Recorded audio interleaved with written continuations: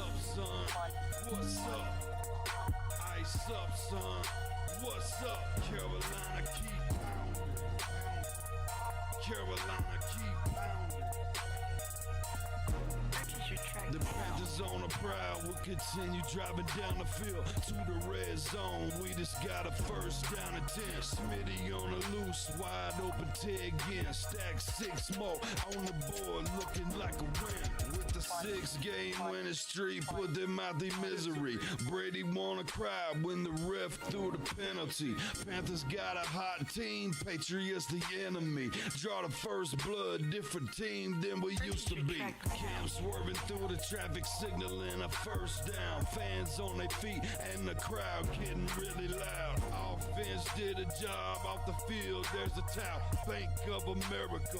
Stadium is going down. Defense got him pushed back to the end zone. Hardy with the sack. That's a safety and we got the ball. Rushing on your shotgun. Staring at the barrel, y'all. All New England fans hear him saying that ain't fair at all. Ice up, son. What's up? Ice up, son. What's up? Carolina keep pounding. Carolina keep pounding. Ice up, son. What's up? Ice up, son. What's up? Carolina keep pounding. Carolina keep pounding.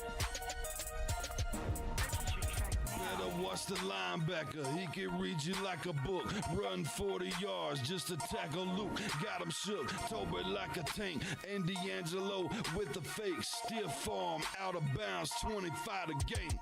Stewart back, healthy 3 lethal running backs. It's suicide, add the wide receivers, it's a route. Secret weapon, make plays, Greg Olsen make it happen. Keep pounding on these haters, we ain't playing John Madden.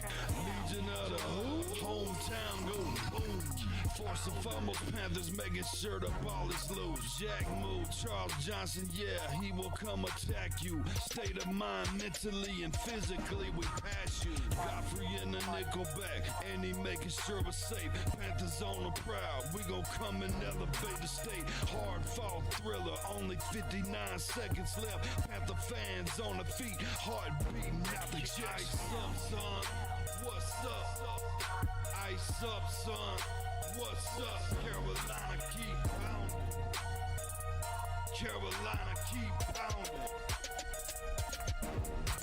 Ice up, son. What's up? Ice up, son. What's up? Carolina keep pounding. Carolina keep pounding. Ice up, son. What's up? Ice up, son.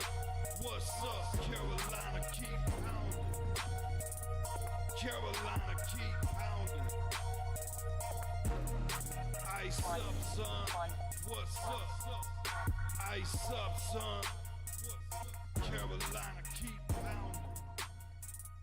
Carolina keep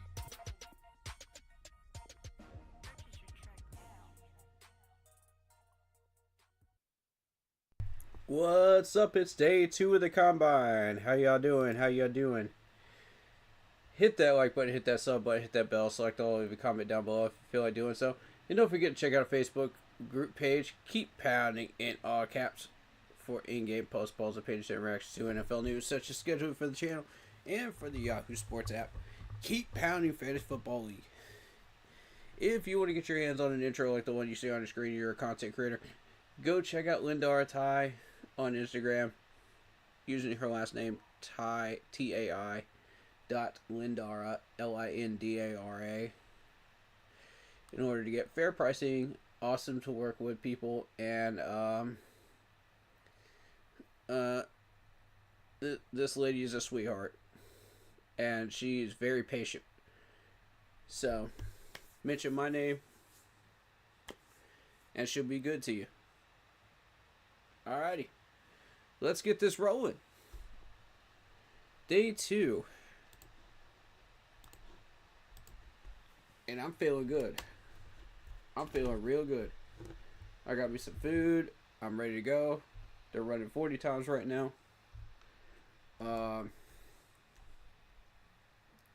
Here's the thing. We're doing DBs and we're doing tight ends today. And I got me some waffle to the house. You know what I'm saying? I needed something quick to eat, you know, so we can focus on this content here. So, in case y'all wonder what I'm eating. Answered that question right away. Alright. And I gotta say, man, I think I know what our first round pick is gonna be and our third round pick is gonna be. What it should be, anyway. We pretty much determined that yesterday as far as the first round pick. It's gonna be the guy from Tennessee, the defensive end. And I gotta say, Pierce Jr. absolutely killed it yesterday in the combine drills. This dude's our pick, man. So, you know, I'm looking through all these guys, and I think it'll be between Michael Williams and it'll be Pierce Jr. That's what it's going to come down to. I don't think we're going to see Abdul Carter. I don't think we're going to see Mason Graham. And we're not trading up either. Y'all crazy if you think we're trading up for either one of them. The only time you trade up is for a franchise quarterback. When you're already in the top 10. So, DBs, what are we looking at today? Tell me some names. Who do y'all want? Who do y'all want me to look at? I got a few names myself today I'm looking at. I'm not going to immediately say them, but I got a few names. I don't want the scouts getting a hold of that information too quickly. You know what I'm saying?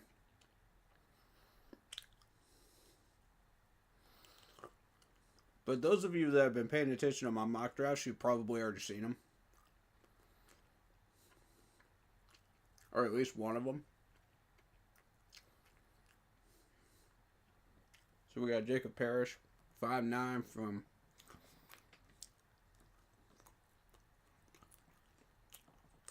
the great Kansas State.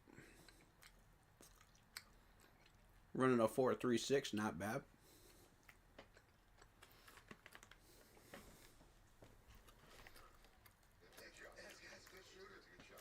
The only reason I wasn't turning on the sound immediately is because they got Pat McAfee in there.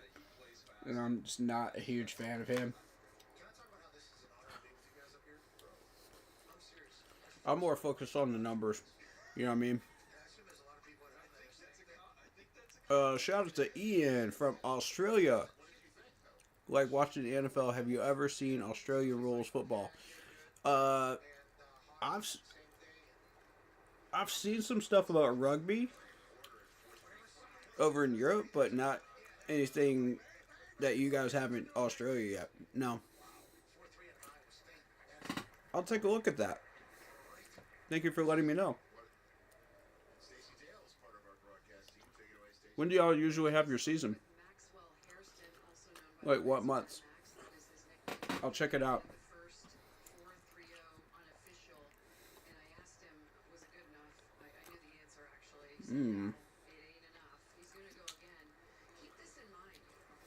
Tulane changed their logo. Looks terrible.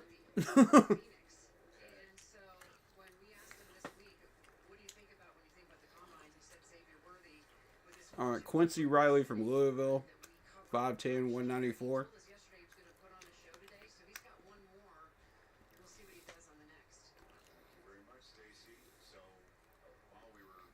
So we're looking for the next Panthers draft picks, man. That's what we're looking for. We were pretty much locked in to yesterday. To my team's draft board. But we'll have to see what the management decides they want to do. Because the Panthers management could be completely different from what we do.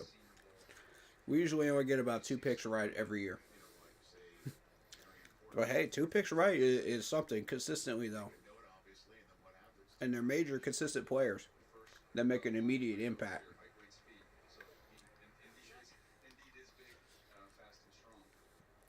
Okay, Jalen Smith, 5'10", 187, Southern Cal.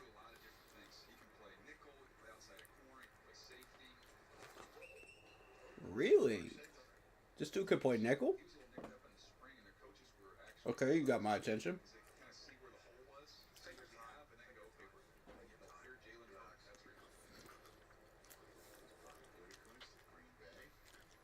Packers GM in the house, Brian Gutekunst. Season starts on Thursday. Very original code. Very different from the NFL or rugby. Gotcha. Okay.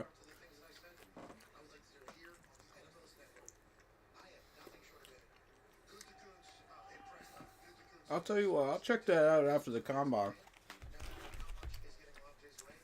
And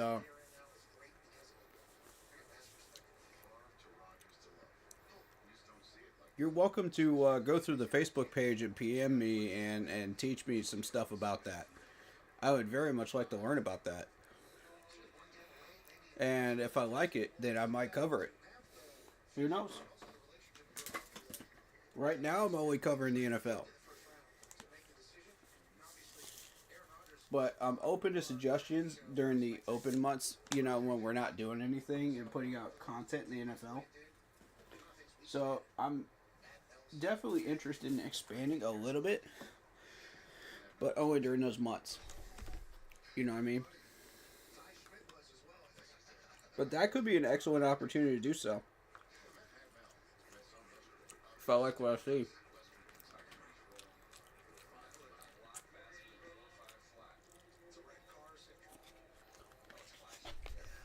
I'm just taking this opportunity to eat while they're doing the 40 times. Just the individual drills where I really start scouting.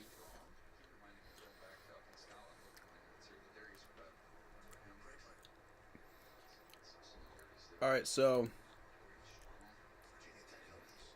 Southern Cal.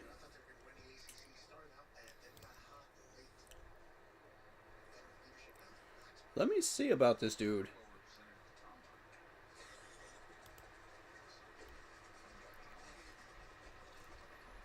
Hold up now. Dude said he could play nickel. That's what we're looking for. We're looking for somebody to help out Charles Smith Wade back there.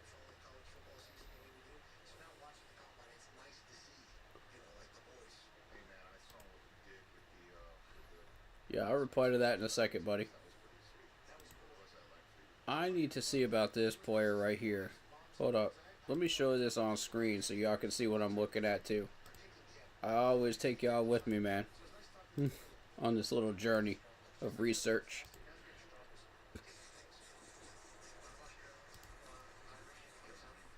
Guess it ain't wanting to work right now. Give it a second.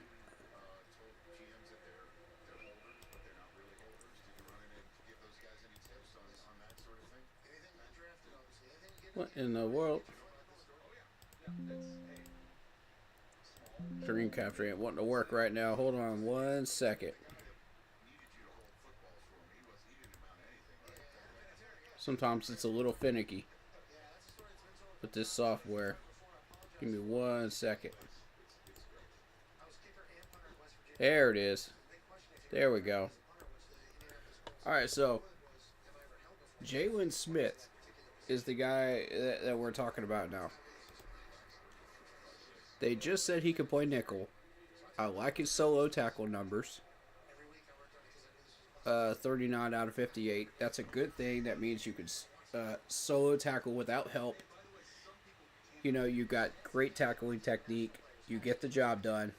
You limit the yards after the catch or after the run. Which means after the ball has crossed the line of scrimmage for a positive gain. So as a defender, he is able to limit that. That's a really good thing. 2 passes defended. Okay, so that's not his strong spot. Interceptions. 2 is not bad.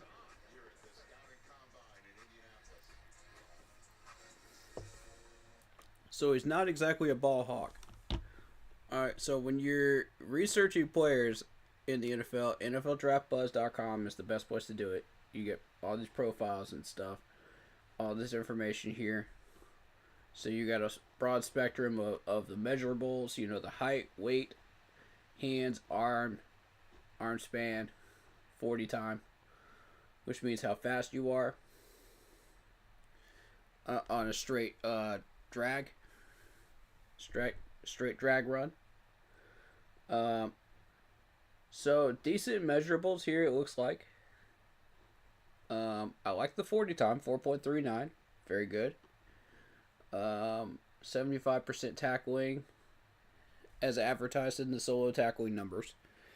Run defense 78, coverage 79, 80% zone, man press 70%. Okay, cool. He is compared to Mario Goodrich, Cameron Mitchell, Josh Newton, TCU. ESPN's giving him a 3-star out of 5.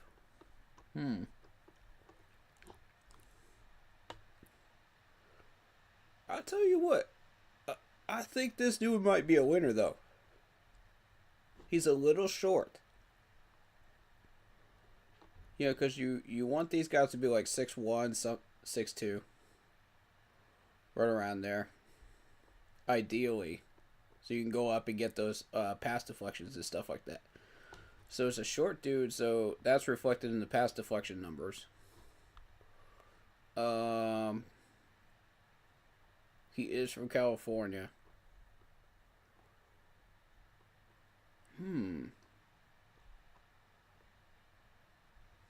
I mean, TCU's been known for their defensive backs, though. Shout out Antonio. What's up? Keep pounding. Like, sub, comment, and share the stream, please. Thank you very much. Yes, sir. Yup, let them know. Let them know.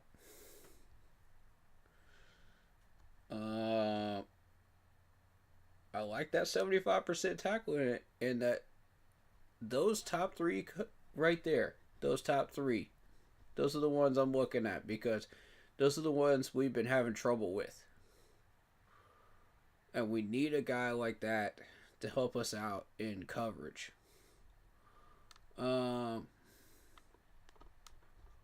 Undrafted draft projection 246. Let's see where he's at in the mock draft simulator. I'm on the hunt for coverage DBs that can solo tackle. That's exactly what I'm looking for. Exhibit A right there. If you got more of those, show me those.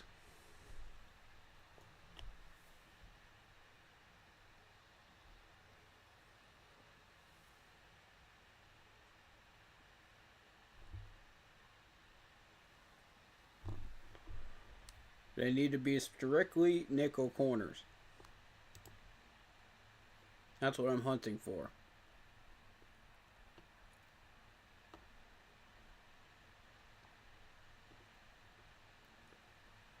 There he is, 195.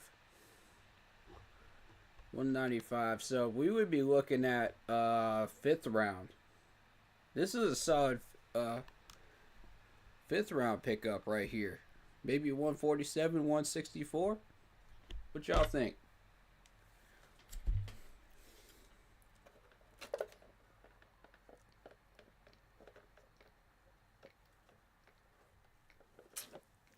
I don't know. What's his competition look like? I was looking at Noah Williams. I'm going to be real with you. Noah Williams looks good right now. But if this dude can play nickel, man, I'll take Jalen Smith. in the 5th round. Ian says, I believe there are 3 Australians and 4 New Zealanders at the NFL International Combine. Always surprised more international athletes aren't picked up in the NFL. You're going to see a lot of kickers come over from the Europe, from soccer over there. Well, as they call it football in Europe, but, you know, we call it soccer in America. So we use the American term here. We get a lot of our kickers in the NFL from there. Sometimes some special teamers from over there. And actually, Effie Obata was from London. Surprisingly enough. And this dude did really well as a defensive end. Unfortunately, we don't have him anymore. We cut him loose because of our dumb management. But he's floating around somewhere. And I would very, very much like to have him back. The problem is Evero Ajaro doesn't know what to do with people like that. Who is our defensive coordinator. He's been floating people around. He doesn't know what he's doing with this 3-4. Oh, we got Maxwell Harrison. Hold up. Hold up. Let's see what this dude's doing. From Kentucky. He ran a 4.3 earlier. 4.3 flat.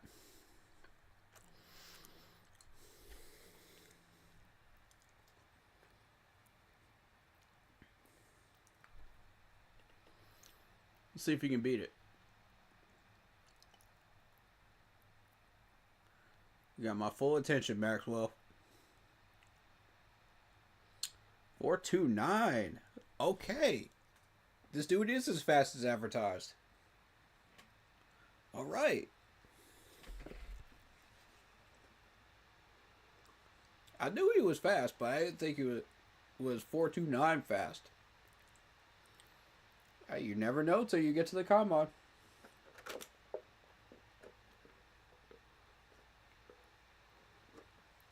As far as I know, I haven't seen any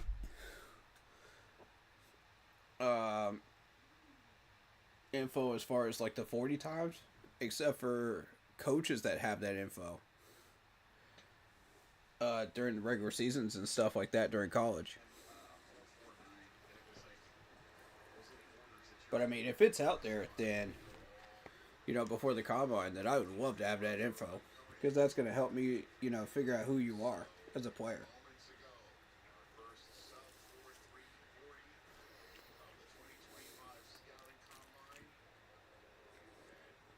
Yeah, Maxwell's been on my radar for a whole month now.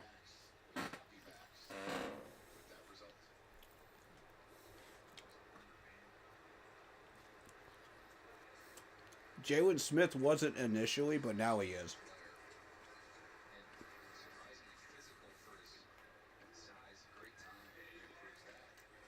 440 from the man from Rutgers. Okay.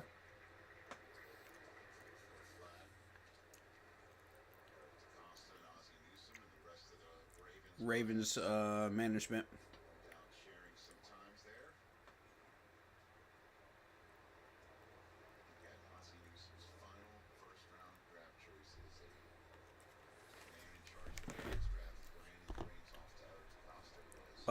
Let me read this comment.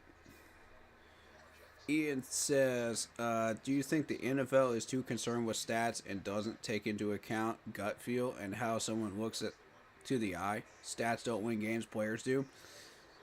I mean, I feel like it's a balance in the NFL. Like, the stats tell one half of the story. The film tells the other half. You know? And then the rest is gut feel.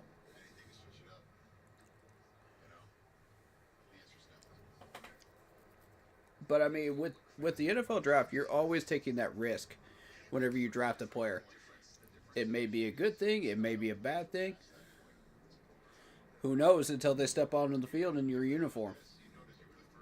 But it's like Vegas gambling every time you take AFL draft pick. But in free agency, you know what you're getting, pretty much. You know, you can work these guys out. You can give them tests. You can give them intelligence tests. There's a handful of ways that you could legitimately learn more about these players in the NFL. And OTAs, training camp is another great way to learn about these players before you either keep them or cut them.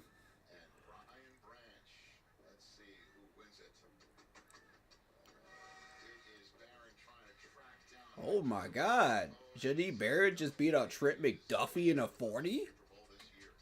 And Brian Bridge? Hello? Dang. Who are you, sir? That dude's fast.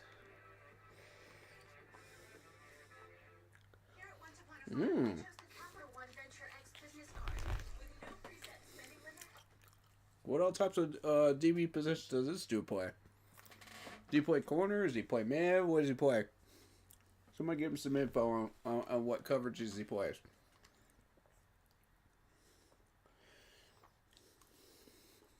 I'm always interested when they start doing comparisons like that.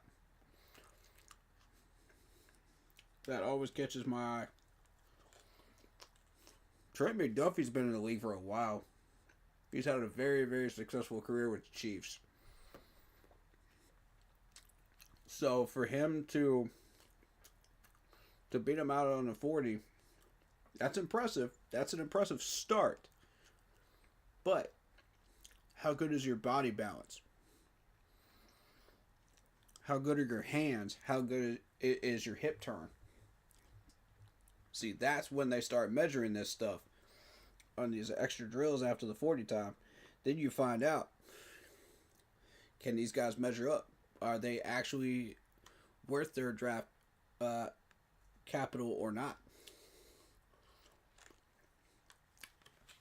And if these guys are underrated and they have a really good combine practice through these drills, they can go up.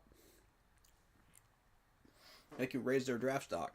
But if you have a bad day and you're considered one of the top people and you go down because of your bad combine workout, that's on you as a player.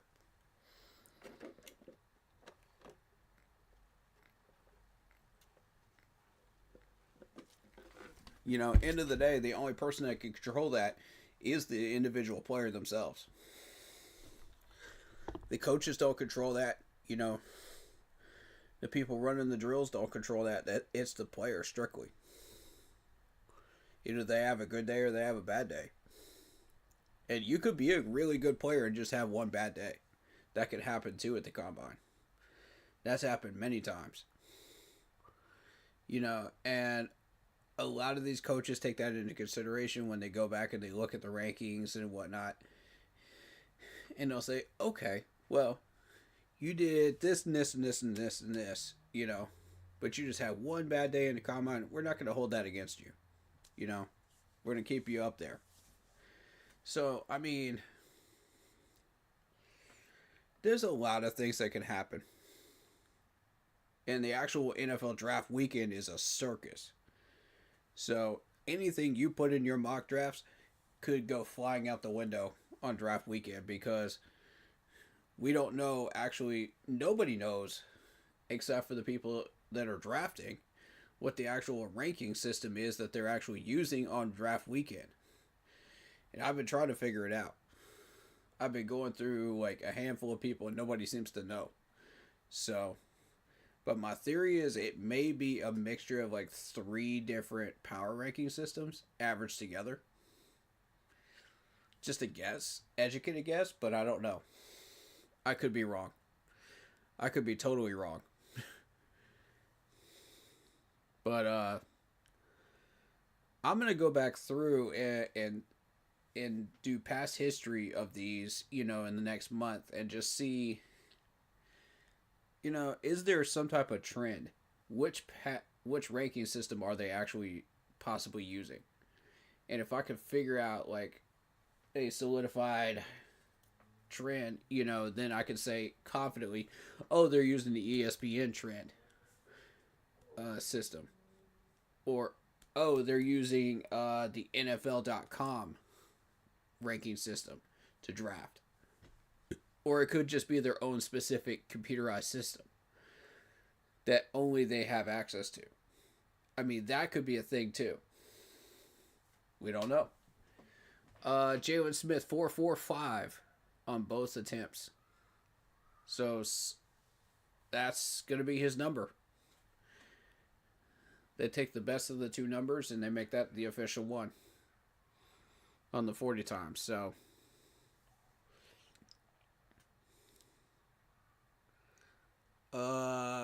and the 40 time is basically just 40 meters. You just run 40 meters. And you get the best time that you can get.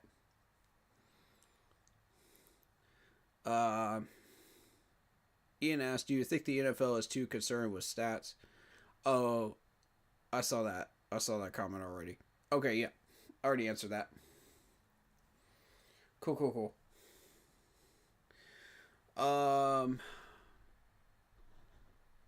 So anybody that has knowledge on this stuff, do you know who actually plays nickel out of this group?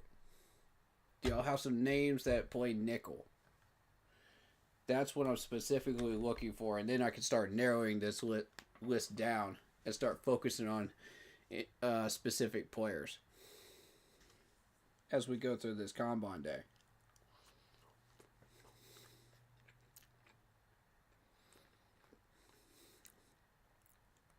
And I can research this stuff on stream and I can show you exactly what I'm looking at.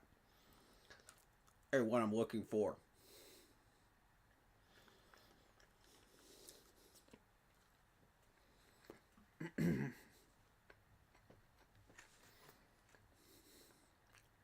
$4.45 for Upton Stewart there.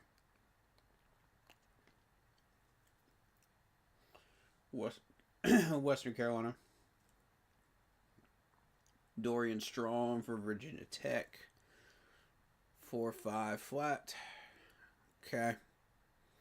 That's well below the Maxwell Harrison line, though. 4.29.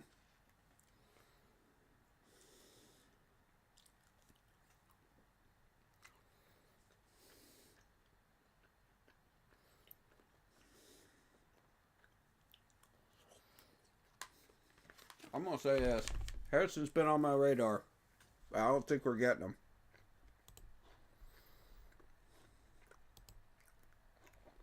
I'm just being real with y'all. He's sitting at 60. We could try to get him at 57, but it's going to be tricky, man. I mean, if he chokes on a few drills and maybe goes down a little bit, maybe 5 spots, we may have a shot at getting him. He would be in our radar. There's a Villanova player in here? Hold up. I just waxed her. Interesting. 4.56.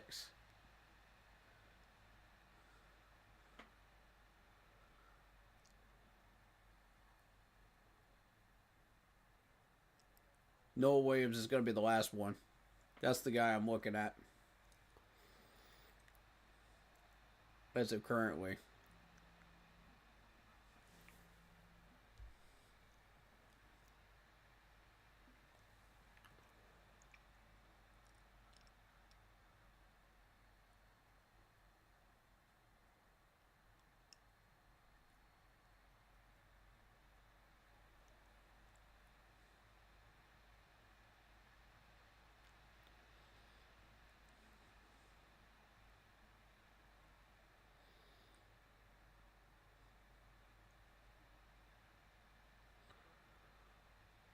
Okay, they're going to go with the 4.56 on him. Okay. Interesting. Alright, 4.5 flat for Noah Williams. This is where I'm going to start paying attention. If this dude could beat 4-5 flat,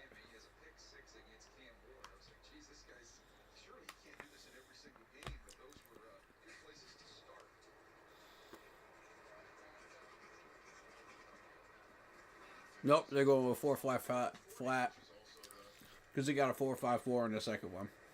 All right, shout out Live Poppy. What's going on, man?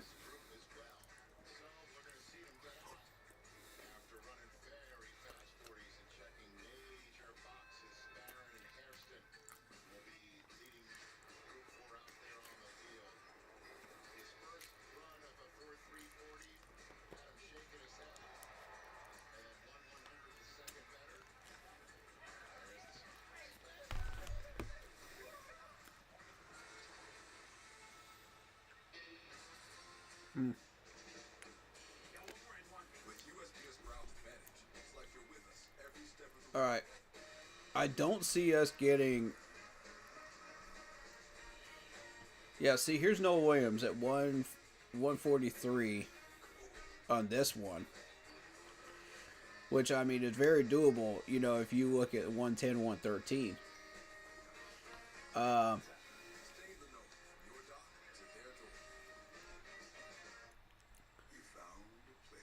Maxwell Harrison is a real stretch, man. I just don't. I don't know if he's gonna be there at 57, bro. I don't know. I'd love to have him, but I don't know if he's gonna be there. Plus, my whole thought process is if you're going for, if you're gonna choose to do something with that 57, then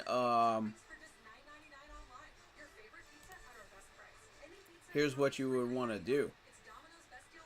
We've got Ty Robinson sitting down here. You could move that 74 down and get Ty Robinson. You know, with the 74. But the 57 is still wide open. You could go wide receiver with this. You could go corner with this. There's a lot of different options that you have with 57. Linebacker is a big one. See, we've got Barrett Carter sitting there, potentially at 57. You got Danny Stutzman sitting there at 57. And Jeffrey Bossa, in case you miss him. That's if they go on a huge linebacker run. If they go on a huge linebacker run and go and pick up a bunch of linebackers, and you're stuck with Danny Stutzman or Jeffrey Bossa, go with Stutzman. You know, and pick him up early. Don't wait till 110, 113. Go pick him up early. You know, trade that 74 down. That's what I'm trying to tell y'all. We're going to be trading that down anyway. Because we're going for, if you're going for Ty Robinson. You see what I mean? Because if you try to pick up Ty Robinson at 110, it ain't going to work. It ain't going to work. So, the only thing that I could see, like, keeping you from just going ahead and picking somebody at 57, at DB, in my opinion, would be Jack Beck or Tess Johnson. Those two would keep you from drafting a corner. I'm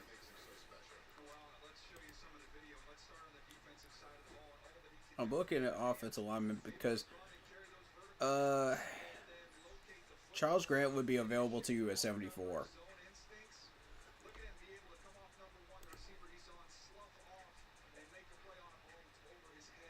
If you're looking at tackles, Wyatt Millum would be available to you at 57. So, if you should happen to miss him, Jack Nelson sitting down here at 200. So you'd be probably looking at 147 or 164 for him potentially, respectively. So, I mean,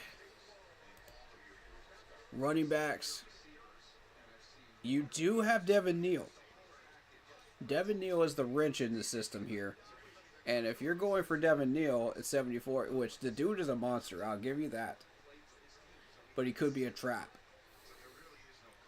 Remember how I said Brooks was a trap last year? And we went for Brooks? And we fell right into the trap? And we had to settle on a couple of them? Positions that we weren't supposed to be settling on? This is exactly what I'm talking about. Don't go for Devin Neal. Because if you go for Devin Neal, you got to settle. You got Trevor Etienne sitting here at 135. You got Raheem Sanders at 166. Don't immediately jump on Devin Neal.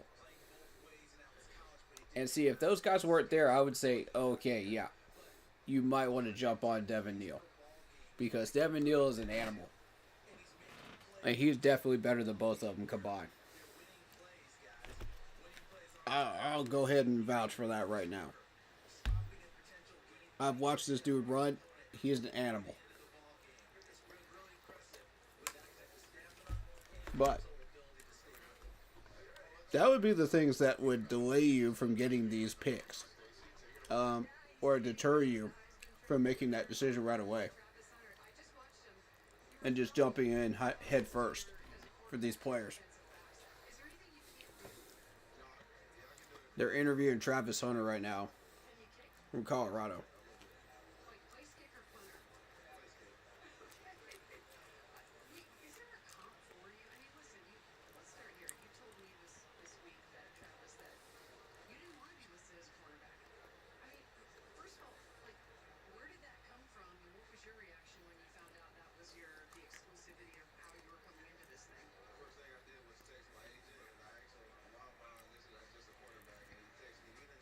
Okay, so they're doing the line drill right away.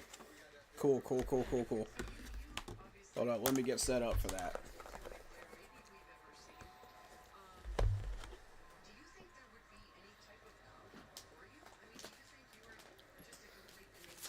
Alright, let me check these guys out.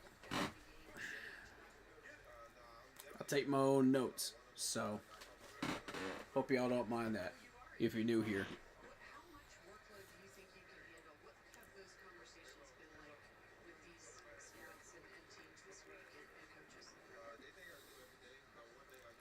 So with this, they're measuring your knees, they're measuring your feet, they're measuring your high step, and your athletic ability, your arms, arm movement, body control. So he backpedals, turns around, catches the ball.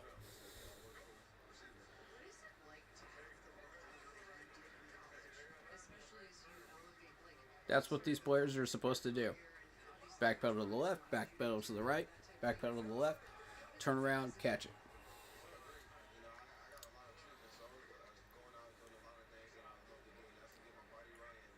And why that's important is because if you're a DB and you're running deep coverages and there's a 50-50 high ball,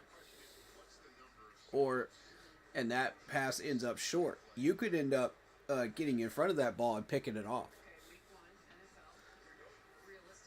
That's happened a lot in the NFL. A lot. So this is a very, very important drill for DBs.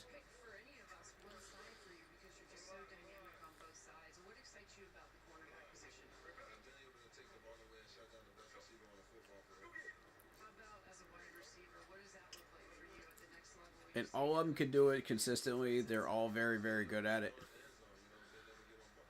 So I'm not expecting anything big here.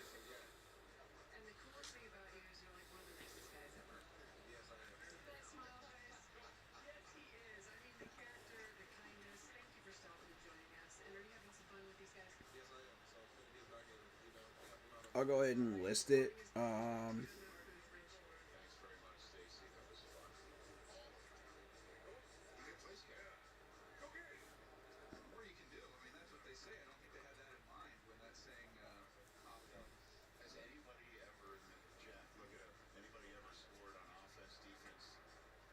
That was Jalen Smith. Nice. Ace that drill as I expected him to. Very nice.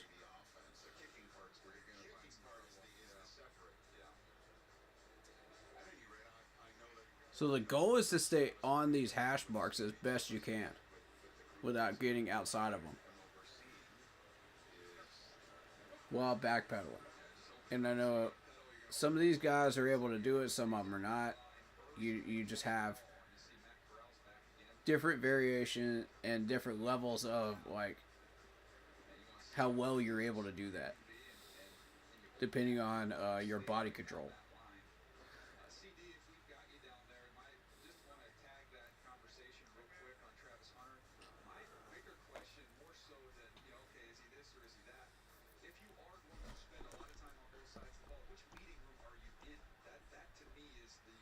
So Jalen, hold up. What do they have him at? 195. Okay.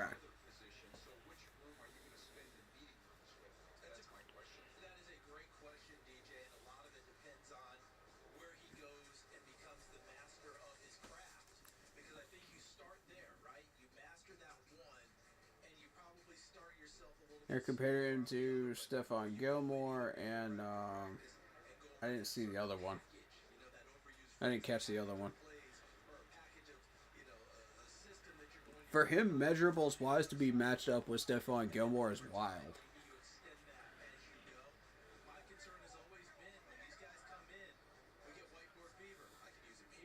That's interesting.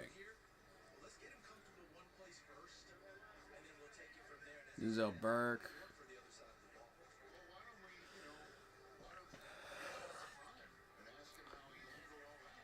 Melo Dotson had 5 interceptions for Kansas. Okay, here's Fortune.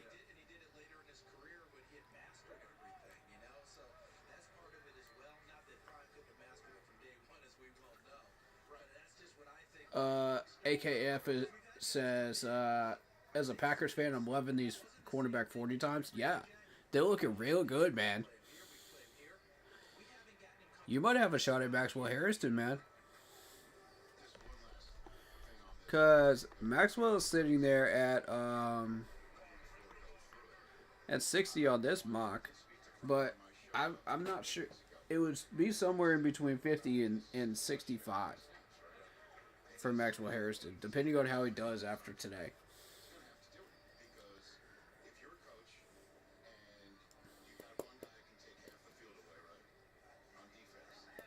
Fortune did okay.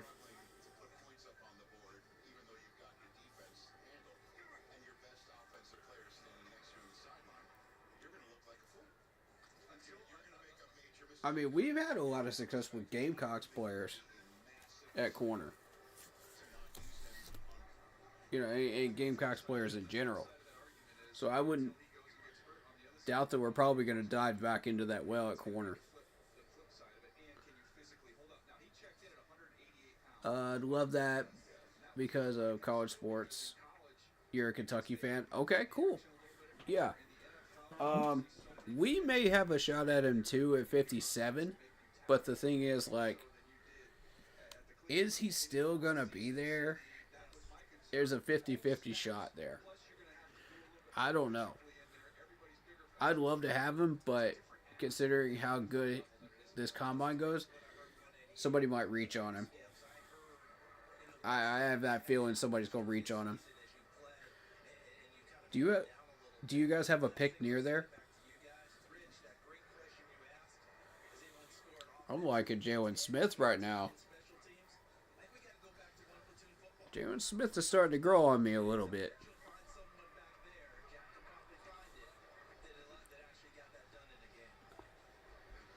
Dorian Strong. For me, it's Maxwell Harrison, Noah Williams, and Fortune, and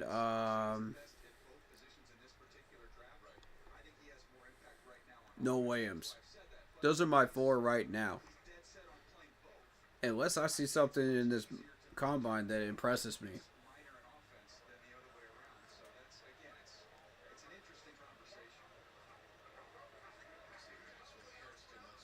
And Mikael Williams just became the 4th guy that was on that list. So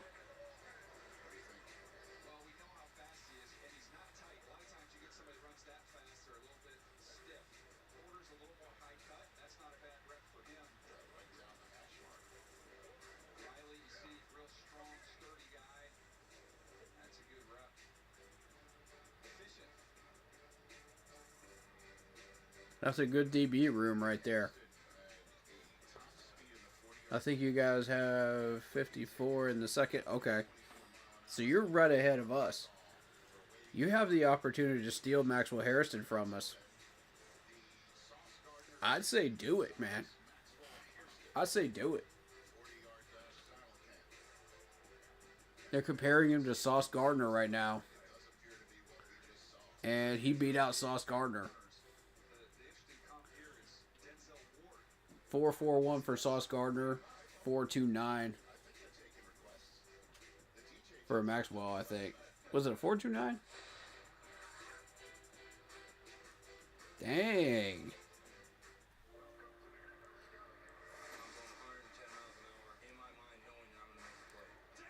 Yeah, you guys have the chance to steal Maxwell from us.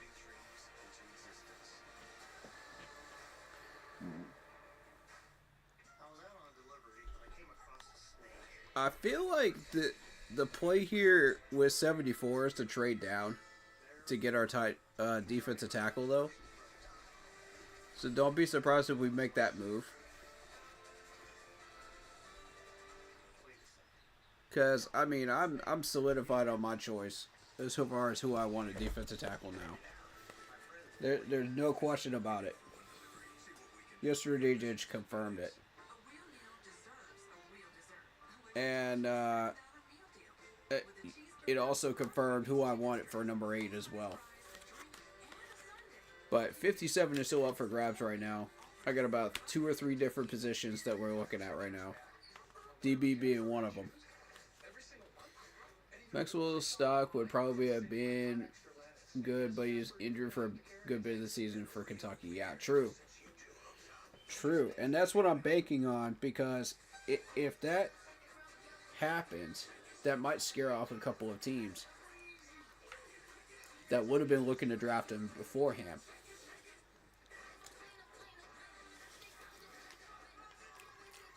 Clearly doesn't scare our management, because we drafted Brooks last year. For whatever reason, we keep ending up with like injured DBs. I don't know how that keeps happening. But we fired our DB coach, so.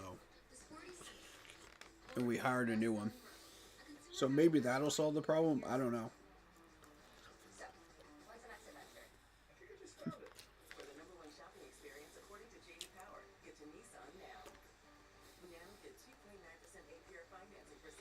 Y'all forgive me, I'm trying to get a little extra about the food in, you know what I mean, between drills. What's the plan? I don't even know what's here anymore. You want ideas? We got you covered. Get lost in art, literally. Do brunch, but make it party. Buy some stuff from the person who made the stuff. My idea? Park yourself outside. Sip champagne and serve face. Oh, we can do all of this. Yeah. I'm ready to get started. Let's go.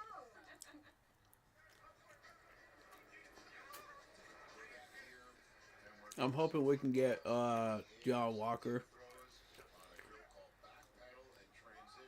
You're not sure if he'll make it to 87?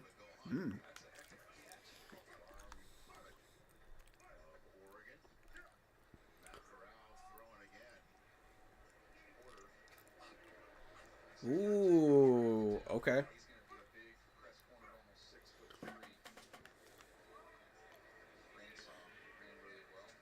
Alright, so this drill focuses on how well do you turn and catch the ball. Backpedal and 45-degree break. It's a very important drill, because a lot of these situations will require you to be in a nickel situation. And then you can turn and catch the ball on a dime when it's underthrown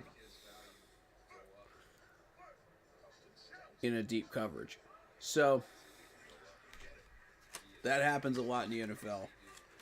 And of course, Jalen looks really good in that because he's a nickel corner. That's what he does.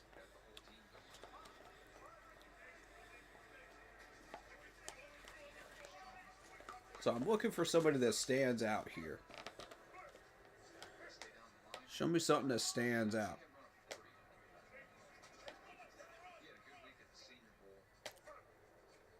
Here's Noel.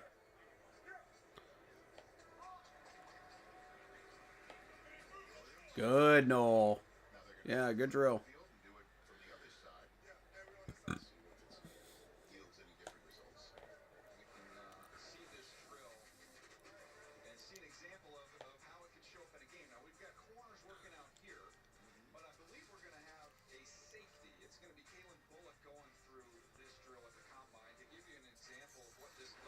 Yeah, it's more of a safety drill, to be honest.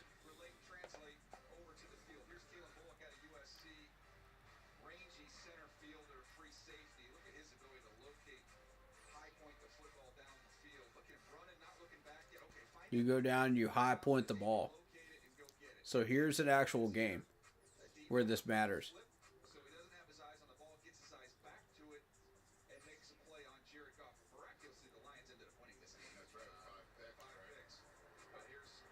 This could be the difference between an interception and a big, deep ball throw that can burn you as a corner. So if you're not able to do that, then you're going to run into trouble.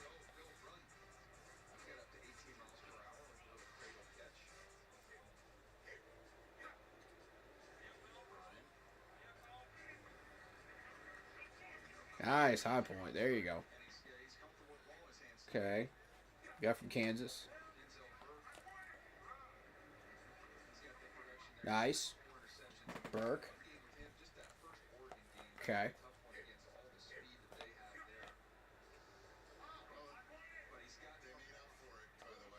These guys are kind of slowing down a little bit. Did you notice that? Right before he catches it. Here's Fortune. There's a nice high point. Fortune. I knew these South Carolina guys were going to do well. That's more their drill. That's more where they succeed at. Okay, Maxwell. Very nice. Maxwell's going to do well. Yeah. I could definitely see him in a Packers uniform. I'd love to see him in the black and blue, though. I don't think he'll come to Carolina, though. We'll be lucky if we get him. Oh, Jamari Harris dropped the ball. Uh-oh. That's not a good rep, buddy. See, you got to slow down a little bit. There you go.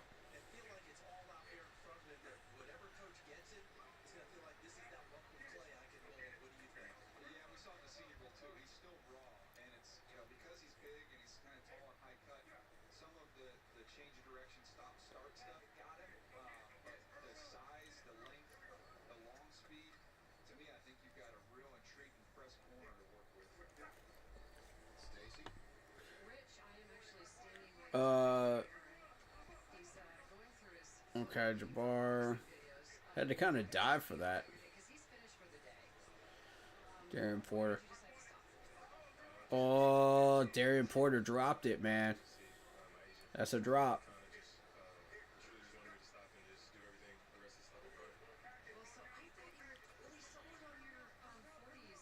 Nice. Let's see, Riley. Okay.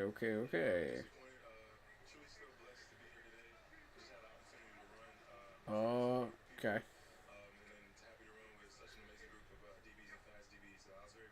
Here's Jalen. Yup.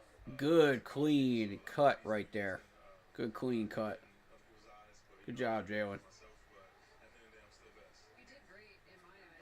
Oh, nice catch, Upton.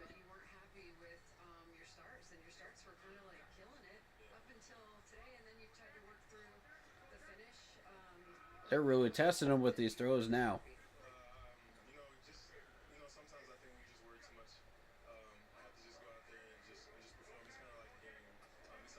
There you go. Okay, Noah, let's see what you got. Nice. That looked clean. That looked clean.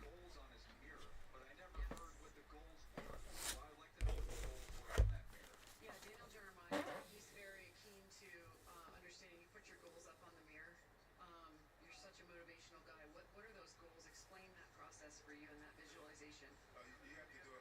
My mom tells me to do it so I can be committed to something. So I can hold myself to a standard. And you have to be exact with your goals. You can't be off. You can't be a word off. You can't be anything off. Exactly what you want, you have to put it on there. And you just have to look in the mirror every single day and tell yourself that's what you want. So every single day before the season and while I was training, I read out my goals to myself. And I look myself in the mirror. So when I do complete those goals, I can look back in the mirror and say I did it. Throughout the season, just after games and things like that. Let's see. Check. I put graduating. I put football stats. I put reading the Bible every day, just one verse. So it was a lot of things that I did just to make sure I kept myself accountable for my things, so I can be here today. I'm not surprised by any of it. This is one of the reasons this guy's going to fly off the board in the draft. All these folks up here, Rich and DJ, listening. And then I want These are the types of reasons he is phenomenal. He's phenomenal on the field, and he's phenomenal off the field. Fortune. Thank you so much. Well done. That was great. So, DJs take requests. Well, we take requests from DJs. You wanted to see. Okay. All right. All right, let's go. Here's the saddle cam. What did Denzel Ward run? Maxwell Harrison beat out Denzel Ward. Okay, so here's some Yo, cam. that is close. Okay, so he did get him. That looks like a Ooh, 4-2-8. 4.28 versus a 4.32. So he got what he wanted. Wow.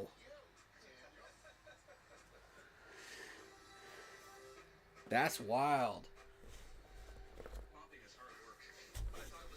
And Denzel Ward has had a really successful career with the Browns. So that's really impressive.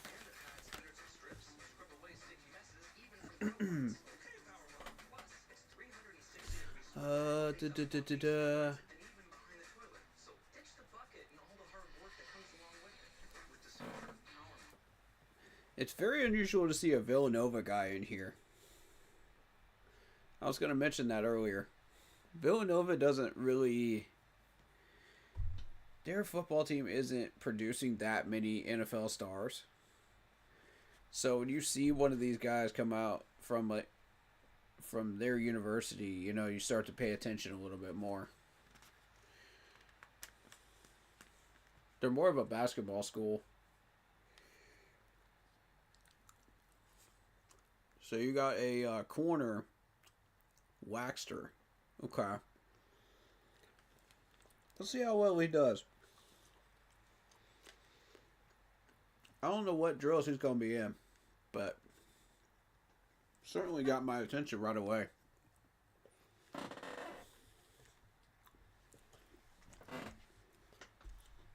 Let me address this comment. If corner is a massive need for your Panthers, call your GM and tell him Jair is available. I mean, yeah. It's not a massive need, but we do need one. You know what I mean? We just got rid of Dane Jackson. So, I mean, we're really looking for a number 3 corner. And they don't feel like Chow Smith-Wade is ready for that number 3 role. Because they like him at the nickel spot. Which I respect that. So right now you're focused on trying to find the next Chow Smith-Wade. Is essentially what you're doing. Somewhere between a J.C. Horn and a Chow Smith-Wade type talent is what we're hunting for. But if you happen to find better than that, and it's available to you, and it's possible to draft them without interfering with the rest of your draft and the position needs that you have on your board already, I say go for it.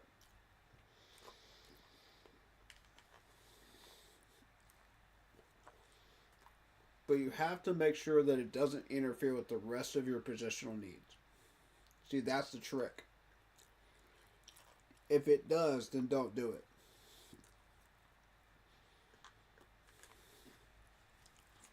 Like, say, for instance, we're looking at a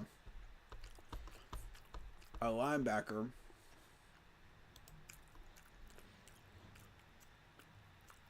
And you get the opportunity to pick up a corner over a linebacker. Are you sure this is the right move to make? You know, think critically, because it depends on what your safety net other picks are. You know, who else do you have on your radar? So, there's a lot to consider. Very much a lot to consider.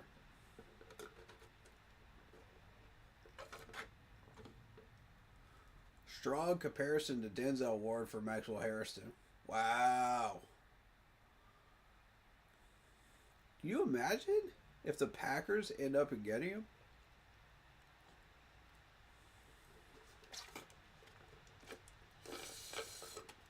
That'd be a big pickup. I'm not even gonna lie, that's a big steal right there. I feel like somebody might get him before you do, though.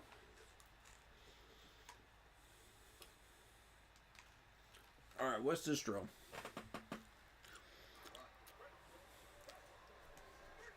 Back pedal, cut,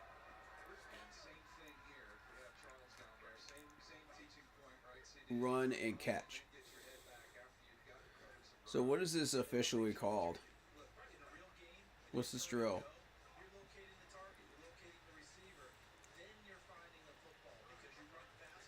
Okay, back pedal and 90-degree break. This is an important one because some of these guys will originally sit up in the box before you start out, and then they'll backpedal. They'll go 90 degrees one way or the other, and sometimes they'll be able to steal a pass and get a pick or get a pass breakup.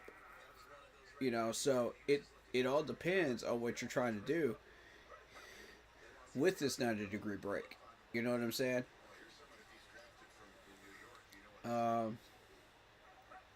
It depends on what the routes are. So this could be a major drill right here as well. But it's very rare when you see the corners just like sit up in the box before the play starts. It depends on the defensive playbook, I would think. The official 40 news to John Day Barron, and he bear hugged me. He bear hugged me. My producer Laura Chen. Everybody should do well with this unless you just drop the ball.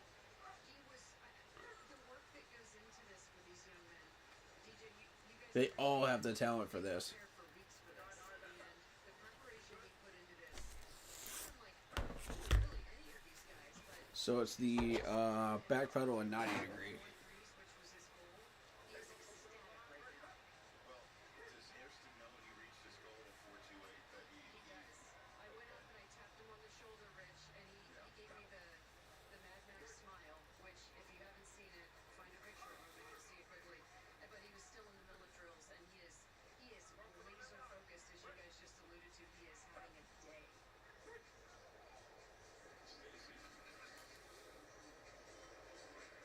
Ryan Thomas there, and Noel Williams is the last DB to go through normally. Look good. Unless somebody gets called out of the drill, he's got to do it again. Yeah, Jamari Harris, they had to set him back again, Rich, for looking too early when he opened up. It's now time for the Terrell Austin drill. Always great that when you get a drill named after you. I think he's got a couple named after him here. What is it? And let's see Quinyon Mitchell go through it. Yeah, here's an example of this drill with Quinyon Mitchell going All right. I'm going to say no standout on that one because everybody looked good on that. So the Quinyon Mitchell drill here. Then get that foot in the ground, be efficient. There's no pause there, right? Get your foot in the ground, plant and drive, locate the football and finish. They want you to run and finish through the drill. Is open it up and then that close. Ooh, that's a good drill right there. I like that one. Because if you do this correctly as a corner, you're going to end up getting a pass breakup. This is a very important drill for DBs. Terrell Austin drill number 1. So you're backpedaling to the left, and then you're cutting to the right. So you got to stay inside of the cones. Making fun of Ian was a drill. I would be pretty proficient in it. You backpedal, cut, catch the ball on a high point.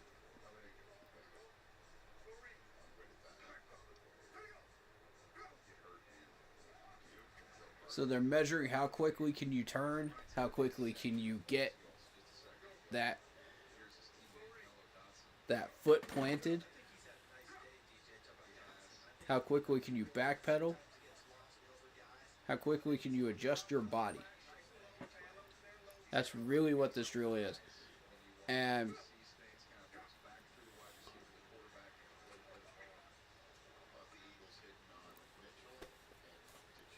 they talked about Quinyon Mitchell doing a lot of these plays too, to where he got a ton of pass breakups just off of this drill alone.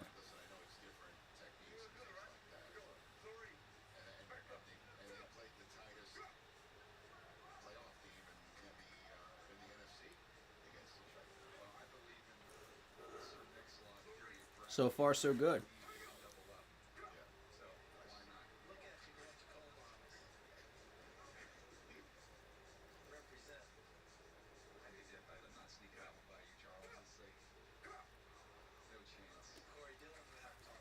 Ooh, that's a drop.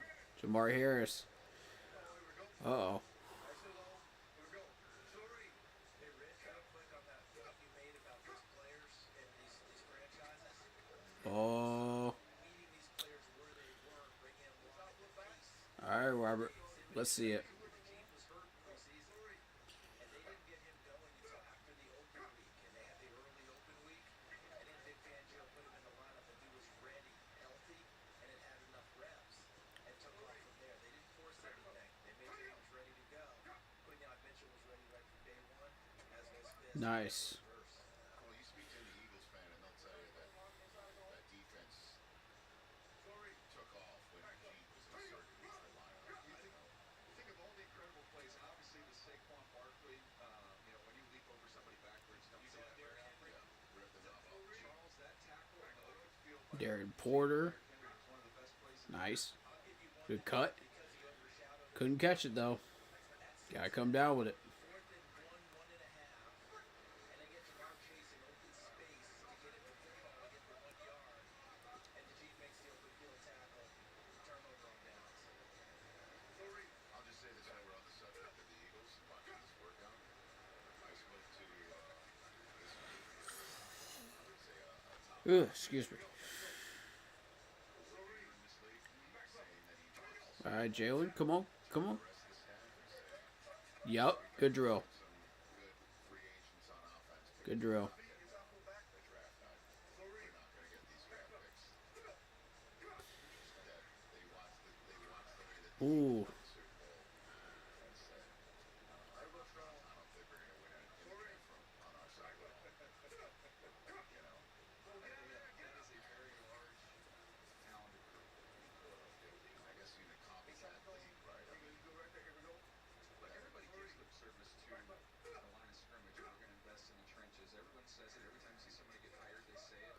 Anytime you have somebody that's down here, they say, well, we're going to really focus our attention. Okay, no Williams. Shiny objects get flashed in front of them at times, and then they get sidetracked. The Eagles, and they're not the only team. Good. The Rams have shown Good turn on that. Good turn.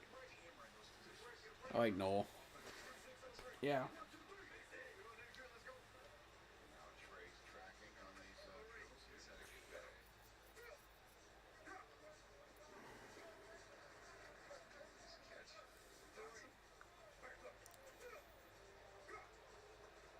She looks so good, man. That is a precise angle right there with that tracer.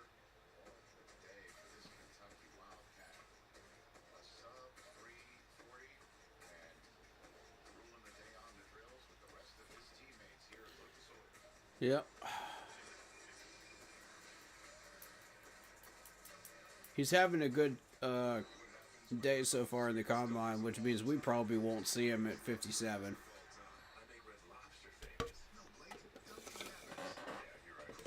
I'm to that point where I'm starting to really believe we're not seeing him. It's not going to happen. We're better off going Noel at this point.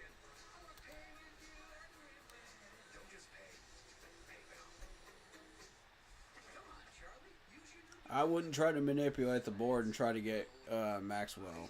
It's just it's too much, you know. It's too much work. You have to trade up, you have to trade down, do all this, that, and the third, you know, and it's just no.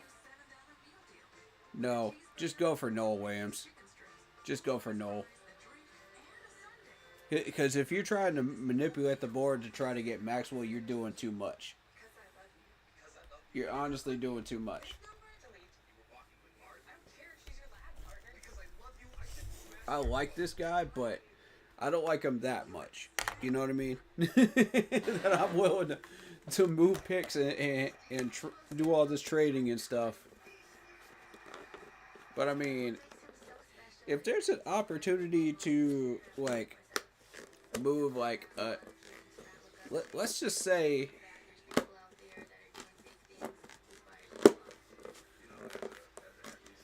Let's just say, for example,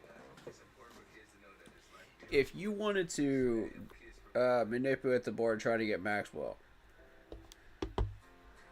you would need to move the 57 and a next year pick, you know, in order to get him. I mean, is that really worth it?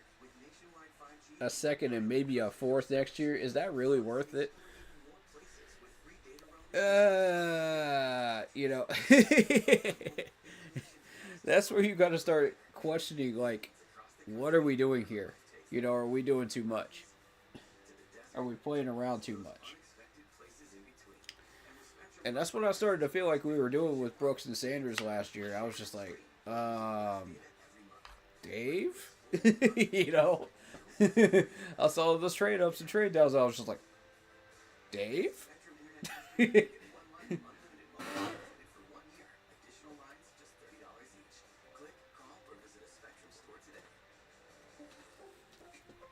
You know, but Dave just sat there and was just like, man, relax. I know what I'm doing.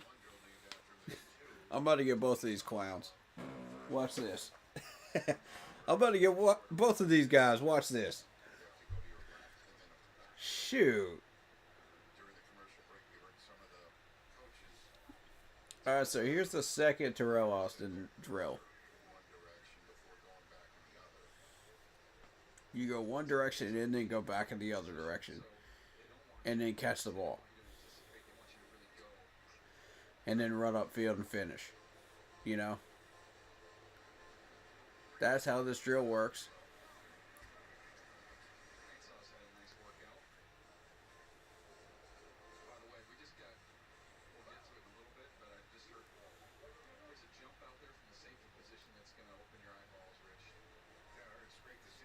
Okay. Ooh, he slipped. Okay. Okay. I'm not going to hold that against him. He's having a good day so far. Jalen from Southern Cal.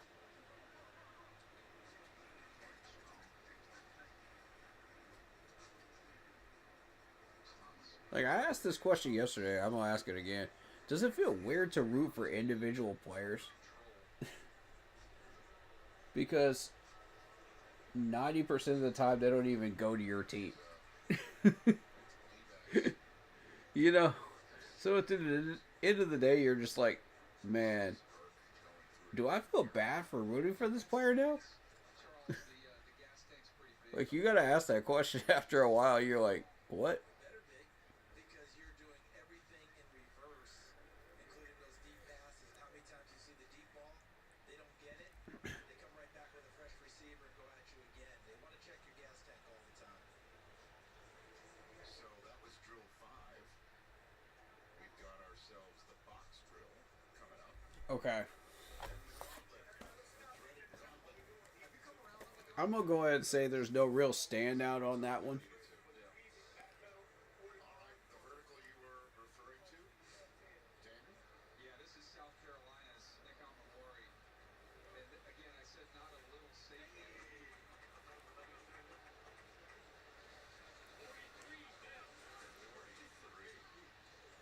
Yeah, that's at 220 pounds and over 6'3". Wow, look at that's like NBA right there. And his broad jump was nothing to sneeze at either. I don't know if we end up eventually having some footage of that. But the broad jump was well. Okay, box drill. So will that translate to a 40? He's going to run very fast. Yeah, right. What's his Here we go. 220 pounds. And he's a 25th overall player. He's a really good football player who just happens to be an athletic. JC and Jair Alexander are the best corner duo in the league. Not gonna lie. This is the best tracer drill there is. Yeah, you get some good action on the tracer with this It one. looks like an etch-a-sketch.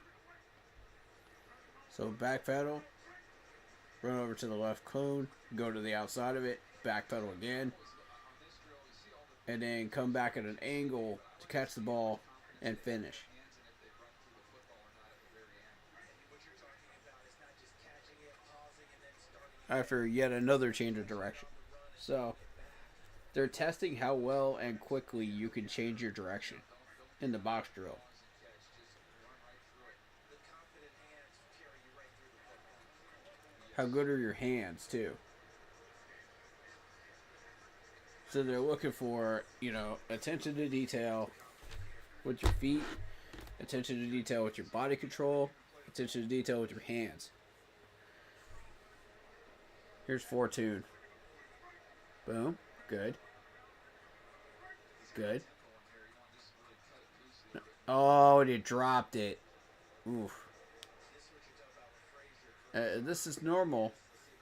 You're going to see some drops on this one.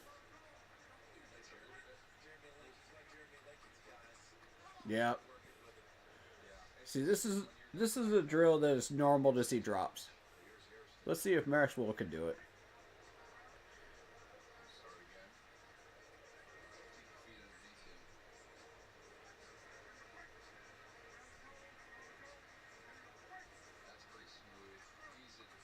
Nice, Maxwell. All right. Good drill.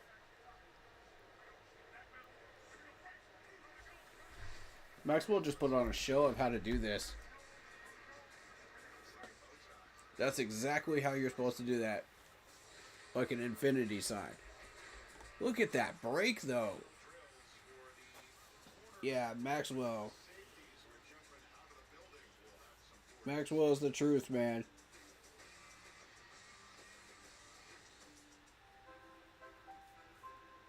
Something amazing is happening here. Retailers are moving inventory quickly and securely. That's because CDW designed and built a solution with Cisco Security. End-to-end protection defends against attacks and makes better decisions in real time. Okay. Helps customer data stay protected every step of the way. Make amazing happen. Cisco and CDW. It's more so the footwork and the hands that and the turning of the hips that the scouts are looking at for that drill. It's not so much catching the ball, it's more so how quick are you coming out of these turns? How quick are you breaking? You know? And that can mean everything on the field. That can mean whether you get a really good defensive play and a pass breakup, or you get burnt crispy. Ask Dante Jackson. He knows. Dante knows, man. That dude got burnt so crispy sometimes, man. Off of some of those breaks. If anybody knows, he knows off the Panthers.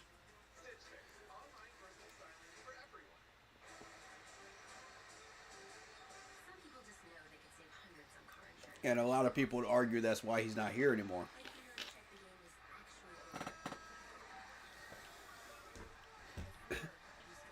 But see, here's the deal. When you're dealing with Dante Jackson, you're dealing with a guy that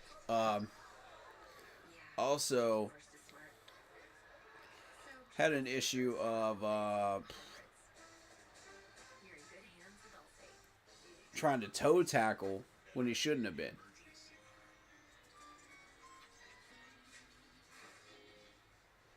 And that toe tackle, if you miss that toe tackle, that wide receiver's gone for 50 yards. You better hope you got some safety help. Because if you don't, that's 6 points. And that's one of the biggest problems I've seen with corners that follow his tape. You know, don't follow his tape. Only focus on the tackling part of it. That's my suggestion to all the rookies.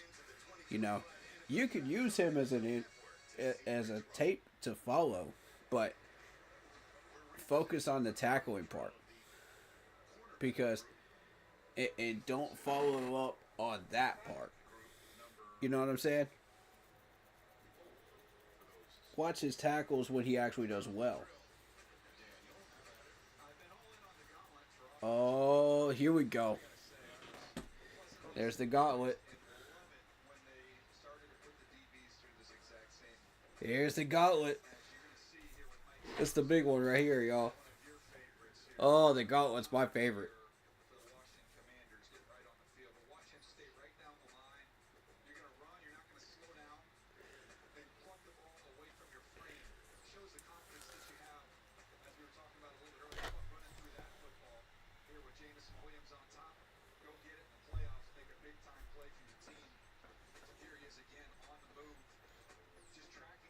I love the fact that they're actually showing NFL players that are demonstrating these drills and saying, you know, this is how it's supposed to be done. This is what happens when you do it correctly.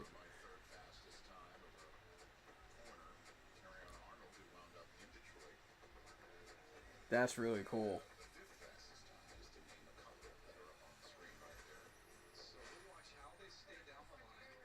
Okay.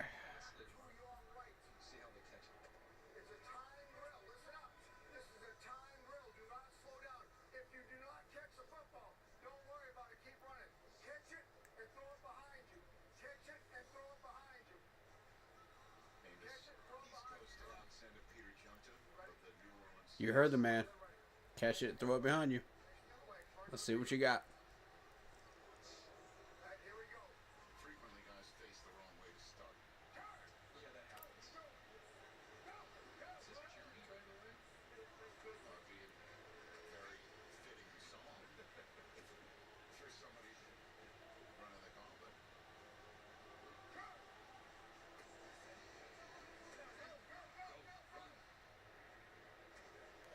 Run, Trey. There you go. Run. Ah, too slow, Brody. Too slow.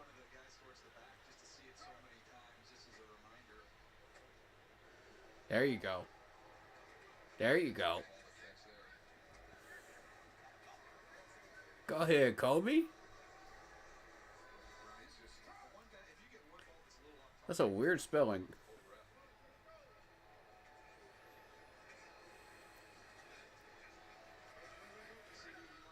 If you're going to be named Kobe, you better catch that ball. Same with Melo. If you're going to be named Melo, you better catch that ball.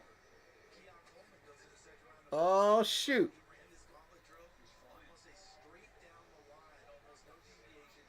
Okay, 4-2. Let's see what you got. Boom. Check. Check. Check. Check. Nice. Nice. Nice. Okay, Fortune did well.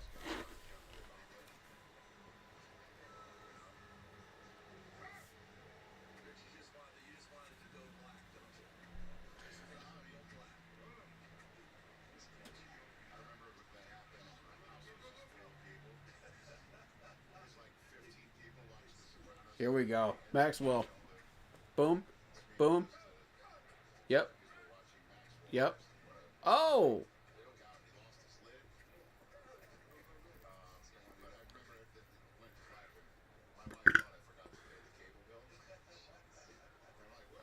He did all right.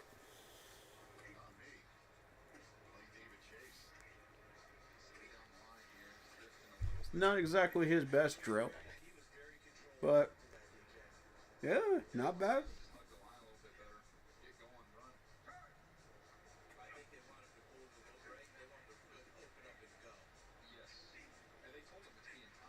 Stay on the line. Come on, Jamari. Stay on the line, man.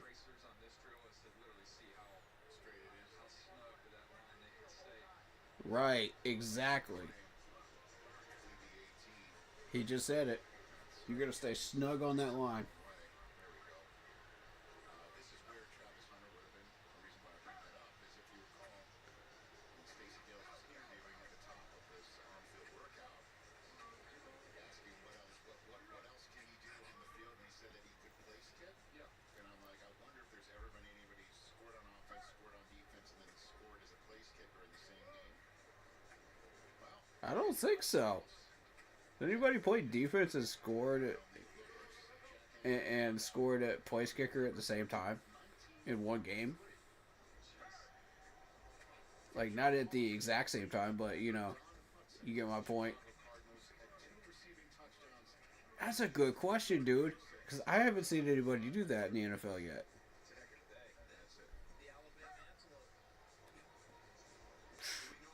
Anybody want to be first?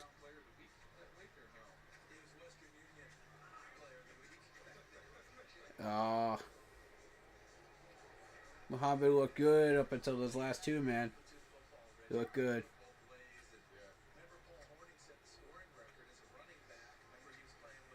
Oh, nice hands. Oh. Oh. Darian Porter looking good on the gauntlet.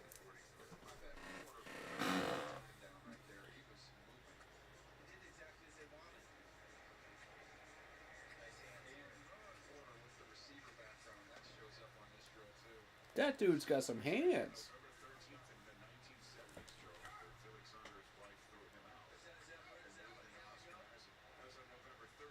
Okay.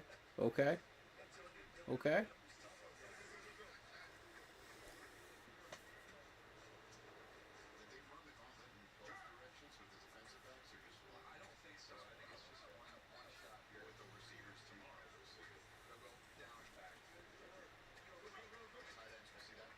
Okay, Jalen.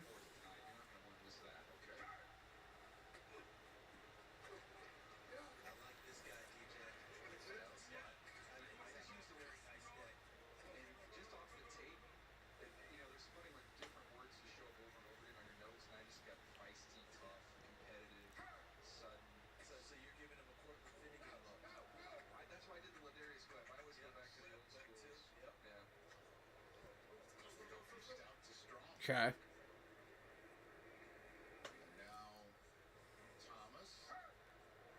I doubt we go for anybody from Florida State. I just don't see it.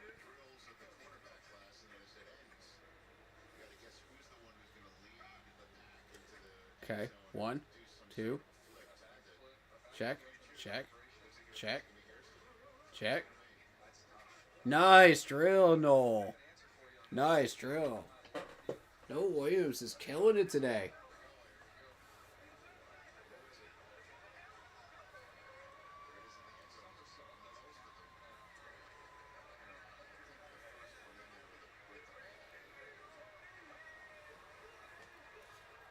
Very good. And Noel Williams has been my target all month. So, the Gauntlet is the main one I've been paying attention to with DBs.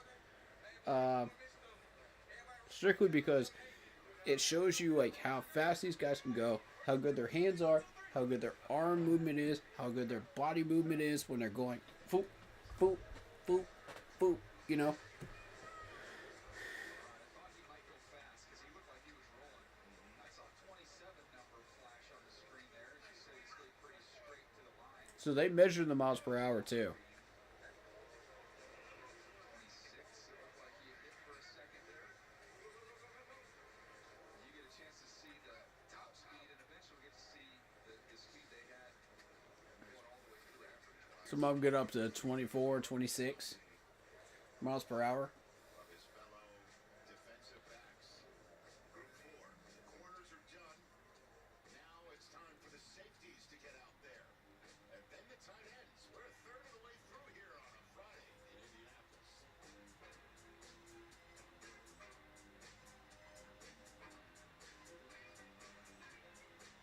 A real meal deserves All right, guys.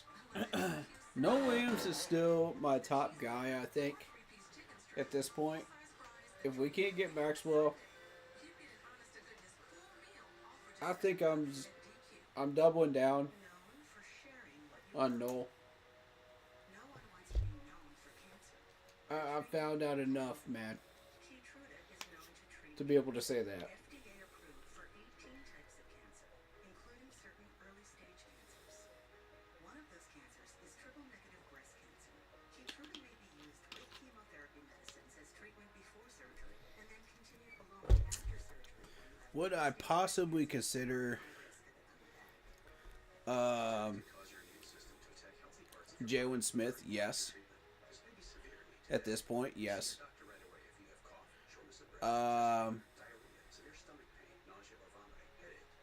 Quincy Riley just. I'm just not seeing it right now. But yeah. We don't have any shot at Travis Hunter. Will Johnson's going to be gone. All of these guys are going to be gone. So, if they make a run on corners, then Maxwell is gone. That's a guarantee. Somebody's going to jump at around 30. 30 to 45 range. And they'll jump on Harrison. It's true. Keytruda. I have that feeling. Keytruda and ask your doctor if Keytruda could be right. This dude is absolutely killing it right now. And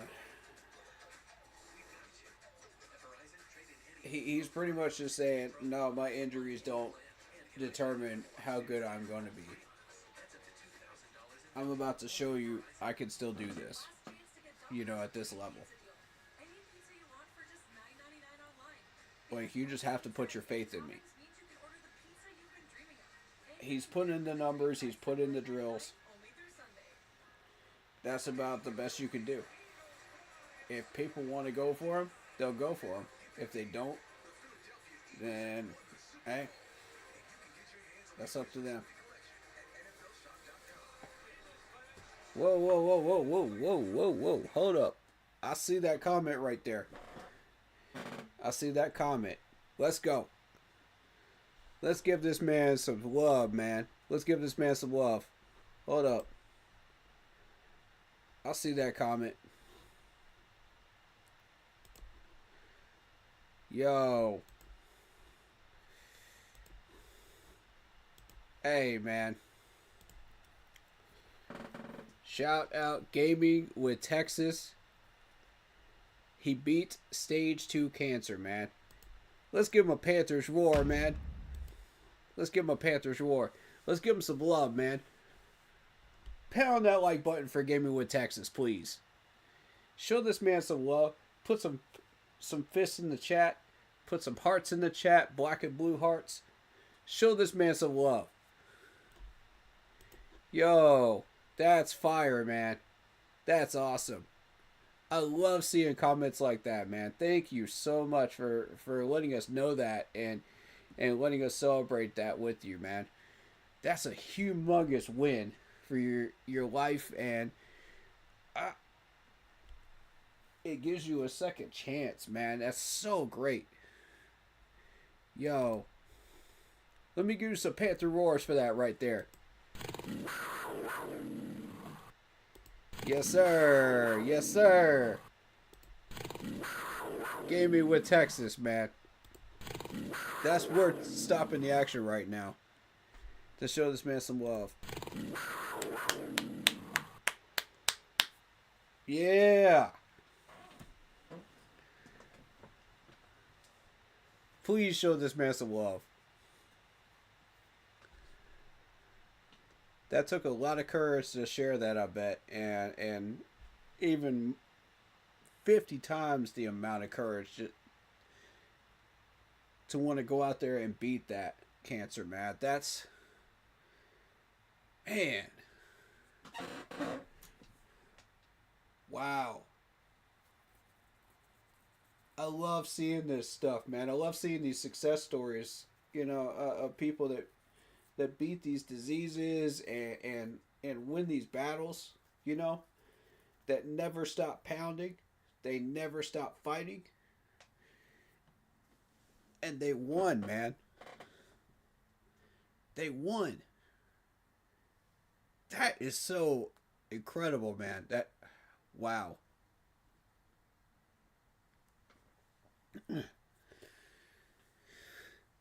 And I gotta say, I've had a lot of people that have been affected by cancer, and it's that is no joke, man. I've had people that have lost their lives due to cancer, and to see somebody come up in my chat and say they beat it,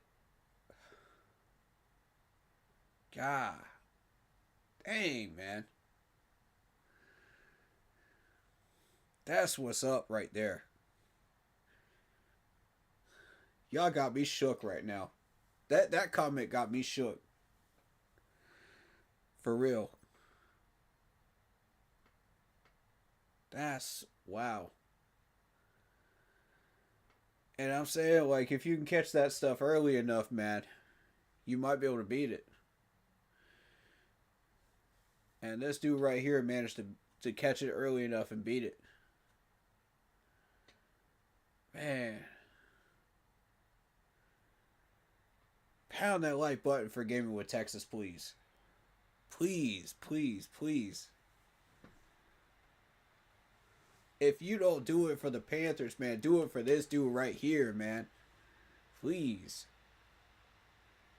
Show this man some love in the chat. That's awesome. You just made my day, Gaming with Texas. You made my entire week. With that comment right there. Thank you.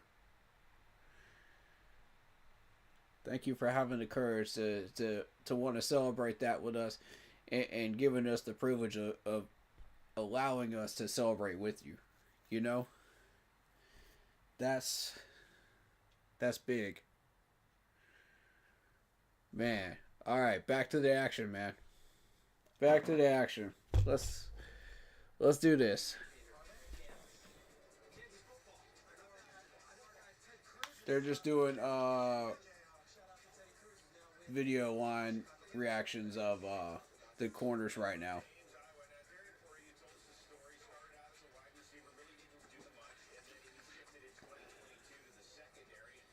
Yo, man, I wasn't expecting that.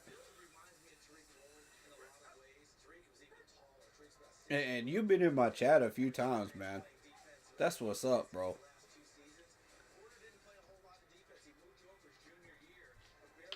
I know you're normally here for gaming content, and we're gonna get to some. We'll do a gaming stream just for you. How about that? We'll do one just for you this coming week. I gotta take a couple days off after Monday though, because this whole weekend we gotta focus on football. But it'll be later on in the week. Next week. You know what I mean? But we'll do that in your honor, sir. Definitely. I make the time to do stuff like that. I make the time to celebrate with people like for stuff like that, man. That's bigger than football. That's bigger than anything we put on this channel right there. That's winning a life right there.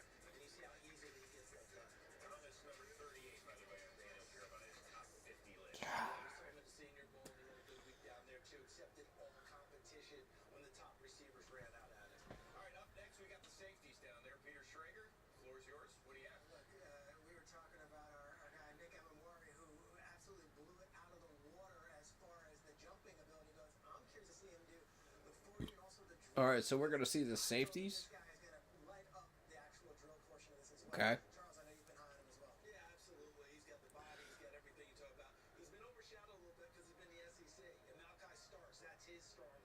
I think it's relatively the same drills for safeties. They may have a couple of variations, but you got Nick Emawari from South Carolina that's being highlighted right now.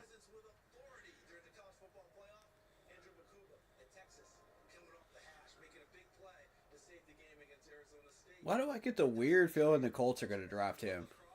I just have that strange feeling. Don't y'all? Like, maybe I'm nuts, man. Maybe I'm nuts. Because somebody's going to be looking to trade up. You know what I'm saying? Like, and he's ranked 32 on this ranking system. He might end up 25th, somewhere around there. On an official draft board, you know, on draft weekend. So, if this dude is sitting around 25 and one of those teams wants to trade up, it could be the Colts, man. Could be the Colts trading down to get more picks. Could be. They don't know what they're doing. I'll say that right now.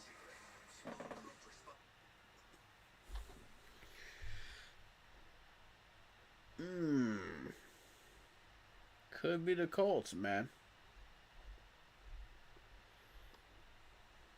Where's their pick at?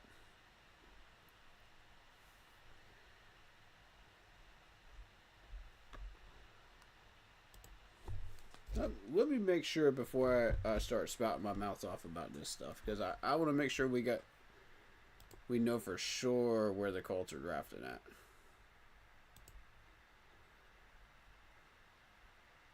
Yeah, Colts are 14. Colts might make a move upwards. That's exactly what I was thinking. Colts might make a move upwards.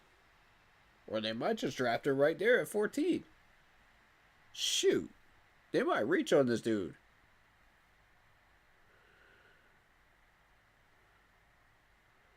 Somebody in that range of like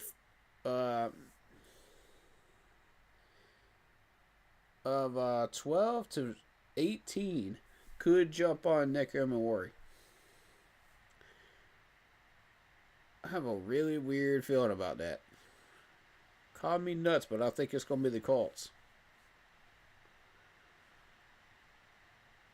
It's been a few mock drafts now that he's been drafted by a few different teams down there. Matter of fact, let me run a random mock right now. Let me see. Just for the heck of it. I want to see where he gets picked up at.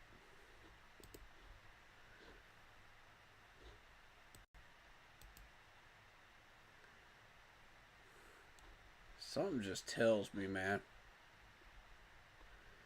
Because draft weekend can get wild, though. It can get wild as heck. Ooh, what if it's us the Colts trade with? At 14, we would be sitting there and we would be able to pick up what's his name? Not Mike Green, but James Pierce Jr. Cause 14, yeah, that could happen, bro. That could happen. That could happen.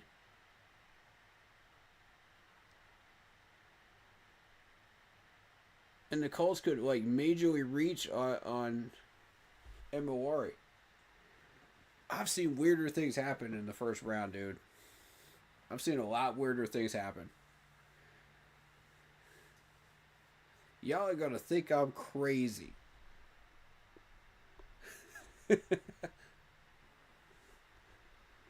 But I mean, you gotta explore the unknown. You know what I mean? You gotta go crazy with it sometimes.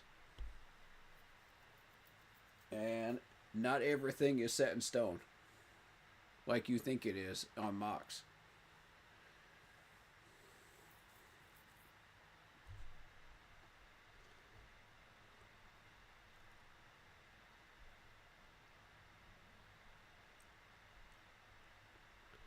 Yeah, because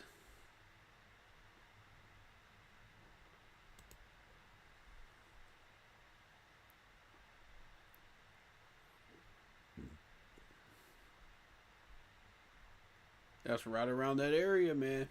That's right around that area.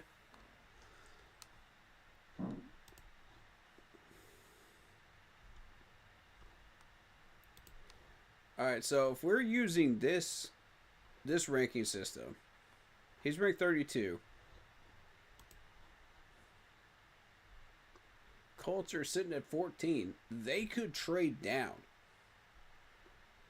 and go get him. That's a possibility. There's a few teams that could trade down and go pick him up. The chances of that happening, I don't know.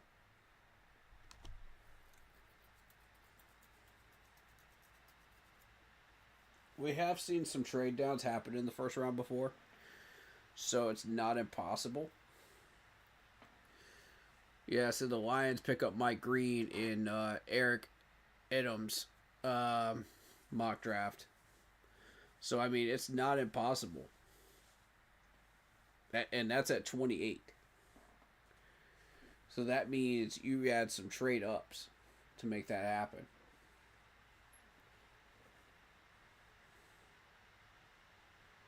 And teams picked other players. So Lance Zierlein,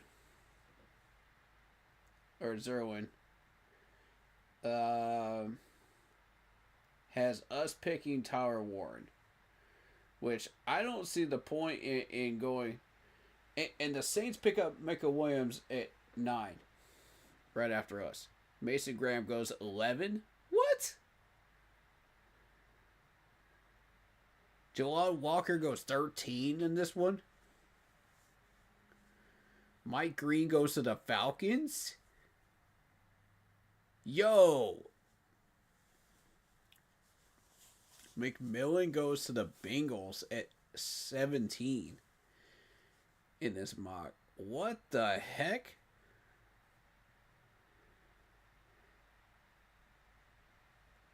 Kenneth Grant goes 22 to the Chargers. This is so wild, dude. Nick Emawari goes to the Ravens at 27. Okay, in that mock draft. Josh Simmons, the offensive tackle from Ohio State, goes to Washington. Trey Harris goes to the Bills. Tyreek Williams goes to the Chiefs. James Pierce Jr. goes to the Eagles. What? Yo. That Lance Zierlein mock draft is wild. How the heck does he go all the way down to 32? There's no way. As good as James Pierce Jr. was in that combine yesterday, there's no possible way this man goes 32. Lance, you're tripping, bro. This dude is tripping. I'm saying, man. What the world is this man talking about? Why would we pick Tyler Warren over all those people when Mason Graham is still there? Jawan Walker is still there. Mike Green is still there. What? And James Pierce Jr. is still there at 8. What? And then you're going to let the Saints get Micah Williams? Lance, buddy, we got to talk. That ain't it. That mock ain't it, bro.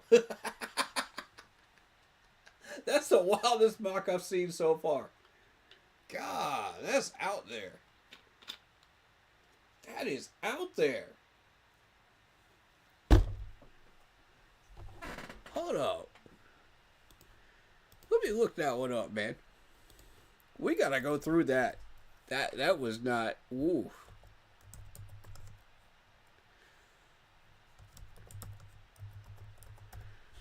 Yeah, Lance mock draft. I need to look at this one. This dude is nuts. Alright.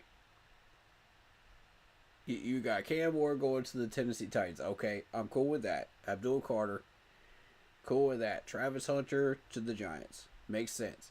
Will Campbell to the Patriots. Makes sense. Will Johnson goes to the Jags. Makes sense. Shador Sanders going to the Raiders. Makes sense. Here's where it starts to go sideways. Jets pick up their random player that they're never going to do anything with. That's going to sit there for the next 3 years. Then pick 8. You're sitting here trying to tell me. You're trying to tell me we're about to pick Tyler Warren over Micah Williams? When Mason Graham is still there, it gets picked up on the Niners? Joel Walker is still there, and he gets picked up on the Dolphins at 13? Mike Green is still there, and he gets picked up on the Falcons at 15?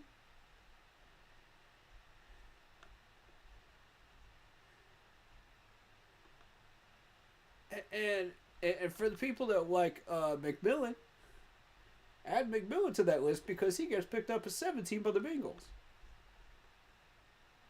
For those people that want us to get a number 1 wide receiver in the first round. Okay. Then you got Kenneth Grant, the other Michigan defensive tackle on this list still. Still sitting there. Shamar Stewart, the edge rusher from Texas A&M that we've been scouting, going to the Packers at 23. You trying to tell me this man's still available too?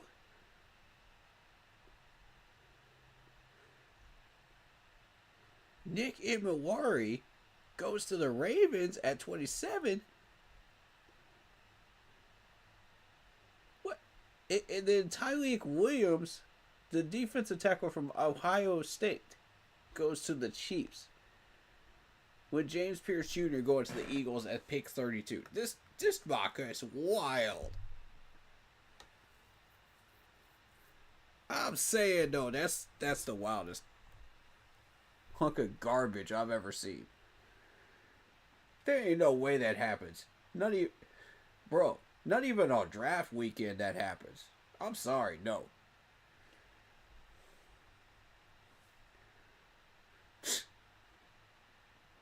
I want whatever he's drinking on. Shoot.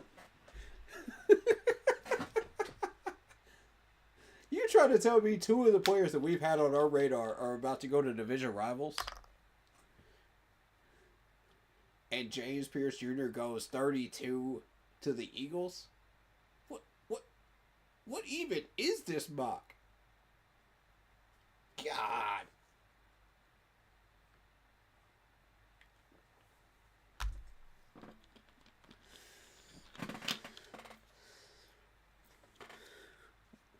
Boy, now you're reaching hardcore. That's a hardcore reach right there. I'm sorry, no. That's a reach.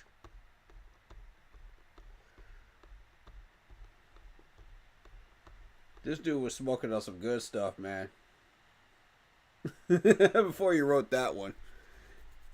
Oh my God.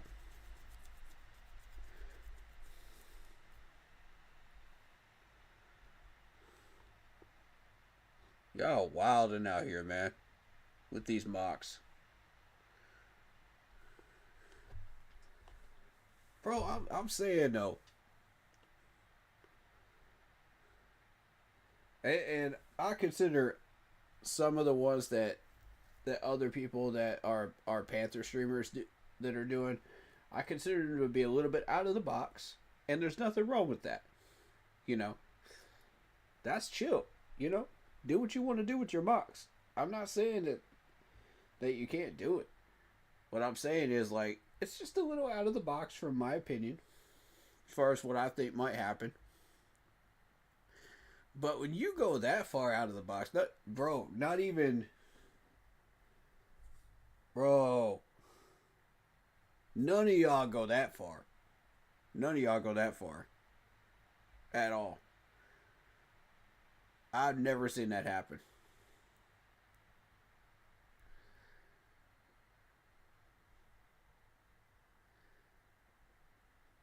Well, we going crazy talk now. All right, Billy Bowman Jr. They're still on the DBs, I believe.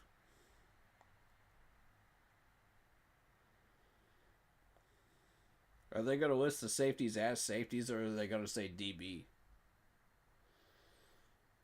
So I think in years past they labeled them as DB. Which, I mean, they're not wrong. They are defensive backs, technically. But it's a whole nother classification, though.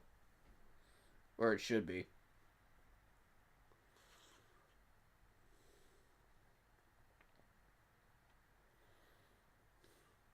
There's the Browns GM.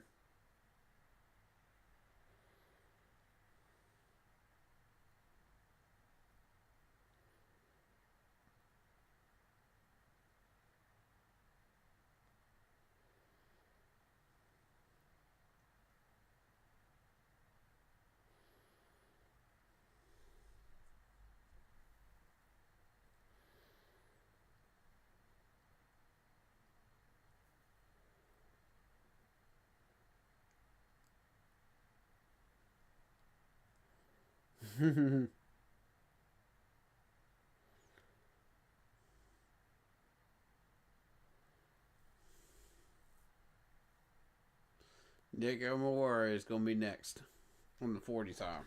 I'm going to cut this on. This is a benchmark for them. Sebastian Castro told me, I didn't dream of going to the combine. I dreamed of going. All right, if you're from Nevada, you got to really push yourself, because people from Nevada aren't usually noticed. We can do both, Charles. We can enjoy both. Yeah. Okay, here's that. There we go. Nick Emanwari of South Carolina, 43-inch vertical. 6'3", 220. What was his broad? 11.6. If you're into that. Equally as stupid as well. That's broad, huh? Usually translates Okay. to S40s and DB40 is out there. 6'3" and 8", 220 coming at you. Think about the creative way I mean, if you're interested in the broad jump in the he's yours. And with what we're getting ready to see, in the vertical, I mean, that stuff's online. I could read that if you guys want me to. I'm more interested in the vertical, to be honest. 25, right in the middle of your top 50. Because the vertical can determine whether you're able to get a pass breakup on a 50-50 ball or not. So that's why that would be important. For a DB, it's very important. 4'4", okay. For Nick Emanwari. That's respectable, though. That's very respectable. So we're doing the safeties. Oh, there's you have quite the comp for him as well, Daniel Jeremiah.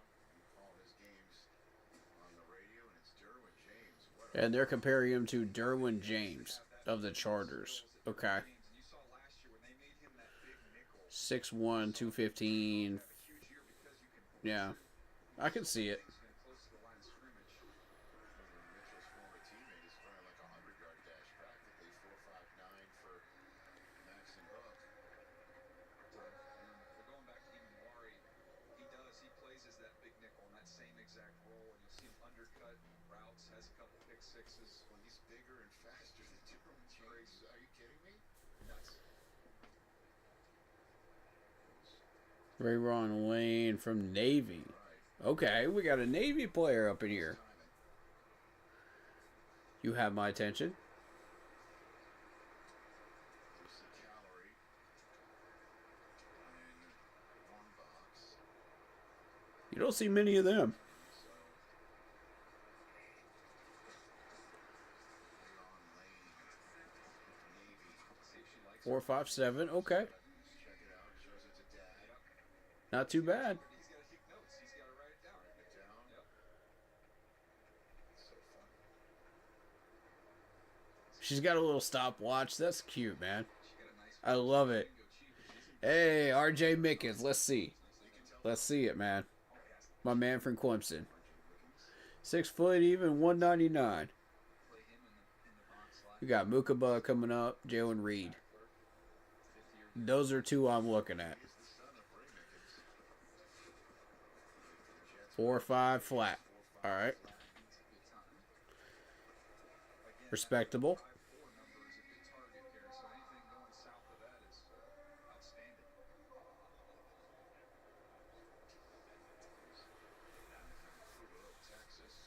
Here's Mukaba. Joe Burrow looked much younger. 5'11", 186 from Texas. Burrow was Benjamin Button, right? He's getting younger.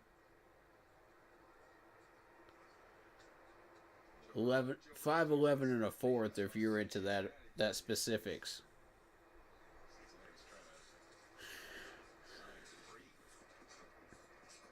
4.46. Okay. That's better than the average right now.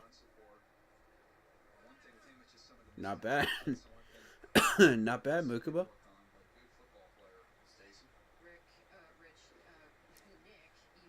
Nick, Mr. Mukaba. obviously I watched him on the vertical with the 4 All right, Joe and Reed. This is one of these guys. I've been excited to watch this dude. broad jump. 5'11", 211 Do that 11.6. pounds. Wanted a 4.37. From Penn State. So he's sitting at an unofficial 4.4. I've had my eye on him for a while. I think what's interesting about him, DJ and Rich, is when you stand with him, he's 6'3", 220. He looks about 6'5". And so people have asked, is he a guy that should move to linebacker? And he said, no, that is not 4.5 flat. All right, respectable. Nice. DJ. And they're almost amazed at how he moves at that size, though. It's really fascinating because he's so large of a human being. 4.5 flat right there. Well, you know, by the way, if Stacey He looks huge. Good God. that's somebody They talking about he's a 6'3"? He looks like he's 6'3". Dang. Stacey's done okay athletically in her career. I thought she was going to quote Fletch there for a second. All right, 4.48. Jonas Sanker, Great time. Virginia. Virginia. Pretty good. By the way, a minute ago, we had Lane All right, Malachi Starks is coming up 2 from now. Pay attention to Starks. Academy. You just get to the combine. You don't want to miss Starks. Be at the combine the rest of the time. You've got business to tend to at the academy. Case Siegel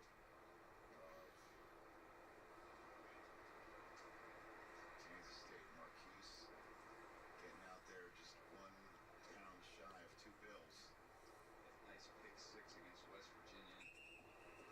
5/8 of an inch shy of 6 feet. Do we have Charles with us? Hey Marcus.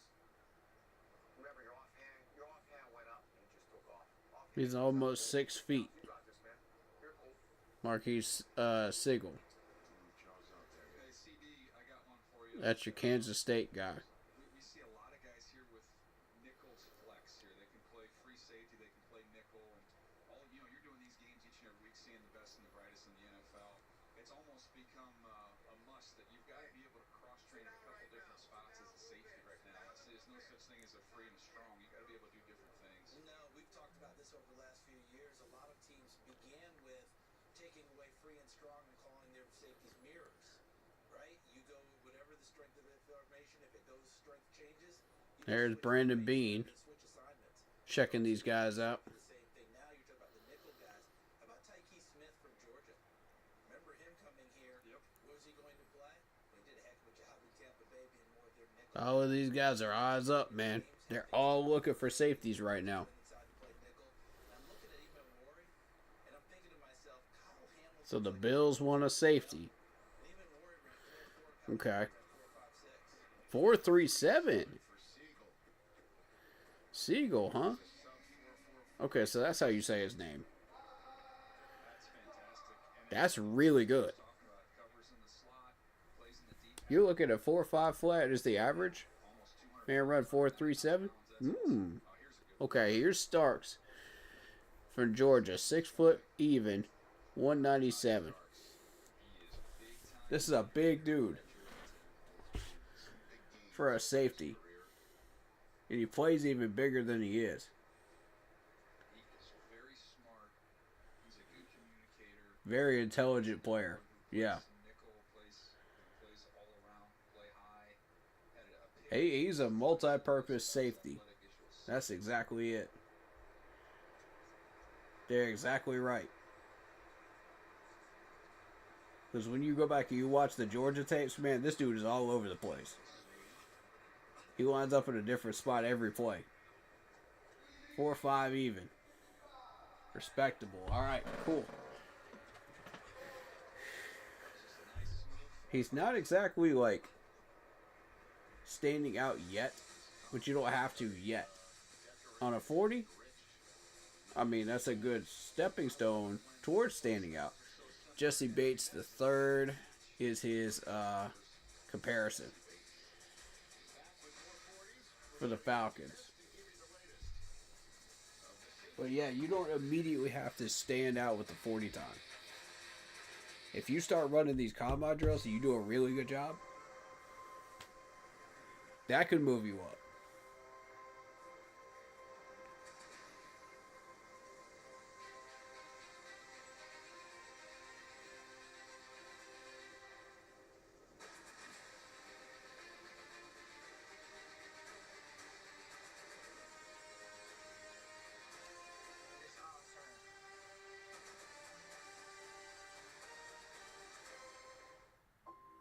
Something amazing is happening here.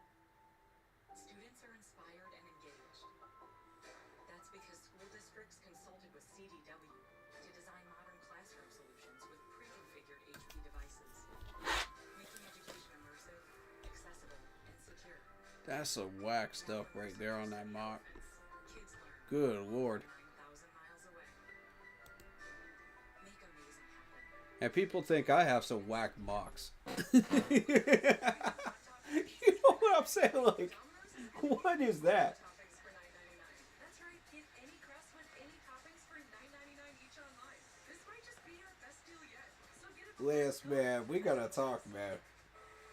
What made you come to that conclusion that all of that was gonna happen? That's what I want to know. What made this man want to think that was going to happen? That whole list. Or was it computer generated? If it was CPU generated, okay, fair enough. Because the CPU will mess things up randomly. And it's like, you run a deck of cards through the CPU and AI technology, they're going to put all these players at random spots where they're not even supposed to be. That's fair. But I mean, if this man literally came up with this list manually, I want to know his reasoning because that's nah, that's not even close to what's gonna happen on draft day, bro. Even I'm gonna say that, you know, and I'm the first person to say that the draft weekend is just whack. And you don't know what's going to happen. If this dude somehow manages to be right, I'm going to be like, what? Ain't no way. Ain't no way. You know what I'm saying? Like, when you got literally every option available to us at 8, and we don't pick any of them and we go for the tight end. And two division rivals pick our two of our players that were on our board. Nah. That ain't happening. That ain't happening. Sorry. Nope. Because I'm going to tell you this right now. If we got any word that the Saints were going to draft one of our players off our board, we would jump on him immediately at 8. You know we would. We wouldn't hesitate to pick that player. Because guess what? It happened when we were trying to get XL. What did we do? We traded up into the first round, didn't we? Case in point.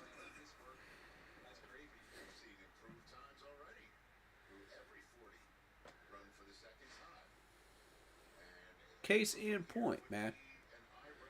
Alright, here we go. Nick and Moore. Trying to beat that 4.4 flat. Can you beat it? You think you're faster than that, Nick? Don't hurt yourself now. I believe in you. But don't hurt yourself, man. Trying to do this.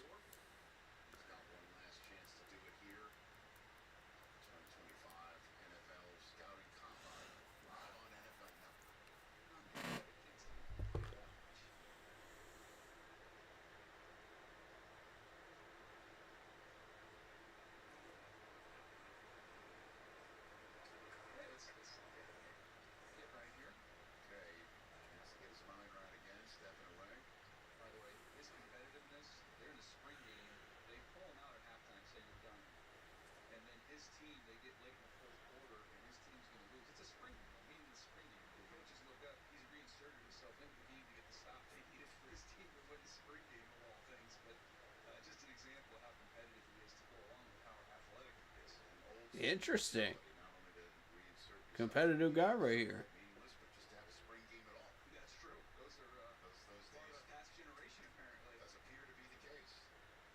When you're competitive enough, you know, to want to make a play in the spring game, and you're that determined to make a game in the spring game,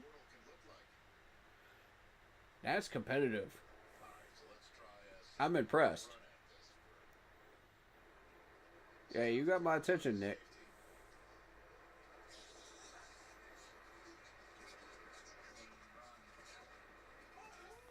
Four, 3, 8. Ooh. You getting the crowd involved. There you go. There you go.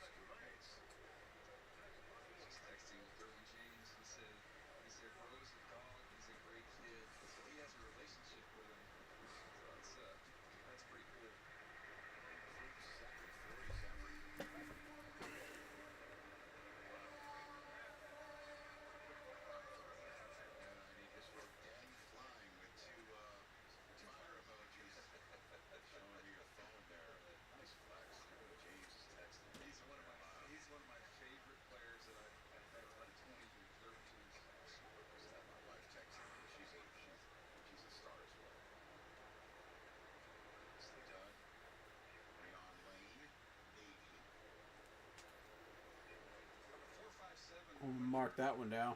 not really able to lead people or train. It's pretty darn good. 5-7 moving down the line.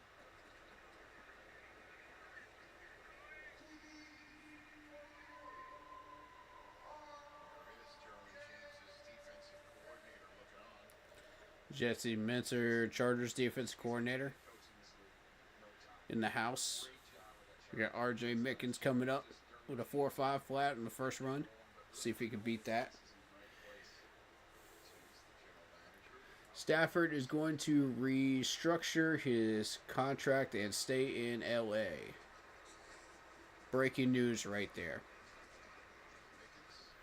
Okay, Mickens. Respectable, my man. Respectable. Hey. I'm proud of you, my dude.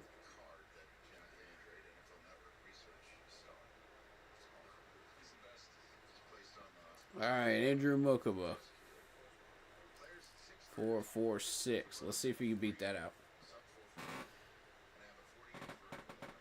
Ritter is set to hit free agency for the Raiders. Here we go. Here we go. I told y'all. Raiders about to have a fire sale. I told y'all. They're trying to break that cap, man.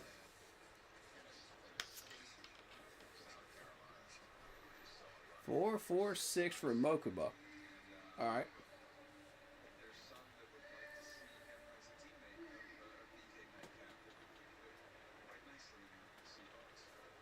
That's a respectable time, though.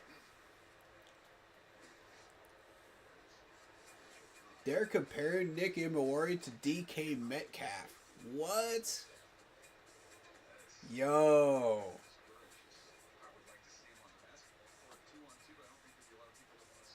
Speaking of DK Metcalf, we need to sign him.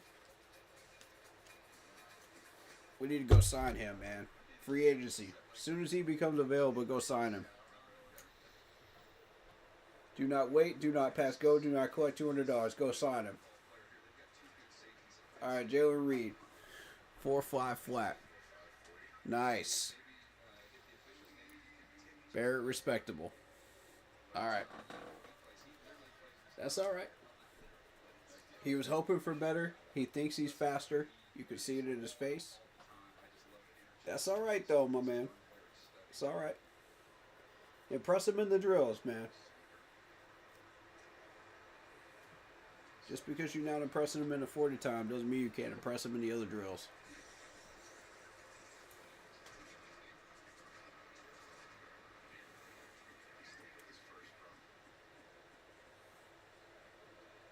Sanker, they're going to go with a 4-4-8. All right.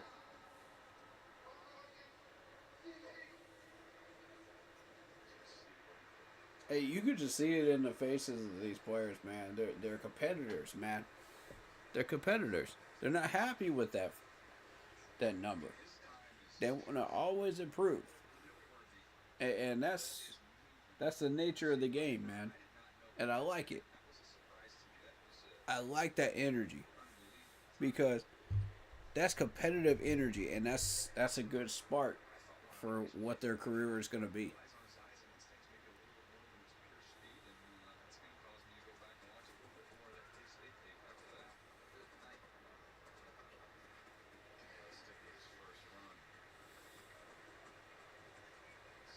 Four, 1. All right.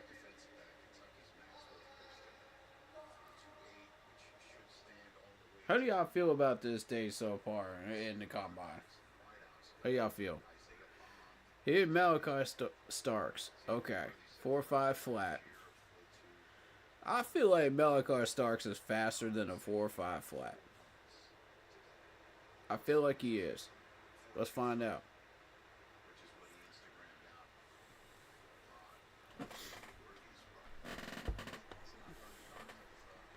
You have my full attention, Starks. Mr. Starks.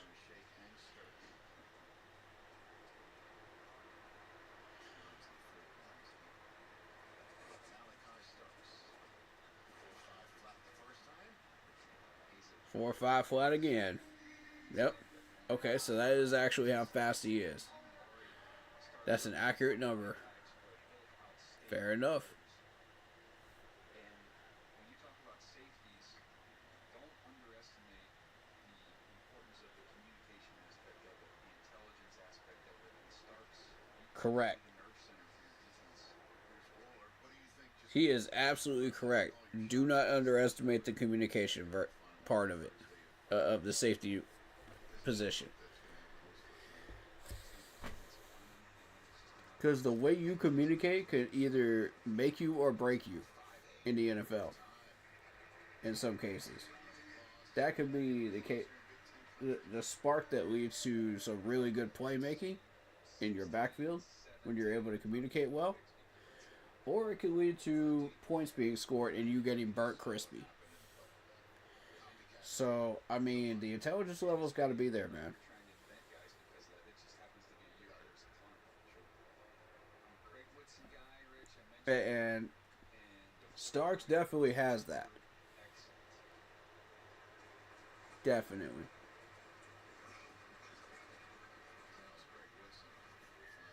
For that first one at the training facility where he was, his workout group was 8 a.m. They said he was there at 6:45 in the morning every single day. Impressive. All business. okay. Here's the silent cam. You got it? You're gonna do it? You want it? I would love to see it. There he is. Derwin James against Inamori. Who's your comp? And we had him dropped unofficially 4-3. Derwin James ran what? 31 back in the day? Ooh, Nick Amawari actually beat out Derwin James. Hold up now. Oh! 438 versus a 447. Dang. Hey, Derwin James came out there and said, yes, sir. He's showing love to his boy. Yes. Oh, I love to see that happen right there. I love it.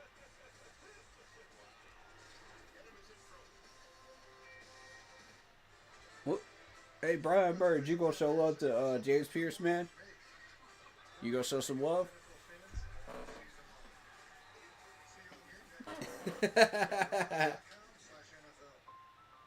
They compared you to him, bro.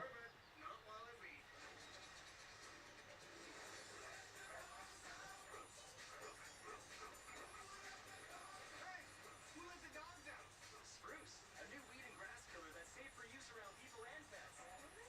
Does it actually work? Visible results in 1 hour and dead weeds in 1 day. Spruce works. Spruce, the new, hard-working, worry-free weed and grass killer.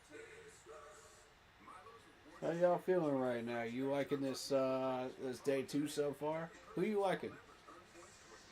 Tell me some names. Who do you like? Go look at them. Kids, I'm sure you're wondering why you wanted my ass here tonight. It's because it's a buffet of all-you-can-eat butterfly shrimp and sirloin steak. Really, right now, everybody's on a clean, equal slate with the 40 times. Except for maybe 3 or 4 of them that are separating themselves. But everybody else, you know. You can show that speed, but once you get into those drills, man, everybody's on an even keel. They're right back to an even keel. So the drills are really where you separate yourself.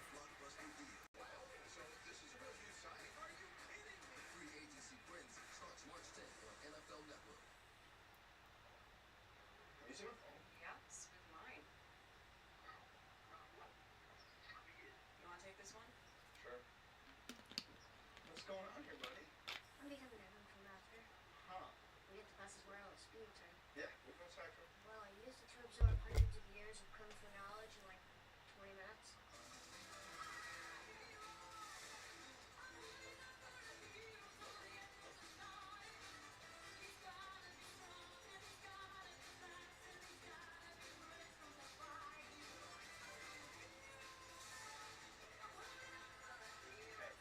Hey, hey,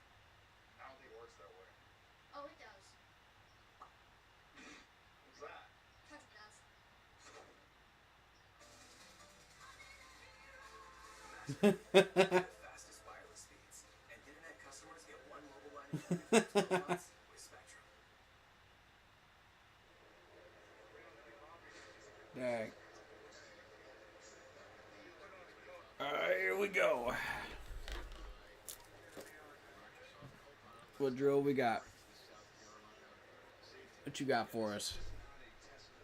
This is an outstanding football player whose play on the field is what's going to get him into the first round, not just what we saw out here today. Playmaking ability. Talk about his ability to just see things, especially close to the line of scrimmage. He understands routes, combinations, undercuts, makes plays on the ball. A couple pick sixes this year. Here he is from off at that size.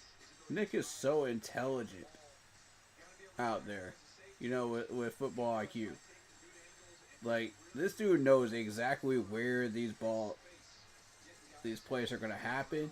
He knows where these balls are going to be undercut. All of this, you know, and I saw a little bit out against my Clemson Tigers. So yeah, Nick Amawari is legit. He's real.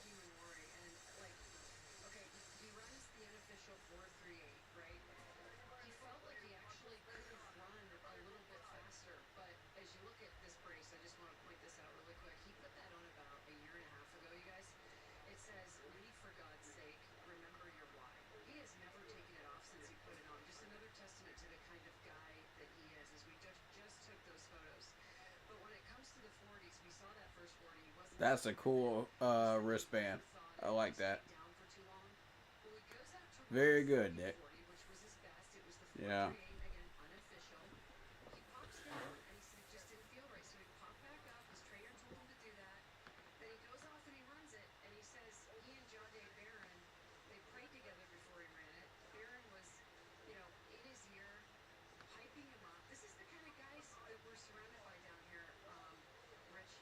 Very prayerful man. I like that.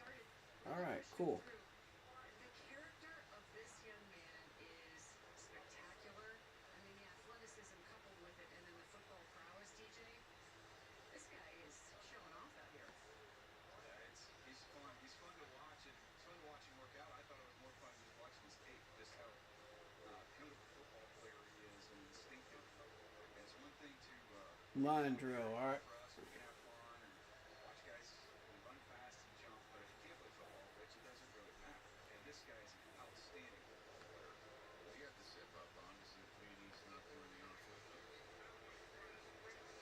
I would guess that probably. Okay, so they did the same thing with the line drill with the corners that they're doing with the safeties. Cool. Got it. Just not a Bon Jovi fan. I don't know. It's an eclectic play mix today, guys. What we've got in the stadium. I thought you just thought he was living on a prairie. There he is.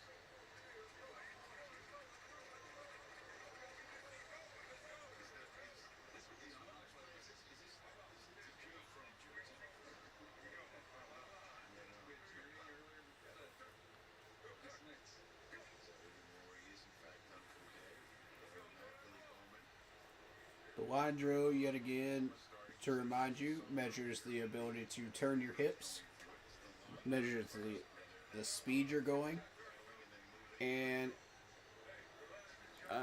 your ability to control your body. Running backwards on a line.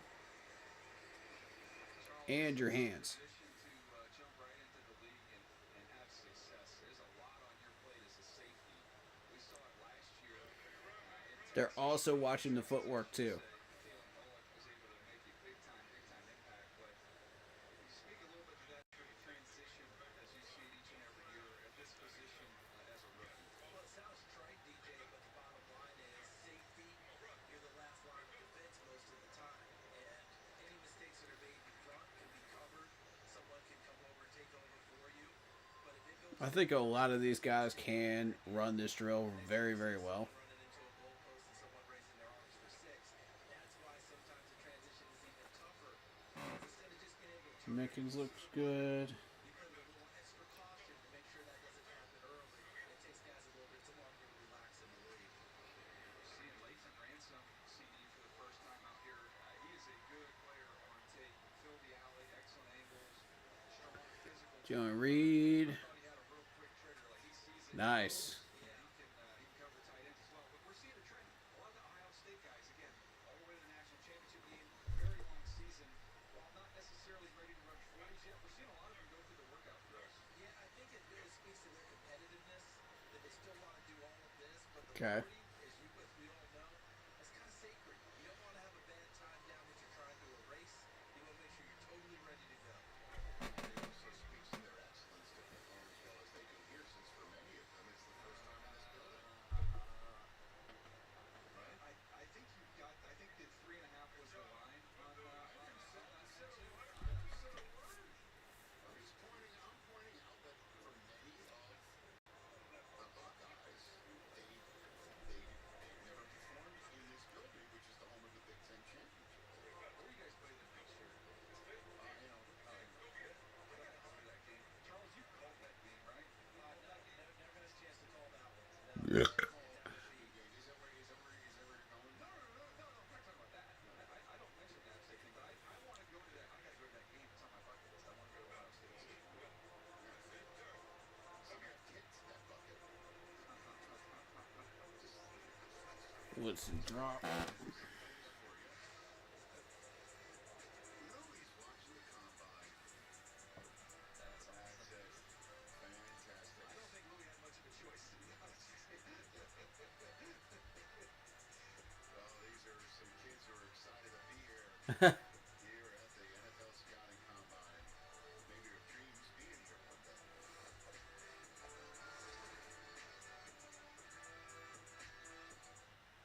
Guacamole? Is this for real? It is for real, yes. Nothing is frozen. Everything is made fresh every day. If you see an open kitchen, you gotta trust the food. It's as real as it gets. What you see is what you get. Exactly. You found a place of complete focus All right. and mastered your mind. So I think the only thing that you can penalize people who are on that weight, the line drill, is probably just dropping the ball. Let me There's more to imagine when you listen.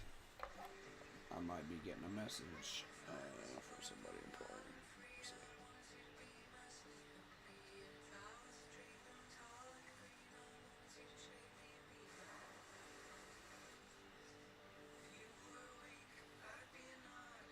Let's see.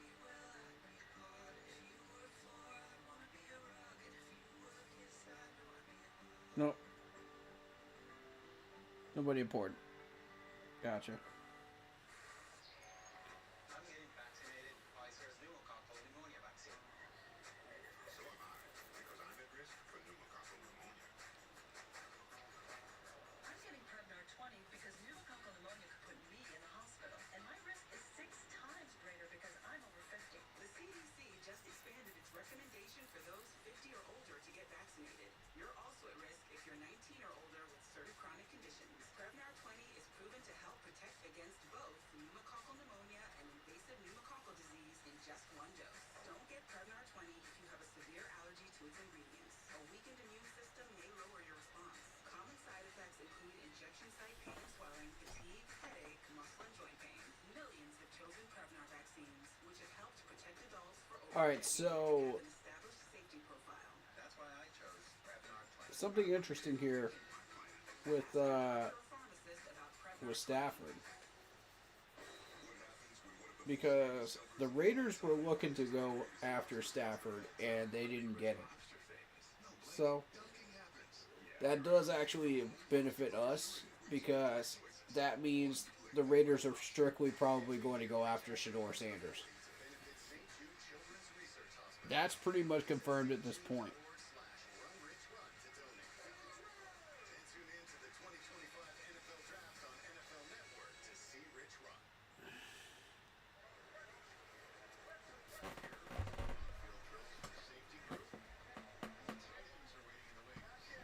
All right, so what drill do we have now?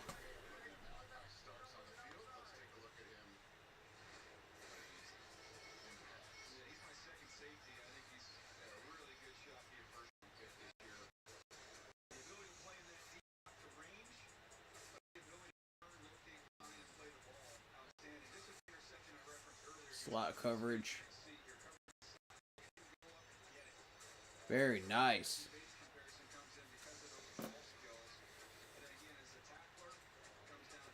Yeah, he's an excellent tackler, too.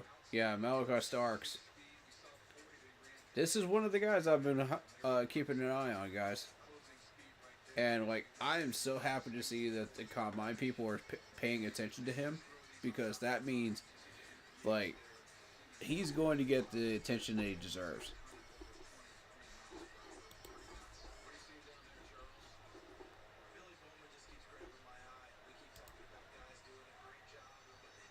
It's also a bad thing because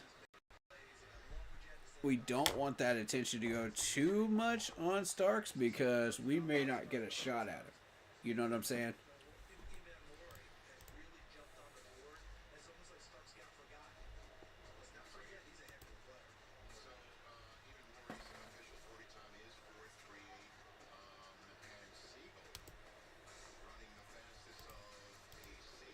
See, I need to know where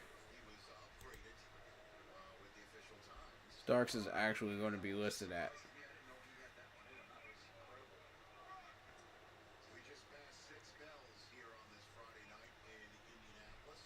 Okay, 16.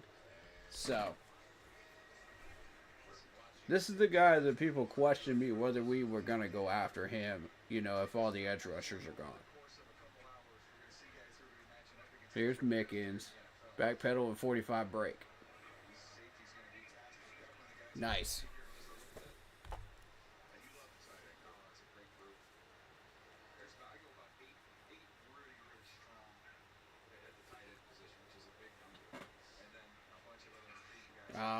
Latham.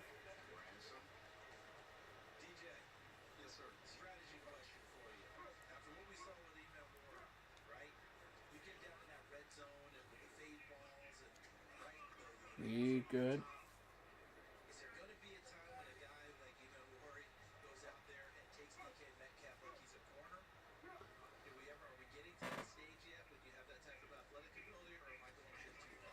Well, I mean, I think that's a tough one. To me, there's some of those wide receivers, and DK would be a good example, where you could, just going to be size brute force. I don't know that I want to throw him out there on somebody like Garrett Wilson or somebody like Okay, that. got it. Let's look at Starks.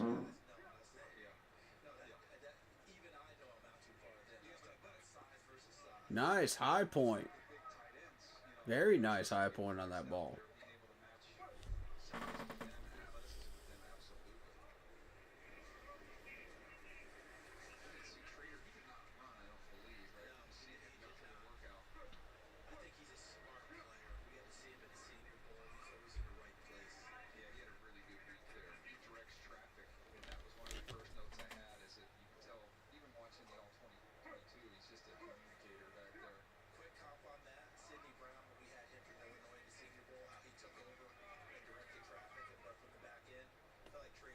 Good high point for a Wisconsin guy. Okay. Eric Woodson. You expect that from a guy from Cal. They got really good reach.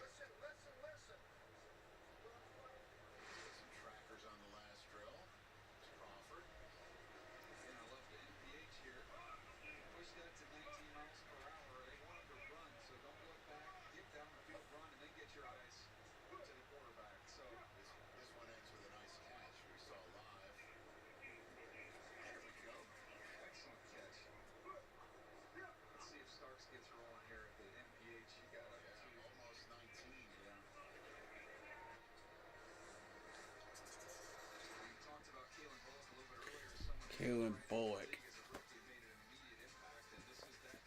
This is a comparison.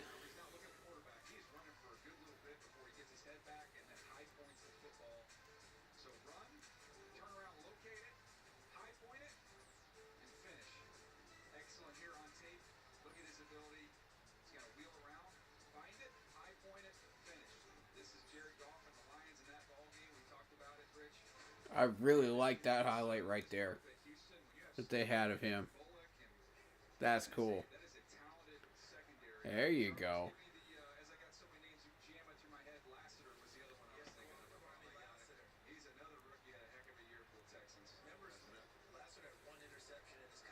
and really got after it late in the season, got an interception in the playoffs as well. Your guy Bowman made a nice grab to start off this portion of the drill. It's Clark. Nice job running. Good high point catch there by Elijah Clark. He plays in the deep half, though. Some of these guys are not getting a lot of experience deep down the field. They're more in that slot underneath, kind of a hang defender. And then you get others, Charles, who've got a chance to spend a good bit of time in the back half. They're going to be more comfortable in this drill. Like as you guys showed with Caleb Bullock. Yep. More of a center fielder. He's absolutely correct. So it'll be the deep ball type corners that are going to have more success in this drill. All right, Mickens is one of those guys. Oh, nice hands, Mickens. Eagles are going to be prominently featured in the spring version of Hard Knocks. How about that? I'm fascinated to see what goes on there. And not just for Lambo. I mean, curious to see Belichick gets Their time off.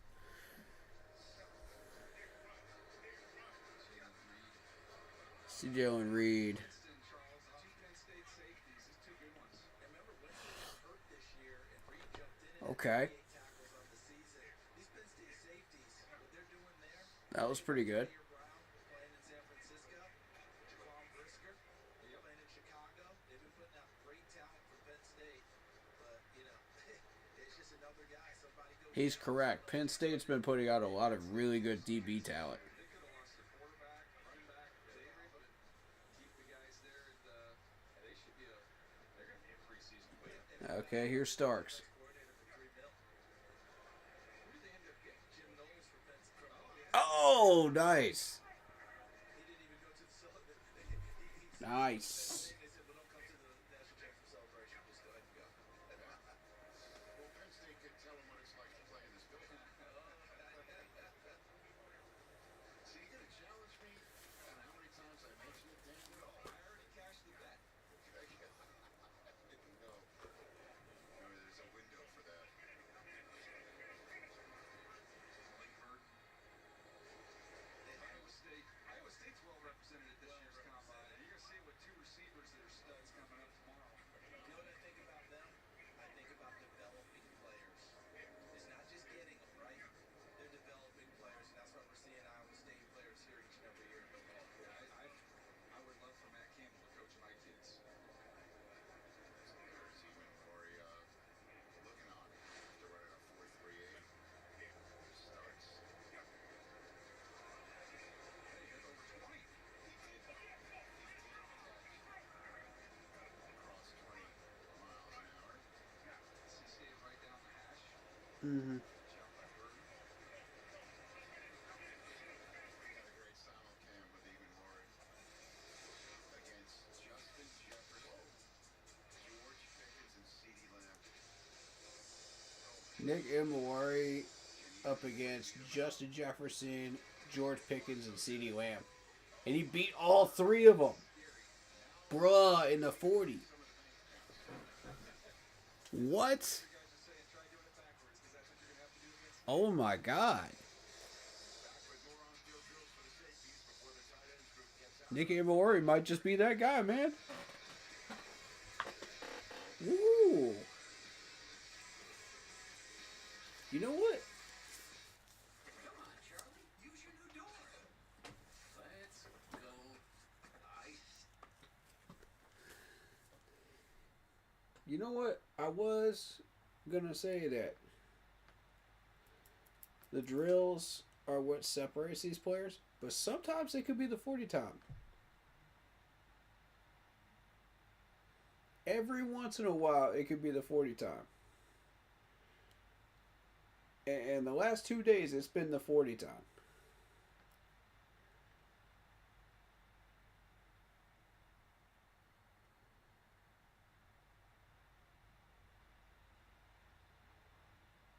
So, I mean, so far, so good, man.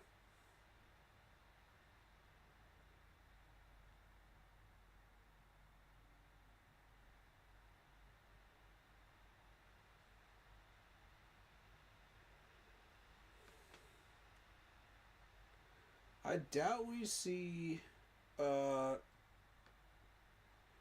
Nick Imari make it to 57. I don't see it happening.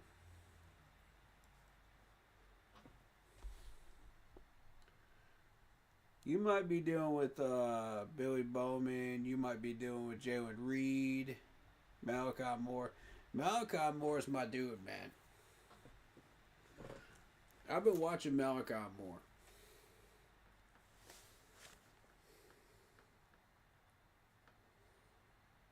I need to see him out there on some drills.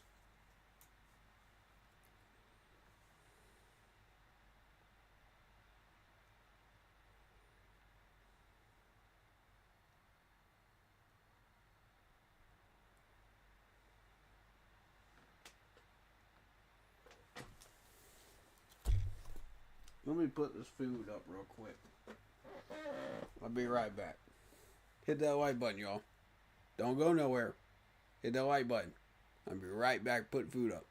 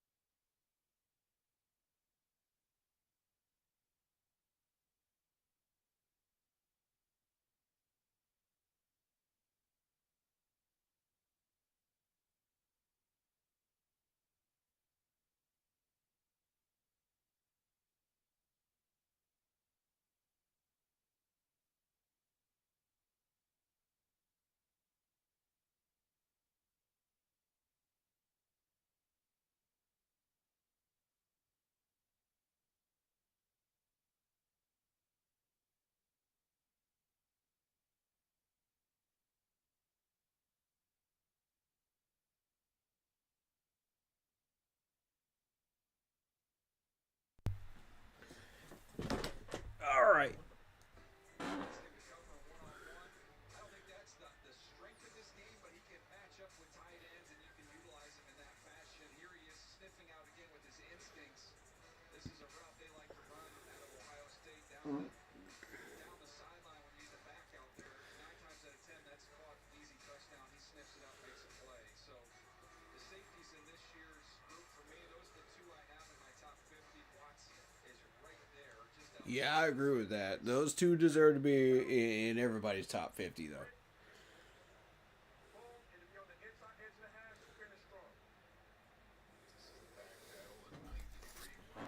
All right, what drill is this?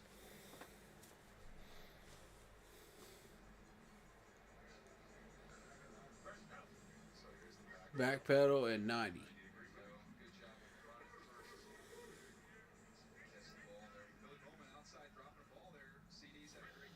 Yeah, everybody did the drill correctly all the way up until the catch. Turn and run, and then find the ball late. That is perfectly essayed what you're doing, Paul. There's one play on Billy Bowman, right? Going through So you're backpedaling, you're going out to the right, catch the ball while running, or to the left, depending on which side you are. Not much went right for them. Yes. He stayed in the ball game, kept his head in. Leon Lane of Navy. Nice. That was a hot one. That was high and hot coming at him. All right, RJ, come on. Nick can just stay a little bit lower. Nice.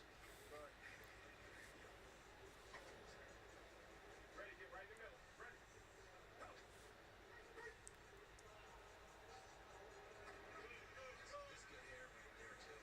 Yeah, nice flow. That's got a nice bounce. It's got a nice bounce to it. Sam Hartman's like, Jalen Reed's going to make the team happy and probably around Jalen Reed, nice. Sager. I thought he had a good week in the field, DJ. They just had a beautiful rep right there. He was full go, full speed. So they're measuring the speed. They're measuring By the way, did you think Siegel had a 4.37? your hands. They're measuring How quickly you turn. You want the truth or you want me to lie? Here's Starks. I'm stoked for him. Nice. Awesome. Unbelievable time, but that one caught me off guard. And when we say that, hope everybody understands, it's not like we didn't think he could play. We No, just I didn't like know he was going to run at that speed. That was a big time That number. was amazing.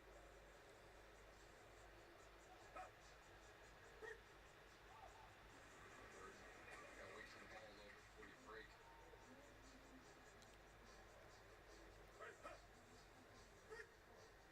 He helped himself to a Hunter Roller Yeah. because you know he doesn't want to move the backer. He helped himself running today. And coming at 213 pounds. Yeah, he cut down. He's trying his best to avoid the line. Okay. Back with more on-field drills in Indianapolis when we come Basically, everybody should nail that drill. Unless you're just braking too fast. And I mean, a few of these guys do brake a little too fast on those. Being Courtyard's official ambassador has opened a new world for me. I only get to hang out with NFL fans the whole season long. Alright, so next drill. Game day.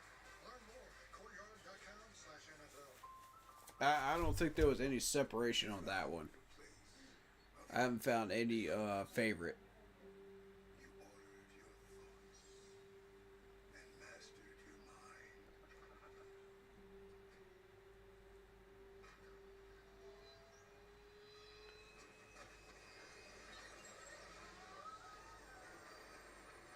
And all the while, we were on the train home. There's more to imagine when you listen.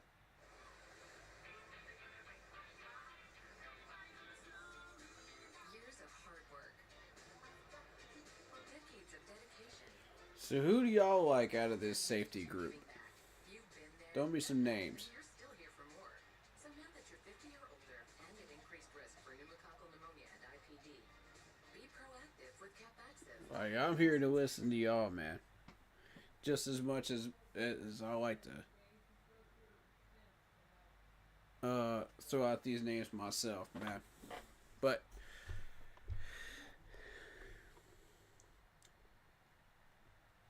I think Nick Imawari is the one, man.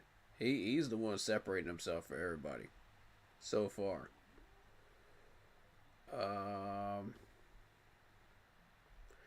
But we'll never see heads or tails of him at 8, though. That ain't happening.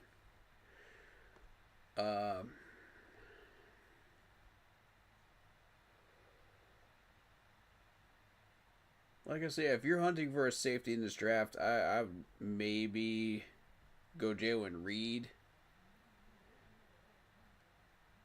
Jalen Reed's probably my guy at this point.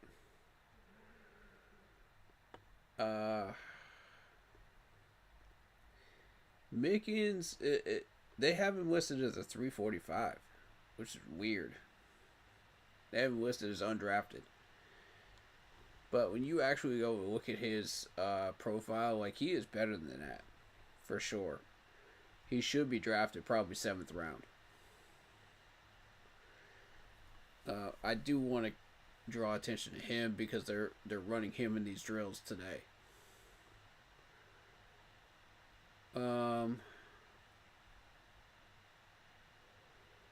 I see Mickens getting drafted before Hunter from Wisconsin.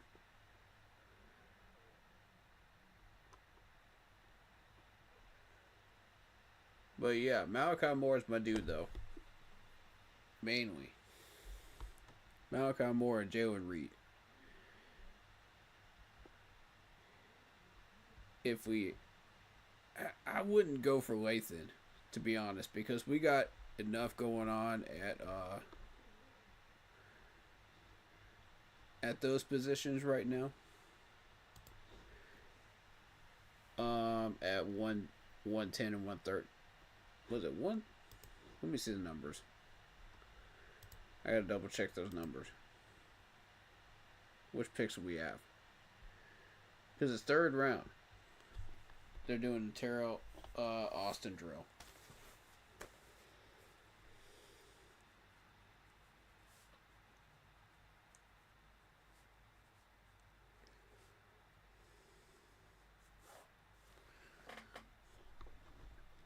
But yeah, we got enough action going on at 110, 113 that I just don't see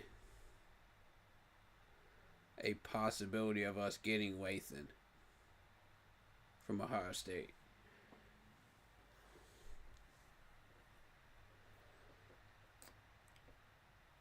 Craig Woodson, okay. Let's see what we got here.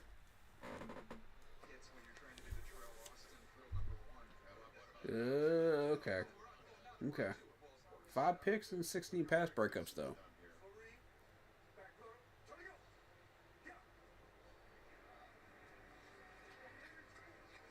There you go. Good recovery.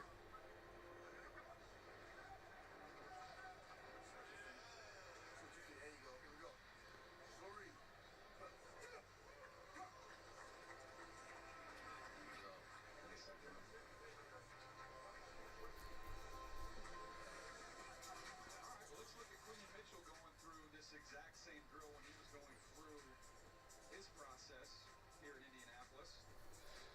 Everything he did was so smooth. We saw it at the Senior Bowl, we saw it at the Combine, and then watched it transfer. Dude, Quinion Mitchell was so clean with this drill. Open up and run, and then And then he started applying all those skills to the NFL field. stuck. He just pops right out of there. It was just wild. Here we go with Lane from Navy. Nice job finishing there. Here's Pickens. Thought he got a little bit high the first time, a little bit better that time, a little bit lower. And then Dante Schrader, we mentioned him having a good week there at the Senior Bowl. No wasted steps with a tough catch to finish it off. We're moving on to number 2. I just said those words on live television. Terrell Austin, number 2. I wonder if he has a favorite. I mean, they're all. Who's Billy? Okay, 134, Billy Bowman. Maybe I should be paying attention to Billy Bowman. Because he is on our radar. Had a good day. But he doesn't really do the things that we're looking for. And that's why I wasn't really paying attention to him at first. Now I'm starting to notice him.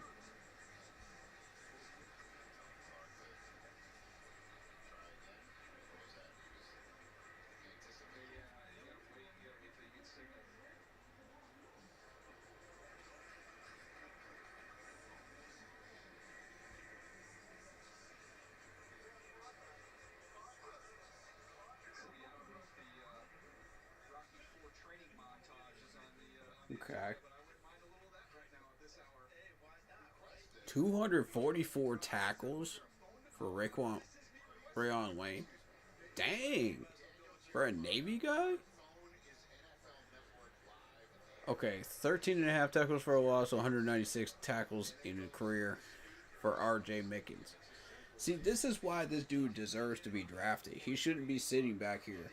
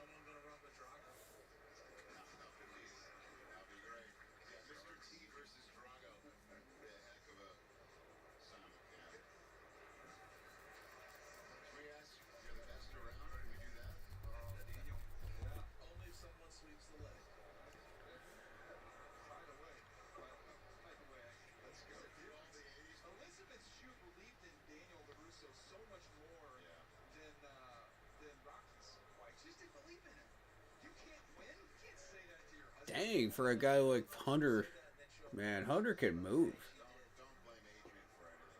That's a big dude.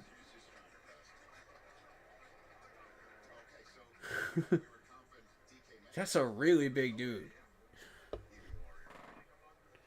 And let's samba camp. This is so much fun. I love these samba camps presented by Rocket. They are neck and neck there. DK from 2019. The hair's the only thing you can tell the difference. Come on now. Whoa! Wow. DK Metcalf actually beat out Nick by 0.05 seconds, y'all.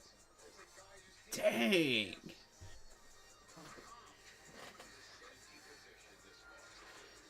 Ooh. That's cold right there. That's cold. That was neck and neck. Ooh, I like that.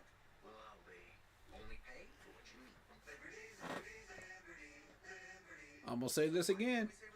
Sign DK Metcalf. Sign him. What if we jumbled up the words? You won't regret it, management. What if we said it in Spanish? Homes.com es el mejor. I've rarely ever steered you wrong. If we whispered it? No, fine. Credit to my team for finding DK Metcalf though, because I wasn't even looking for him, to be honest, in that free agent pool. We just want to have enough money for retirement. I spotted his name too, but I wasn't even really looking for him. That's why at Fisher Investments we start by getting to know each other, so I can learn about your family, lifestyle. They actually went through the contracts About commission-based products. with me about him, and that's what turned me on to him, because I was just like, man, we can get this dude for super cheap. You know, like, they're not even asking for that much. The last team that had him contracted was like less than $5 million for 2 years. So I mean, we could get him.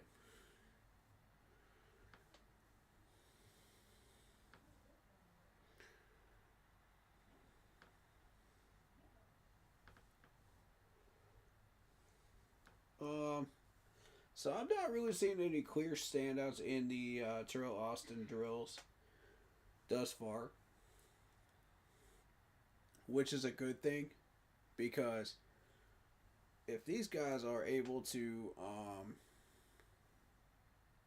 be that neck and neck on both of those drills, you're doing something right. That means we got some tight competition there. Especially on the first Terrell Austin drill. Because the first Terrell Austin drill, that's where you're going to see the separation start happening, because of how they turn, how they break, you know, and some of these guys will catch those passes and some of them won't. And they're measuring how fast you come out of that break, you know. And how fast you come out of that break is everything.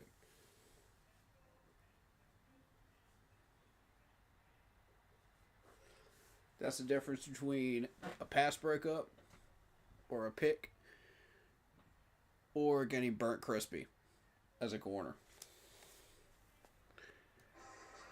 And it turning into points. Alright, so we got the box drill. So what we got with the box drill. If you're here for day one, you already know what to expect with the box drill. So let's see what these guys have.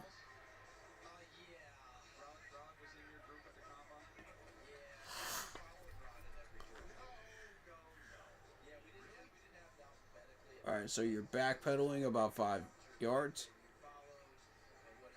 Going to the other cone, backpedaling again, and then coming back through.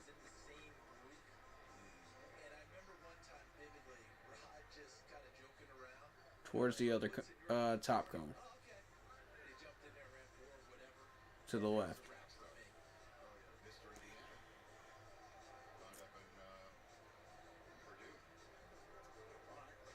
Okay, so I guess we only had a couple of players do the box drill. He was outstanding with the box drill, staying right down the line, catching the ball outside his frame, not letting the ball get into his body. Here we go. Here's the gauntlet.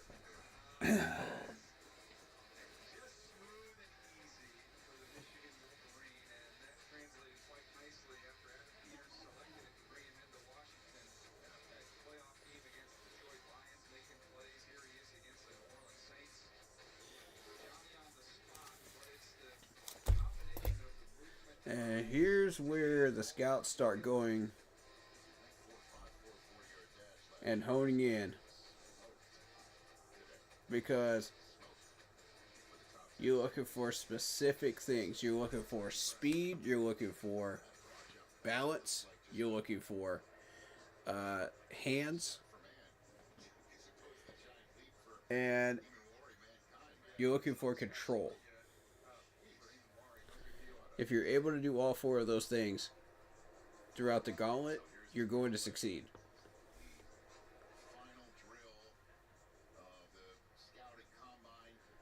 This is my favorite drill for DBs.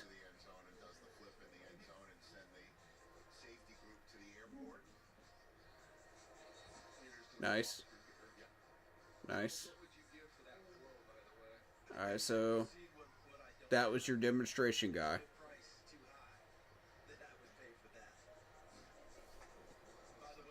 So let's see. These guys go fast too. It's like 26 miles an hour. 24, 26 miles an hour through this thing.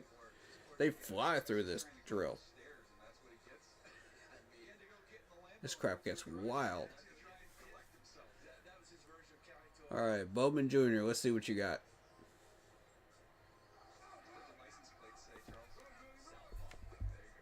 Okay.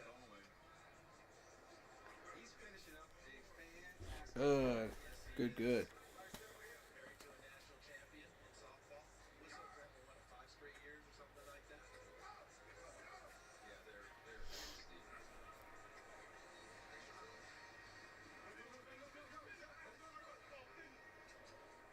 Once you struggle with one ball early in this drill, it can throw you out of whack for the rest of the drill. You gotta forget it and just keep moving on. Now run. There you go. Run. Run. There you go. Good recovery, Mr. Clark. Good recovery.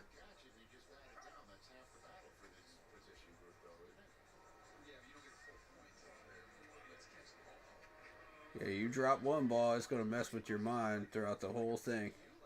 It's going to throw you out of whack. That's why you got to have short memory.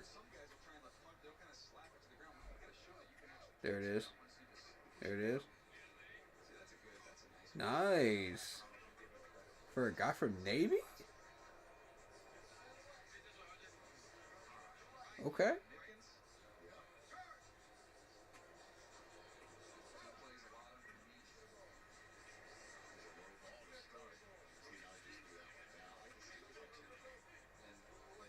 Mickens did all right.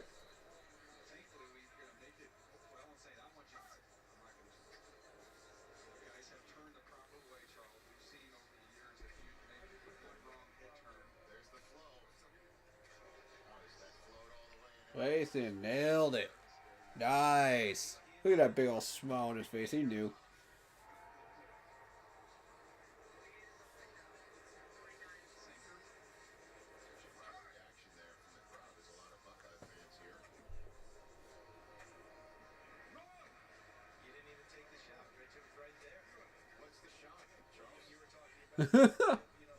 If they're gonna tell you to run during a gauntlet, man, come on. You going way too slow, dog.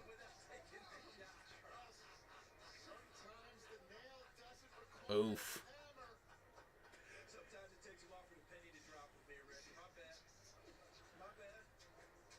All right, Starks, let's go, man. Let's go. Boom. Boom. Okay.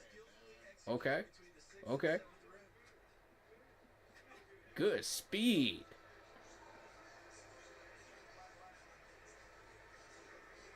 They're not even tracking the speed. I already knew that was fast. Dang.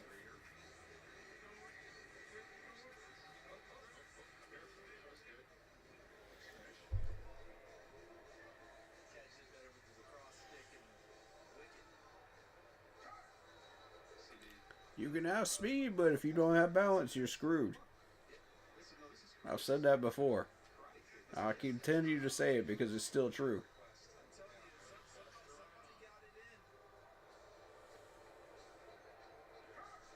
Request the Karate Kid, and I'm getting it. Daniel LaRussa is gonna fight. That's it, man. Nice. They're painting the fence here. They are the best around. Not bad for a guy from Wisconsin. That's what I like to see. These Wisconsin guys are big, man. They don't exactly have the speed, but they got the balance. That's for sure.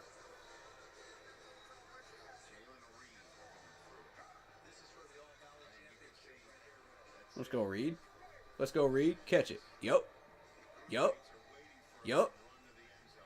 Nice.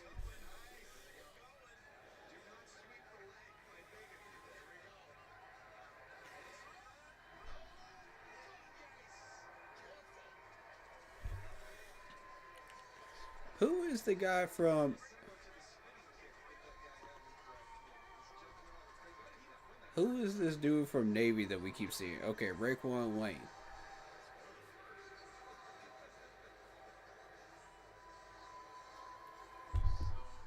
I'm on.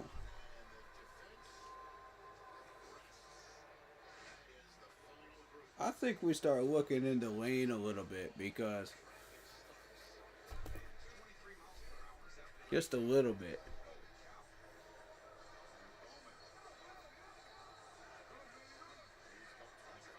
That is the cleanest line. Bowman just nailed it, bro. Yeah. Show Lathan, man. Lathan absolutely killed this drill, man. That's how you're supposed to do it.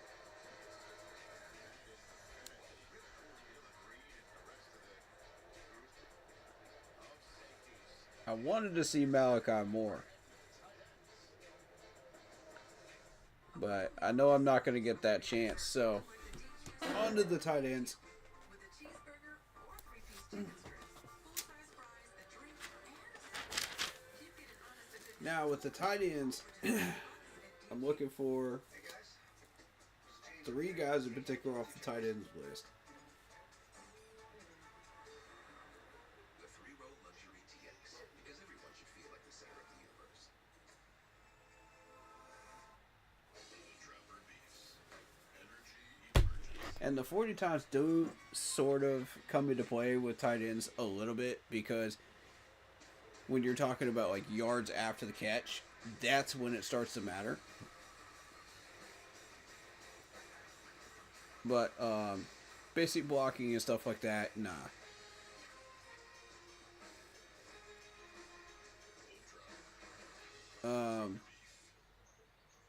Occasionally it can matter during route running, depending on what routes you're asking them to run. For iPhone 16 Pro on us on the Any plan and get iPad and Apple Watch Series 10, all free on us. That's up to $2,000 in value, only on Verizon. So you will sort of see some higher type numbers from tight ends.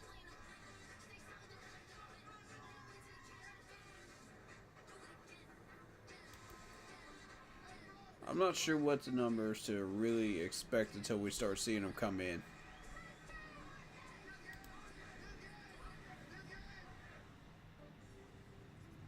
Shopping online comes with digital threats, so turn on NordVPN and encrypt your online traffic. But yeah, 428, man. 428, Maxwell Harrison. Highlight of the day. Clearly. If you're marketing your healthcare and wellness services, you want advertising that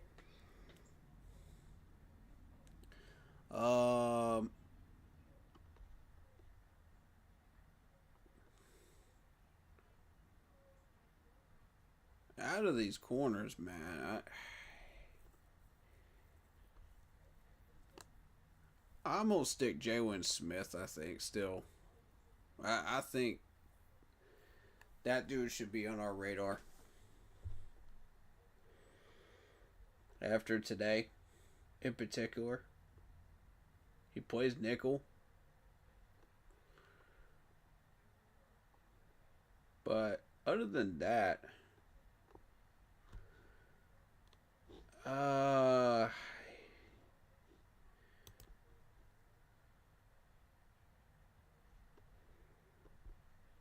mainly looking at safeties, I think.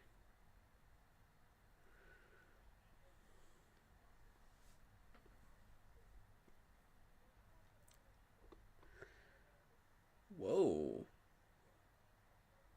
Marquise actually beat out Nick Omawari with the speed. 4.37 versus 4.38.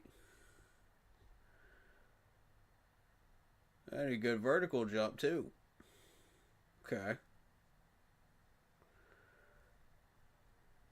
And doing the broad jumps currently.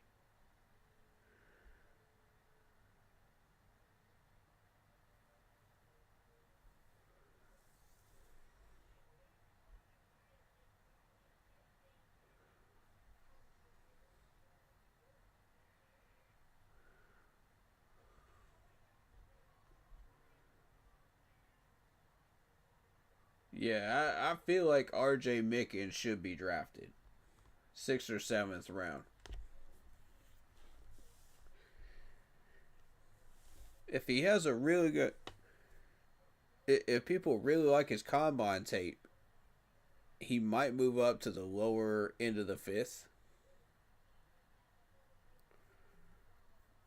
And honestly, I'd say he had a pretty good combine day, so he might move up. I mean, it just depends. But we'll see. I don't think he's going to move up that far.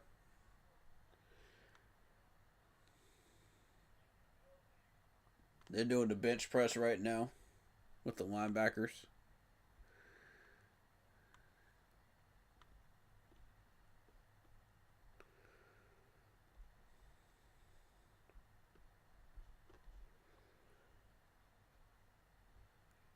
Let me ask y'all this in chat. What did y'all think about Jalen Reed?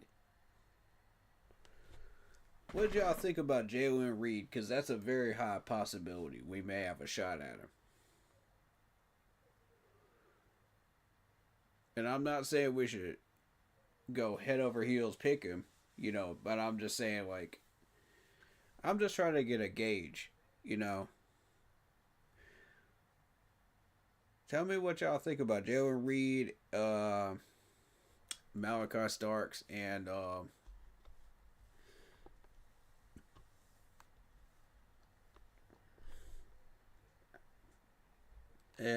Bowman. Billy Bowman Jr. Those are the 3 I'm looking at right now. Because we have 0 shot at Nick Omawari. I'm going to go ahead and say that right now. But those 3 are the ones I'm looking at. And it depends on what ranking board they're using, of course, on draft day. Because we don't know. It could be computer generated. Could be an average of 3 different mock ranking systems. We don't know. But I'd say general range, those 3 will show up consistently in most people's mocks.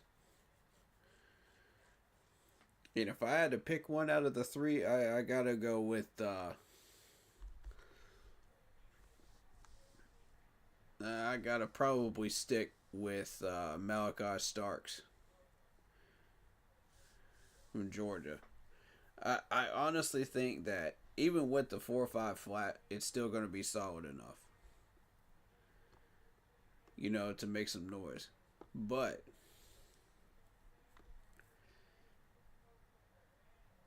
you know, and the fact that he plays nickel, that's what I'm interested in.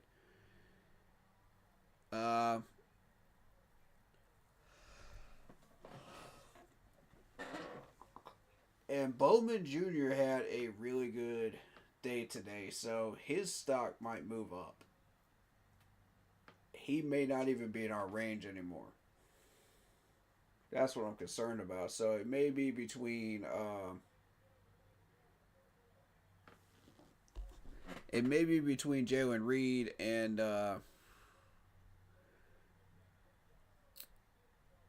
my man Starks here. That's what I'm feeling. Because if you miss on Starks at 8 and you choose not to go Starks, Lathan is a possibility. Bowman is a possibility, although this dude might move up into the 120 range to where we may have a shot at him at 113, but I don't know, bro. Malachi Moore is probably our target. 113 range. And if you want to move down from that 113, you can in order to pick up a draft pick and get Malachi. Unless there's something that prevents us from doing that.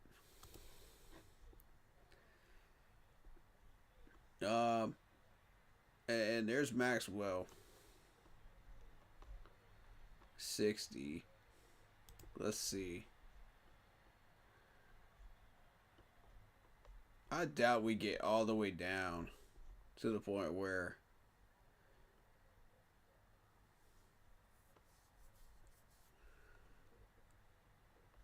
nah, we're not gonna get that far down there down that list. We're gonna get a defensive end early. Running back. Now, see, when you see Raheem Sanders here, that may tempt us to go towards running back. That might tempt us. Right around the 141 range. And I'm thinking that might be the move, man.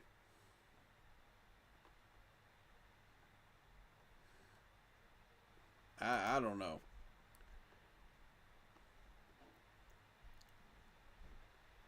Who else we got down here? We got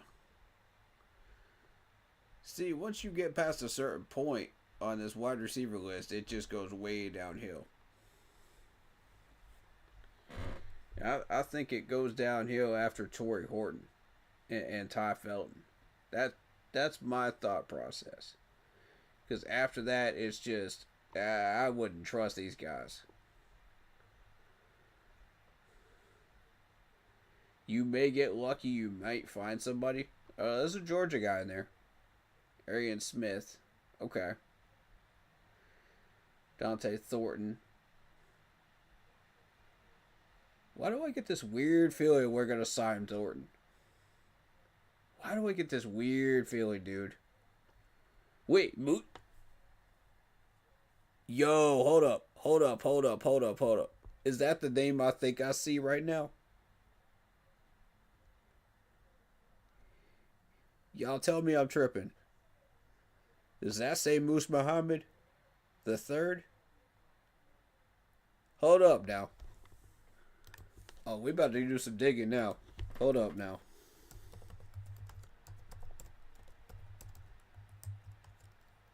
That's his kid? Oh, shoot. Hold up.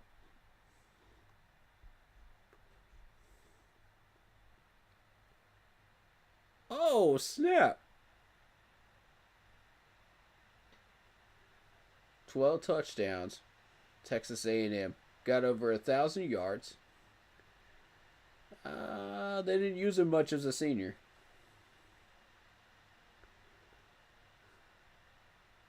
Ooh, boy. If this dude had numbers, man, this might change the game completely at wide receiver. I'm trying to tell you, that might change everything that we're trying to do at wide receiver. You talking about Moose Muhammad's son, the legendary Moose Muhammad. Bruh. If that dude turns out to be a stud, man. What? And we miss our shot at him? Oh, we're gonna look like idiots. Oh, wow.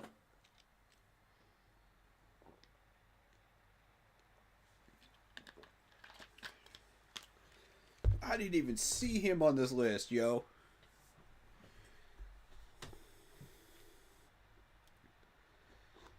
That's crazy. That's crazy. Oh, we gotta look up his draft profile. Hold up. Oh, y'all done got me going down a rabbit hole now.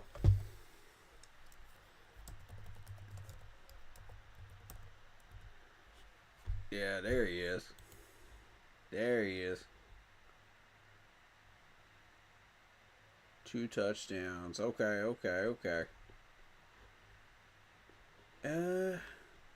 Average measurables?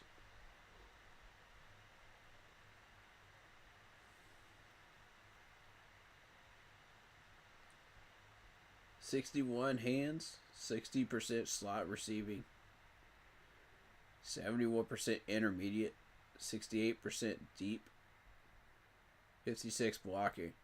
Now, see, if he was like his old man, that deep threat percentage would be way higher. That's what I'm saying, because Moose excelled on those deep balls. He was a beast on those deep balls. They're comparing him to Braylon Sanders, man. Dang, that's disappointing.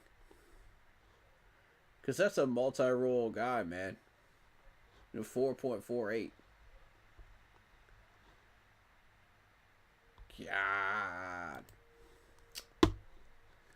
I can't even believe I found that name, bro. I can't even believe I saw that. See, that's why you hunt for this stuff, man. Because I got an eye for these players' names, man. I do. I'm trying to tell you. There's Bo Collins. Bo Collins is a beast, too. They got him ranked way down there.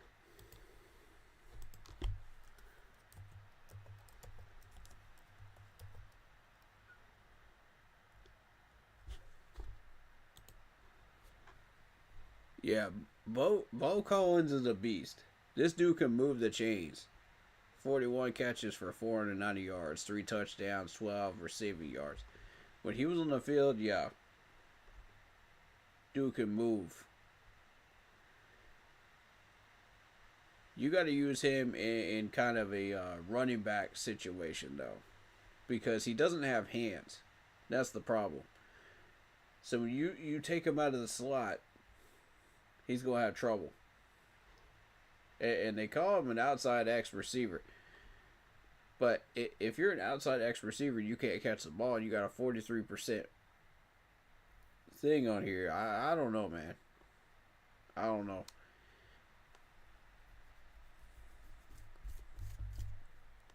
They're saying he's better at deep ball. I'm saying he's better equipped for slot receiving. That's just my opinion. But, I mean, the 41 catches for 490 yards. Either way, you slice it, that's moving the chains. You know what I'm saying? We got a difference of opinion there. But that's all right. Hey, nothing.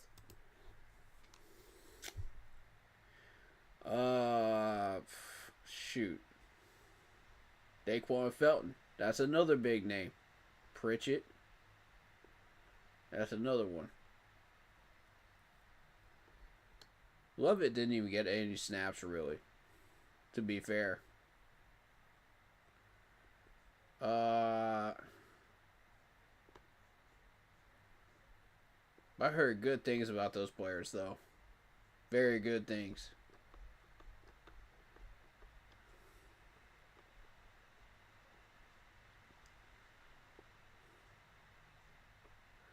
Arian Smith for sure. I feel like if Arian Smith had gotten more catches, this dude would be ranking up there too.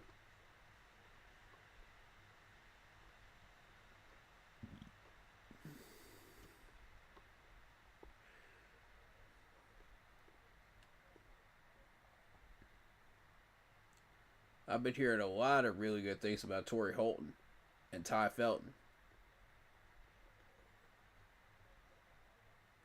But Jack Beck is where it's at for me, man. Jack Beck.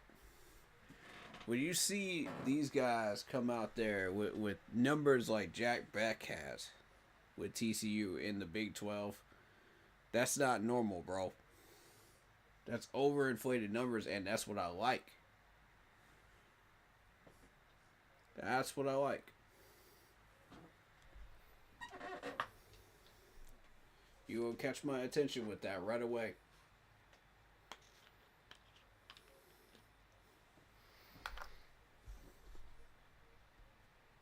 Because then you start applying that plug and play method.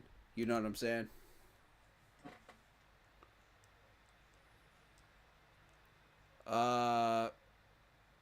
Ian says it's funny to me how the majority of the NFL players can only play one position. It's Australian rules football. It's difficult to get drafted unless you can play more than one role.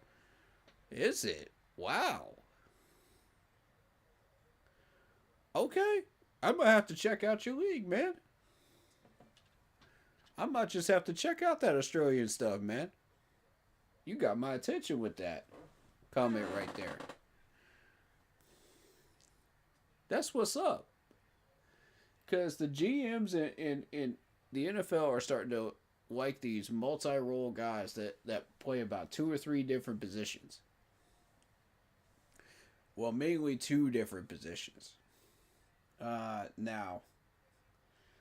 But in the future, they're hoping to get to a point where they like 2 or 3, positions. And we've got a corner in this draft that can actually play 2 positions.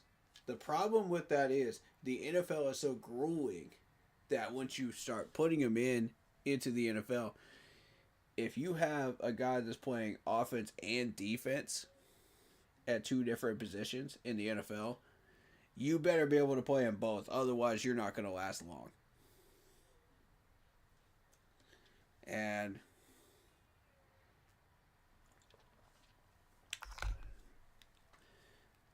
say if you're a wide receiver and a corner, and for example, like Will Hunter is, and you got to play wide receiver, you got to run all these routes, right? Whether you get thrown that ball or not, you're still running all those routes. That's gonna make you tired. So that's gonna run down your stamina. So once you finally get on the field on defense and you got to play some defense, you're not going to be able to keep up with some of these wide receivers that have just as much speed as you do a wide receiver. You see what I'm saying? Like, once you worn yourself out at wide receiver, you got to switch sides of the field. You're going to be exhausted by 4th quarter.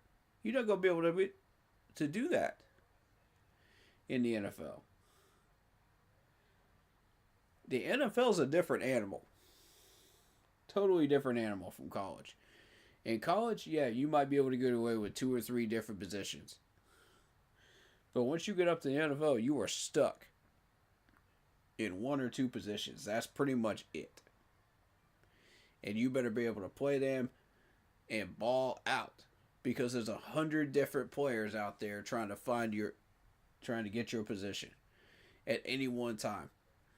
And if you're not playing to the best of your ability, and everybody can have off days, but if you're not playing up to the best of your ability, up to NFL standards, they're going to bench you. Lightning quick. The NFL is so unforgiving, man.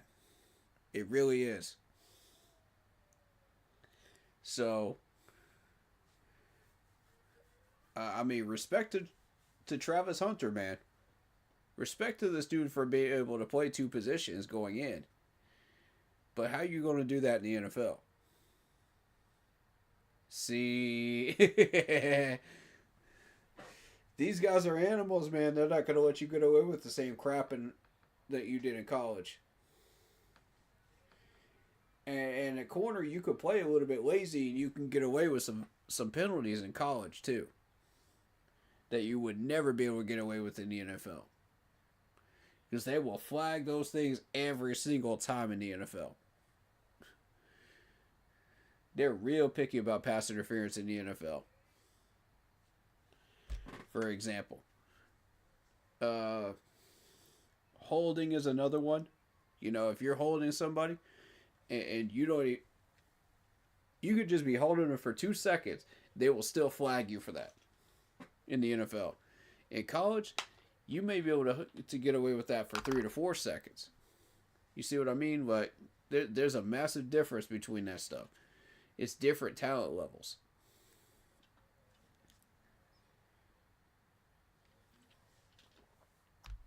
So I'm just kind of explaining that for the sake of the people from different countries that are interested in the NFL and trying to figure out, like, what's what here, you know what I mean? It's different, you know? And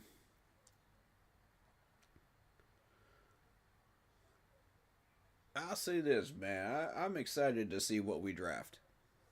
I'm very, very excited. There's a lot of talent on this board. There's a lot through 6 rounds. I don't know about the 7th round, but I can tell you through 6, yeah. Most definitely.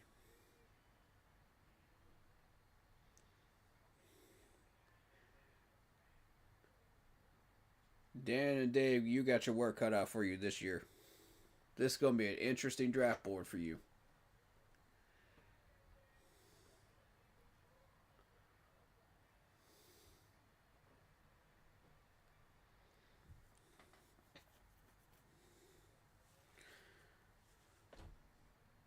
After talking to my team, I've got about probably a dozen players on my radar right now. As of right now. At different positions. And I mean, it's not as easy as just, oh, well, this dude is capable of doing this and this and this and this. No, you got to run them through tests, bro. And that's exactly what they're doing. They're doing meetings with these guys. They're interviewing for a job. That's exactly what it is. Because the NFL is a job. They're getting paid for this. Millions and millions of dollars. So by the end of your career, you're going to have, like, I don't know. It could be anywhere from, like, $10 million to what Watson's getting paid right now. Shoot. 260 million. God dang. I'm telling you, the NFL contracts, man. That's a circus right now. That inflation is starting to kick back in after COVID. And those numbers just keep going up. And then you got the NIL making things complicated too. I'm not even going to get into the NIL. I'm not going to do that today. But I'm not a fan of that. If you don't start capping the NIL, it's going to get bad. NCAA, you better start capping that. I'm trying to tell you right now. Because once these guys start getting more than rookie numbers, you know, in contracts, the NFL is going to respond in kind because they're going to raise those inflation rates too. Those rookie numbers that they're getting paid are going to go up, which means it's going to go all the way up the ladder to where you're going to be seeing astronomical contract numbers for quarterbacks. I mean astronomical, and it's already high. It's already ridiculously high. To the point where no quarterback should be making that much money. Because you already got people like complaining about, oh, we're making X amount of dollars, working in the military, and we're not even making even half of what these NFL quarterbacks are making playing a game. It's like, come on, man. And then you want to, we haven't even added the NIL inflation rates yet. That domino effect hasn't even taken effect yet. This is only the first year of it. And these guys are already making like $2 million contracts for 1 year. Jesus. You take the average rookie contract, it's like $500K, right? Per year. Add that up to about 4 years, that's about the same amount as 1 year of a $2 million contract as a NIL contract, junior or senior in college.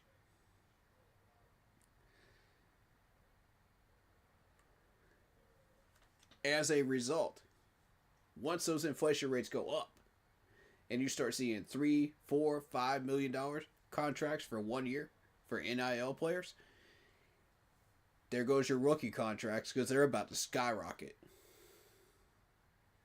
That's going to go up to $3, $4, $5 million in response. You see what I'm saying? You're going to be able to afford rookies on your cap every year. They're going to be the price of a doggone defensive end. That's that circus stuff, man. That's what I'm trying to tell y'all, man. That's why I don't like that NIL. And you got people complaining every day about the fact that they're not getting, that they've got student debt out the wazoo. I mean, what are we talking about here, man? You know what I mean? Like, how about we donate about 25% of that towards everybody's student debt? How about that? These college players aren't even making $2 million per year. What? Yeah, also. No. Pete Carroll, Chip Kelly sitting up there, looking over the players right now. We got the tight ends coming up.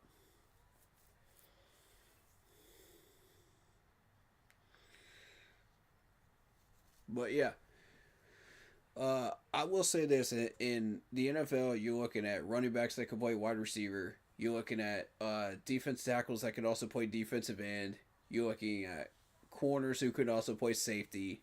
So there are multi-role guys, in the NFL. But it's mainly up to about 2 or 3. Whereas you're talking about like multi-roles. Several multi-roles in Australia, right? That's crazy, man. Yeah, I might have to check that out. It's different rules, though, right? And it's a different way of playing it, right? So I have to check that out. Y'all remind me. I'm gonna take that. I'm gonna take a look at one of those. When we don't have any content and we're looking to do like a video or something, we'll check it out, man. I'm very interested. Thank you for that comment. That got me hyped up for it. That got me really that really piqued my interest. I like it.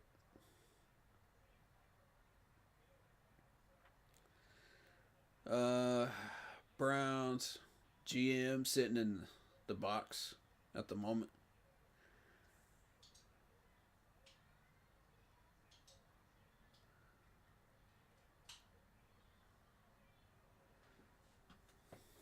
And again, I mean, Mason Graham, you're probably going to see Mason Graham go to the Jaguars.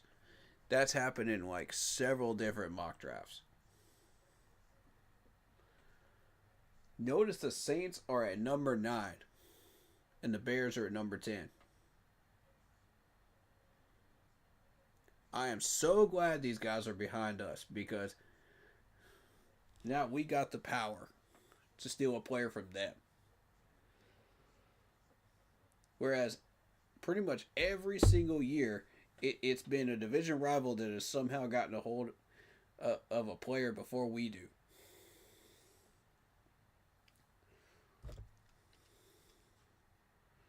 And frankly, it's pissing me off, as a Panthers fan, because watching these drafts, man, I'm telling you,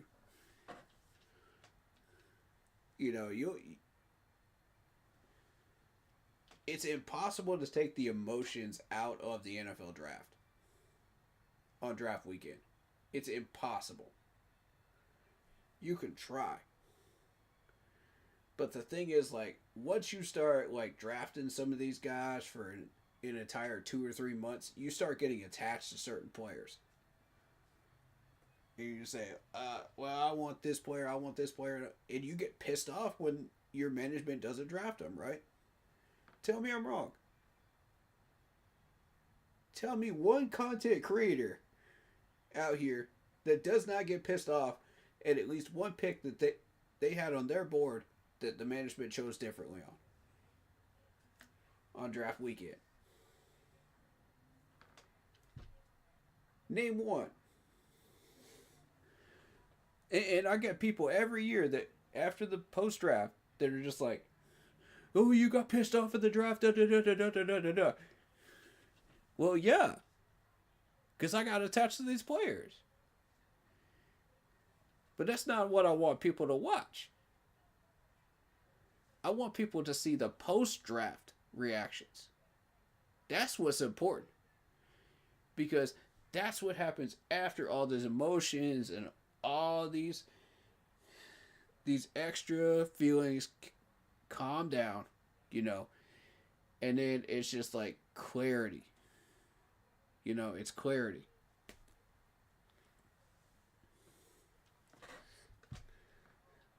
I could make a really bad analogy with that, but I'm not going to.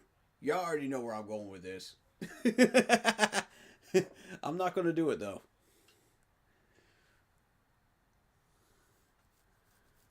I'll try to keep it clean, alright? Alright, let's say you... that one ain't gonna work. Dang it, man.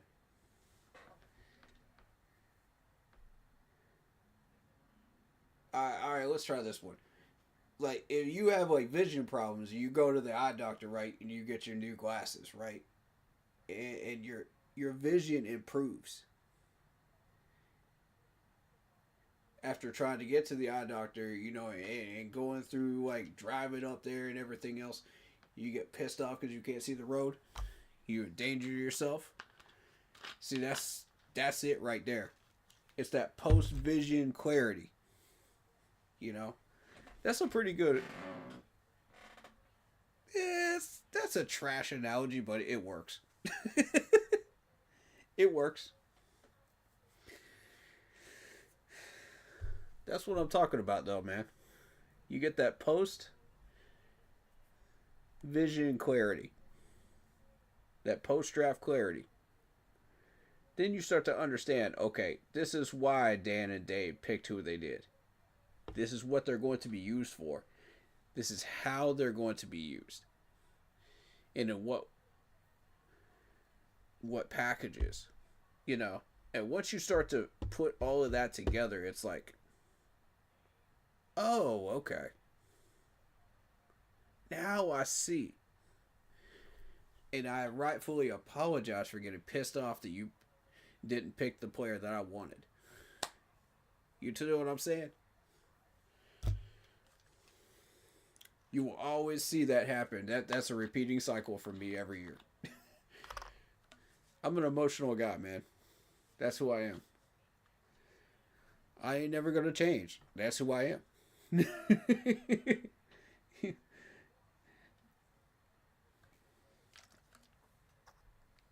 I'm going to come up in here. I'm going to tell you how it is. I'm going to be real with you. 100%. You either like me or you don't. That's just the way that is. You either like that or you don't. And I'm glad people do like that, you know, and they've stuck around.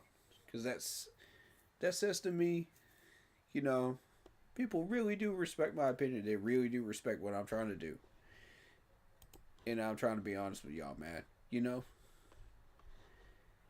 And y'all recognize it and you stuck around, and I appreciate that. That means a lot.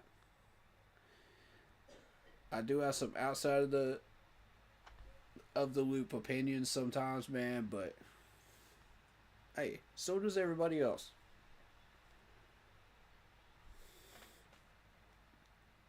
End of the day, you're not wrong until you get proven wrong in this sport. 475 for Jake Brenningstool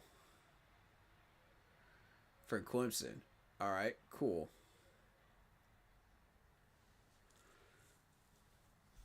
And anybody can come up with a mock, but you're not wrong until you see players get drafted somewhere.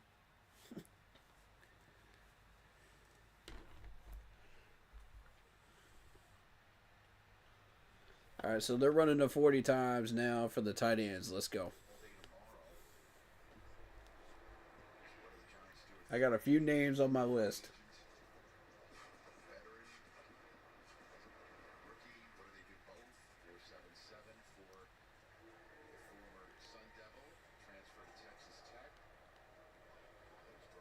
Schottenheimer in the house for the Cowboys.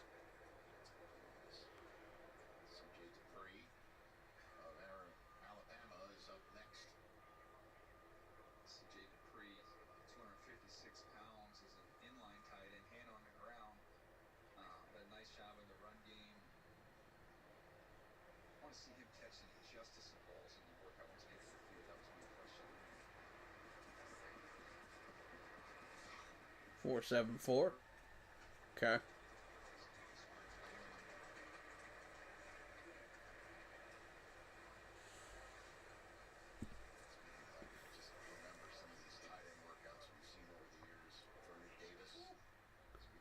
All right, Mitchell Evans. Let's go. Mitchell Evans is one of them. What do we got here? 6'5", 258 from Notre Dame. Mitchell Evans here is an interesting one. I think he's one of these guys, his best football is still ahead of him. An ACL in 23. 474. Respectable.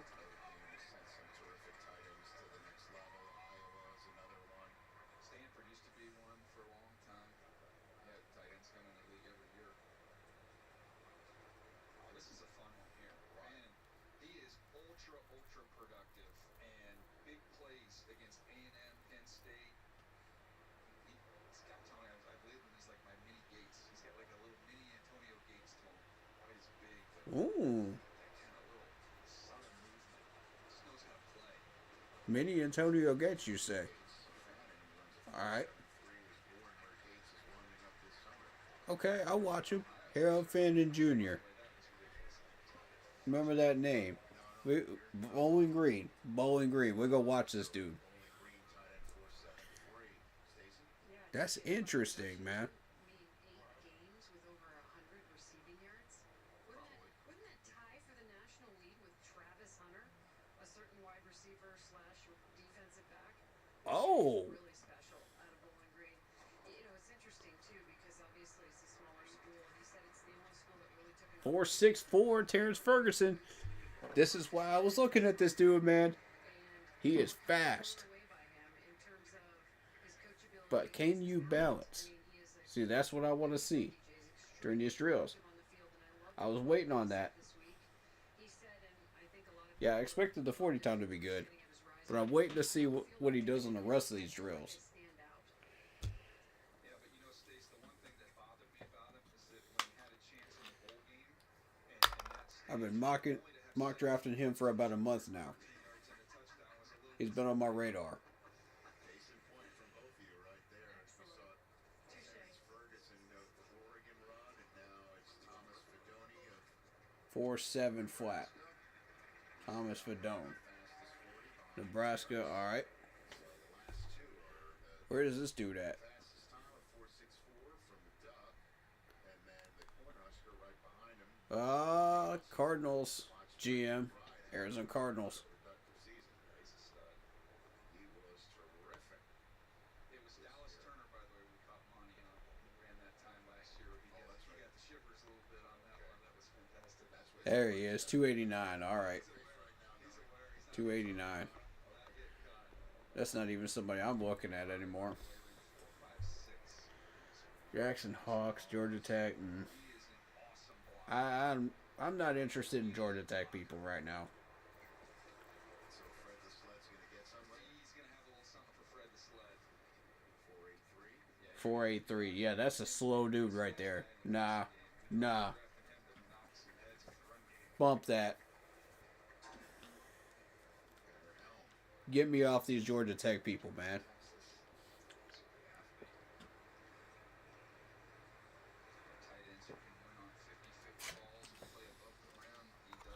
Every one of them Georgia Tech people is slow. Every one of them.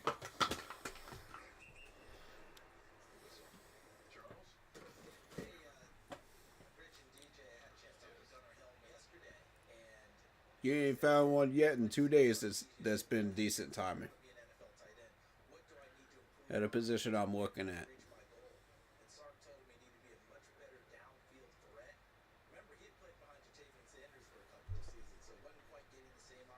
That's 4.8, man. That's slow.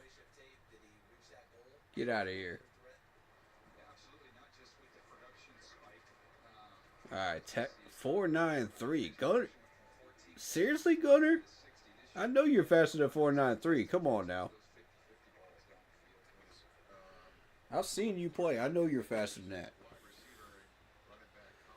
That's a trash first number.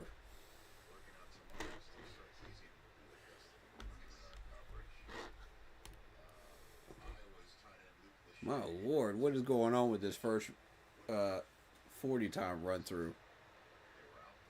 This ain't it.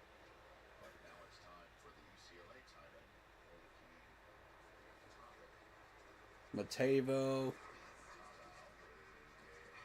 483. Okay, respectable. Respectable. Still slow, but respectable.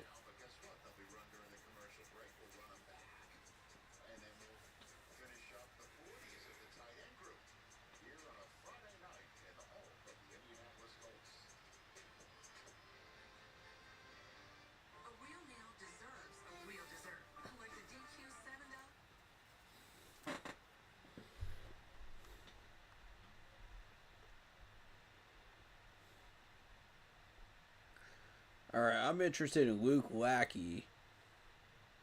Let me show you. Let me put this on the screen. There we go. Alright, so going down the list of tight ends, I'm interested in obviously Tyler Warren, because everybody's interested in Tyler Warren at this point. If you're not, you're not new to football. You know, come on. Arroyo is a name that people aren't really paying much attention to. That's somebody I would like to see work out today. Gunnar Helm is another one that I was curious to see what he was going to do today. Terrence Ferguson, Mitchell Evans, of course my boy Jake from Clemson, Luke Lackey,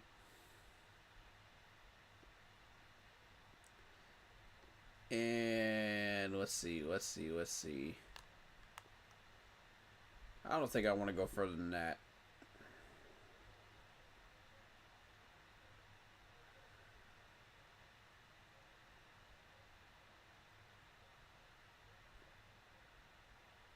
Something just tells me we're going to find somebody in here that's going to surprise us. I think it might be Harold, though. I think it might be. How do y'all feel about drafting a tight end at 57? I'm not feeling it.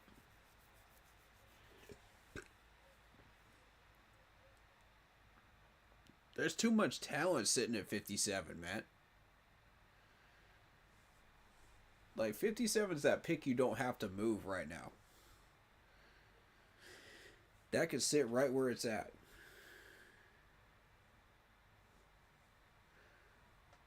And I honestly, I don't want a tight end at 57. We're looking for somebody that replaces Ian Thomas. We're not looking for the next, like, Antonio Gates or something like that. You know, like, there's no reason to be drafting a tight end this high when we have defensive line people that can immediately help us right now, that we have an immediate need for. There's Brian Nesbitt. Bryson Nesbitt, my bad. 4.89 North Carolina. Alright. Slow.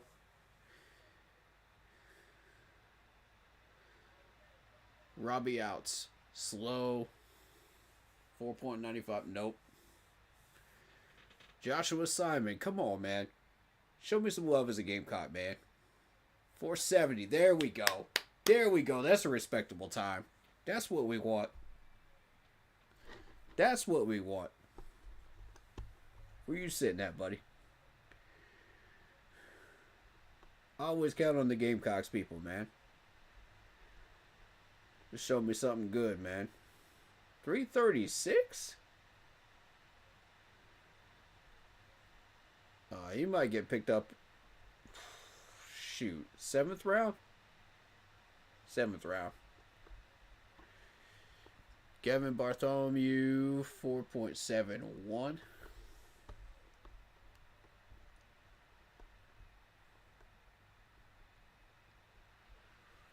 $272 on this list.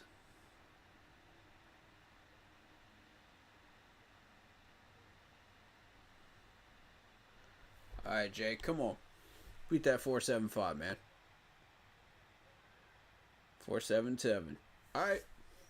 So that's how fast you are, buddy. Alright. Respectable, man. Respectable. Good job. Titans GM in the house right now. So, obviously the Titans need everything, including a tight end.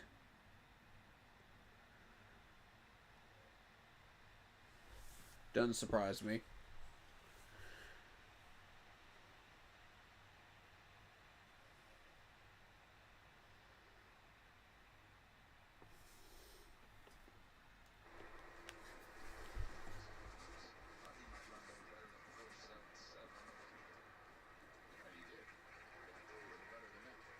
Four 7.5. Jalen Conyers. Okay. Good time.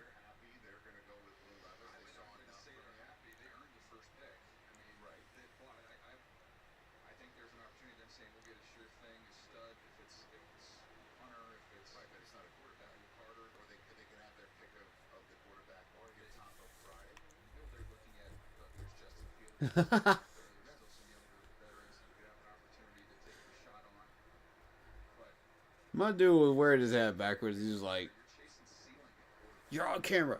You're on camera. Switch your hat around." I'm done. Yo. 4.7 flat CJ Dippery.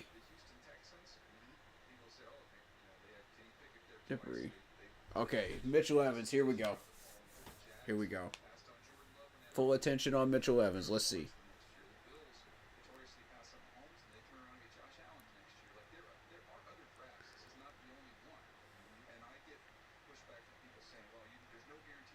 What do we got? Can you beat 4.74, my man?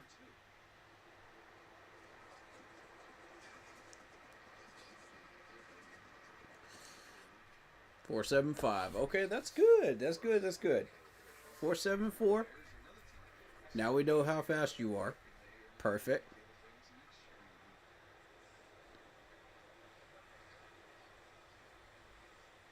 All right, so we wait on the drills for you. All right, Harold. Let's see it. 473 on the first one. What you got for us?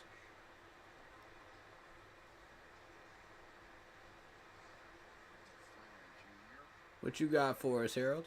Come on, man.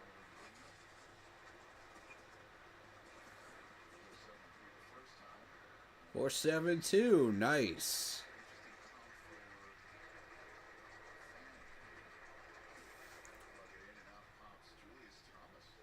Julius Thomas is the comparison? Interesting.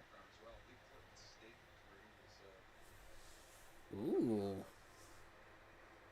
Yeah.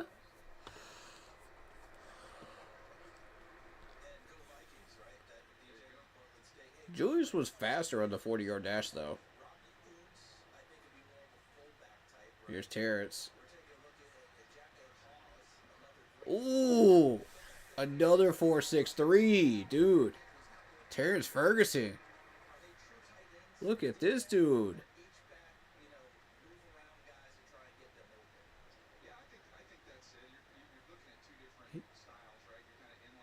He's not even that excited either. He's just like, man, it's just another workout. Come on, man. I already knew I was this fast. Look at that face. I'm like, bro.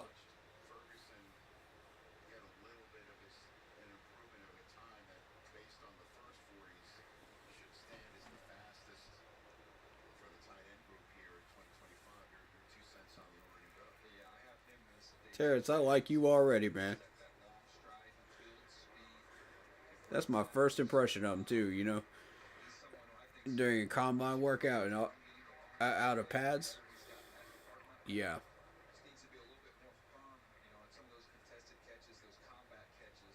4.72, Thomas Fidone. All right.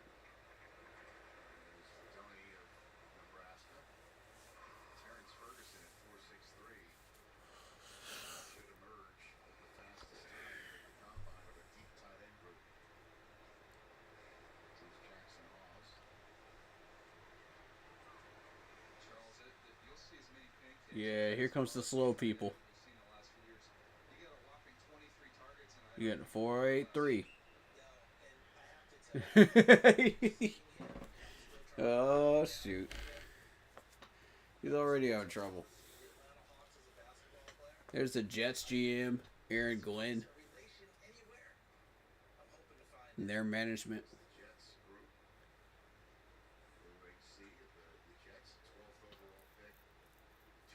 Bro, look at the field. Not around all over the place. What y'all doing? No wonder y'all keep picking the wrong people. You don't even look at the field.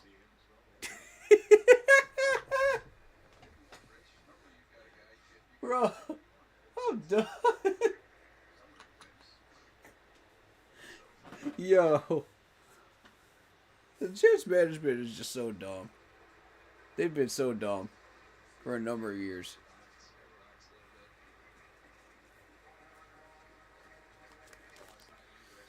Every single coach that's win there is set up to fail. Every one of them. Find me one that hasn't been. All right, Gunner Helm. I know you're faster than 4.93 now. Come on, Gunner. I like that first name, by the way. It's a good first name. 4.84. That's better. That's better. Yeah, definitely. Everybody's saying it, man. Everybody's saying he's faster than 4.93. Even the NFL Network people saying it. Come on, man.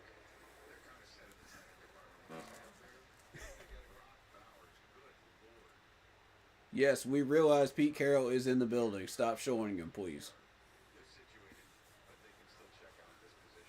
Like, nobody cares about Pete Carroll at this point.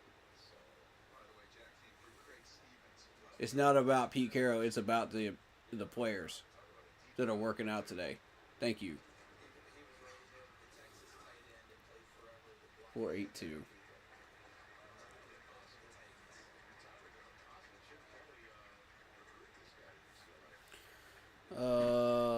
Ferguson, right? Ferguson.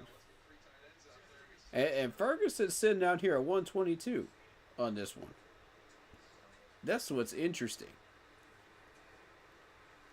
If this dude has a really good workout, he could be sitting there at about 110, 113 for us. We could grab this dude, man. I'm telling you. Terrence could be there, man. Depends on what ranking system we're using. Ah, Nesbitt's slow, man.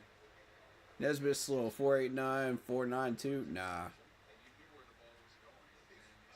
Normally we go after Tar Heels people, but nah. Not this time, buddy.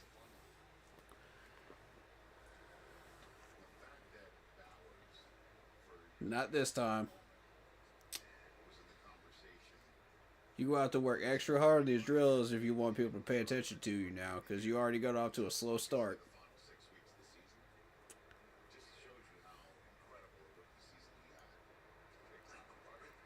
Because people expect big things from Tar Heels players. Raziats, 491. Nah, slow. Get rid of that mustache, man.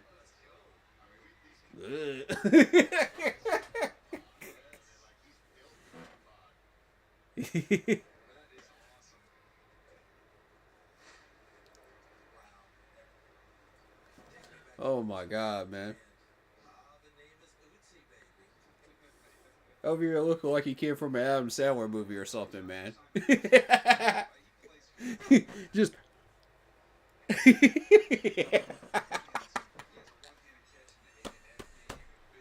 God.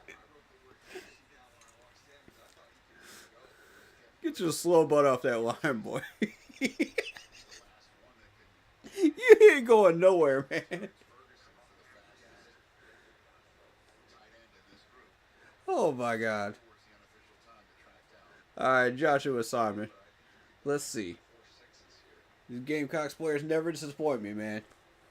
Show up. Show up with a good 40, man. Let's go.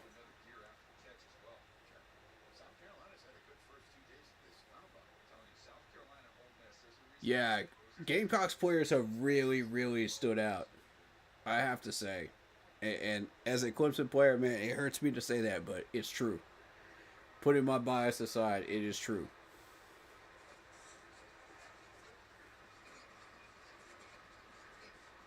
.466. Dang, man. Okay. Joshua Simon.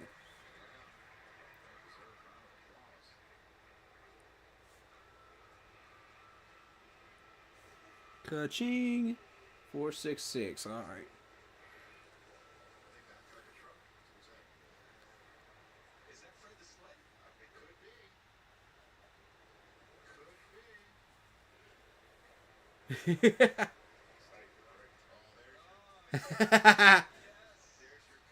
There it is. There it is. He's over here looking like Paul Blart Mall Cop over here with that mustache. That Porto mustache. God. Looking like he just ate some chili. Some doggone Taco Bell or something, man.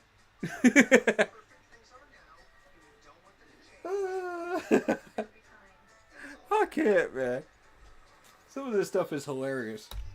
You gotta laugh at some of this, man. Oh, my Lord.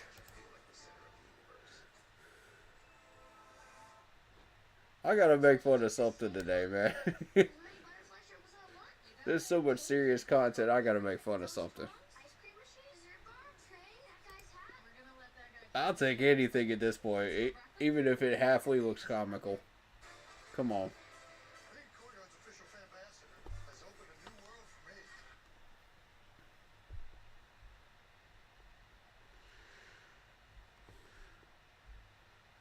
We got a doggone Paul Blart running the freaking 40.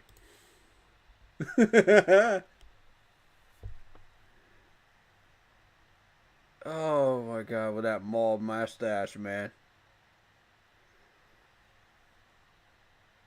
From the freaking 70s and 80s. I can't, man.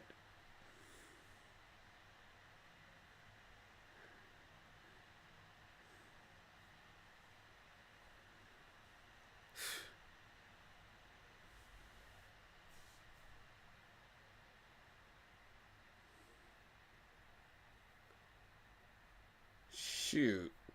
Y'all excited for them 28 Olympic Games, though? In LA?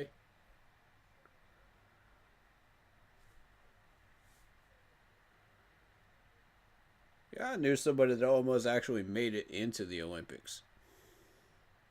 Oddly enough. Still friends with her today. She runs track and all that.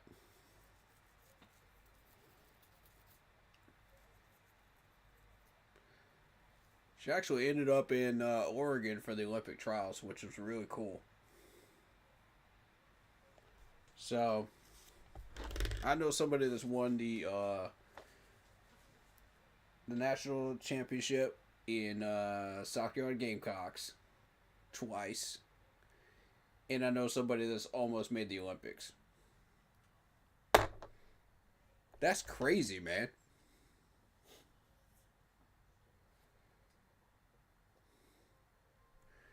And that same dude got drafted by the Dodgers, by the way, too.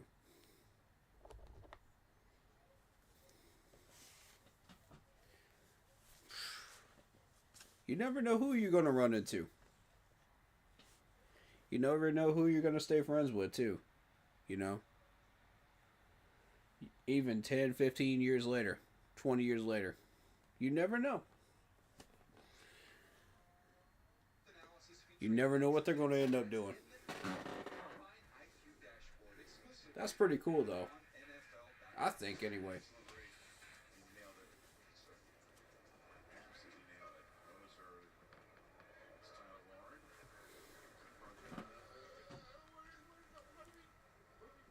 Tyler Warren.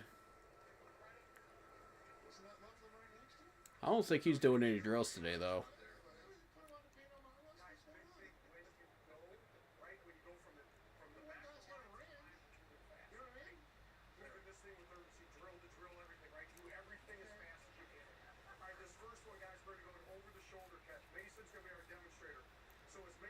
Oh, okay. Bills tight end coach, Bob Boris.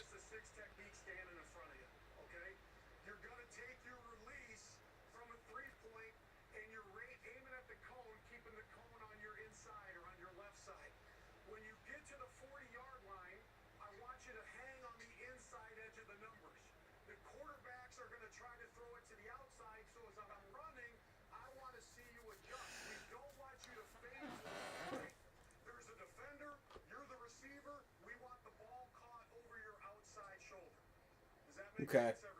Ball needs to be caught over the outside shoulder. Got it. Alright. I see what y'all are doing.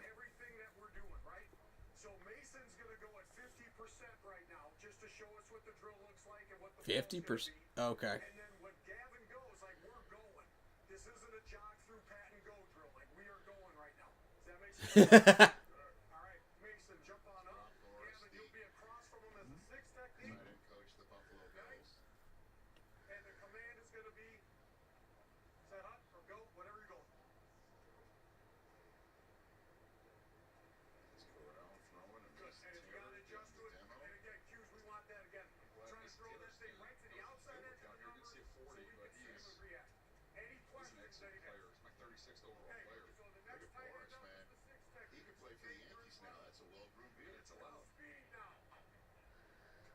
Who they got throwing this thing?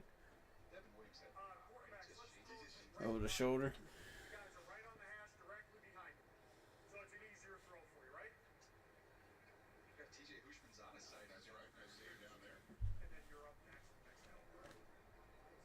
Who's Gonzalez there? Ooh.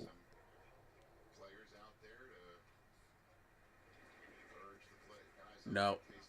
Come on, Gavin. Alright, Jake. Show him how it's done. Come on, my dude. Represent for my Tigers, man. Let's go, man. They want it over his outside shoulder, so it's Not it. these quarterbacks to figure out exactly how Okay. He did catch it, though. There you go. Okay. they want it to travel over his outside knee here. Nope. CJ will get another one. Alright, Mitchell. Come on, man. Talk down there? Let's see it. Yeah, throw it over the outside part of the. That's what they've been doing. There you go. Sometimes you gotta get to the point, Rich, because Rob Morris told them if you don't get a good ball, we'll have to run through you again. I think I've heard him say 3 times already. You'll get another one. So you're gonna be doing the same drill multiple times. Hopefully the quarterbacks will be able to adjust and get it there. A little more air. There's Ferguson who ran the thing. Nice. Okay. Just a little more on Mason Taylor out of LSU. Now, one thing, DJ, you love about him are his hands. Well, I spoke with him this week, and through high school, he actually had a jugs machine at his house in his garage. He was a COVID kid, right? So before he goes to LSU, he asked his mom, "Can we convert the garage to a gym?" And that's exactly what they did. So all the high school kids went over to their place, worked on the jugs machine, and he developed a nickname, guys. Jackson Hawks, man. Mason Taylor's lab. Jackson Hawks ain't it, man. And kind of worked everybody out. But DJ, he has great hands. Obviously, the son of Jason Taylor, the Hall of Luke Fame Lucky. All right. NFL Here we go. Zach Taylor, his uncle, and some of the This best is one of the guys I was looking at. No, that's short. Every opportunity is an open door. No shortcuts to this. Mm. Remember, both of those guys, those Hall of Famers, were under-recruited out of high school and even heading into the NFL, and they became Hall of Famers. So, some good footsteps to follow. That was a bad throw. Nesbitt will get another one. Maybe another one. Grab another one. Boots.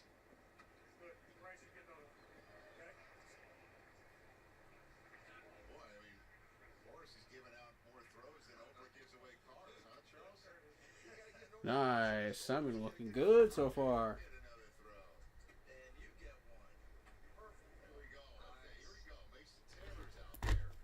See if Matt Corral can get you a groove here. I bet he can. Here we go. Now, well, it's all right. We get it out the We're finally starting to see Mason Taylor too. That's good.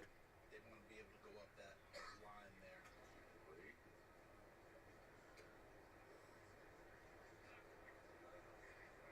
We're done. Oh. Good. We're good. Nesbitt. Yep. Let's talk more about Mason Taylor, sir. Yeah, I'm a Mason Taylor guy. Yeah, I've got a source at LSU that I've talked to for 20 years. It's been around there forever and is so accurate on players. And he doesn't use the words can't miss very often, but he did when we were talking about Mason Taylor and what he brings to the table. Okay. So that's not exactly Luke Lackey's drill. You know, he's more of a Well, look at this over the shoulder. Knowing you got to take your medicine here as well. He extends, catches, he's more absorbs the hit, gets himself suited towards some of the other drills. skills over the You go see it though. looking at right now. Very comfortable doing that. We knew about him obviously because of his family name, but he jumped on the scene for LSU in that game against Alabama as a true freshman. He caught the cable there. Mason Taylor compared to Jason Taylor. That's pretty cool. Yeah, that game winner, that was a shocker. Okay. You know, that they went for it, and then the play, and then the young man coming up with it, and look at this back in the day photo. That's cool.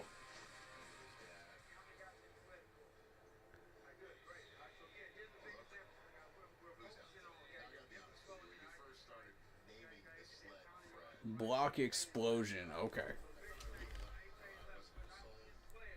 Football on a stick is your thing. Block explosion drill. Alright, let's see what we got here.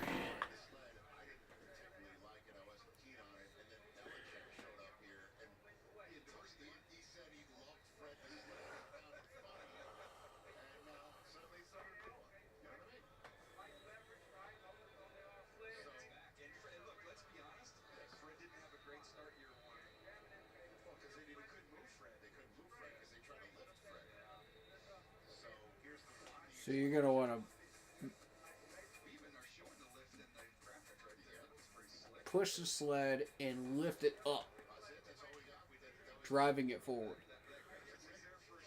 So that's the goal here.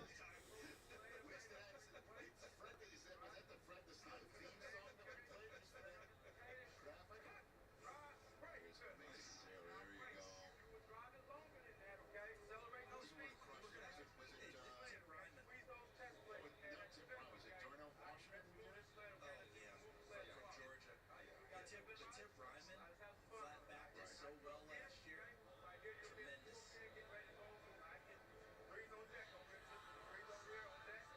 What are we listening to right now, Charles? You really don't want me to get there, DJ. I've really struggled with the music selections. Everything's an evaluation at the combine. As London Wells of the Dallas Cowboys staff. Massive turnover there, as we all know. Nice. Space in there, nicely done. Yeah, Brady School's not going to be quite as comfortable. There's a nice job there, but he's more flexed out. See, You say it's going to be Georgia Tech that crushes this I'm going to have fun watching him. I think he'll do really well. Conyers has the frame for it. He should be a guy that's a great efficient at it. I love how it takes one guy to chuck it forward and three to put it back. Nicely done. He plays in CJ's got some power to his. There you go. There you go. That's a Notre Dame thing there. Fannin, this will be a little bit out of his wheelhouse. Yeah, Harold Franklin. Harold Franklin Jr. there. Very nice. He got better. He's got better at this throughout his career. He's having a good day. Ran well.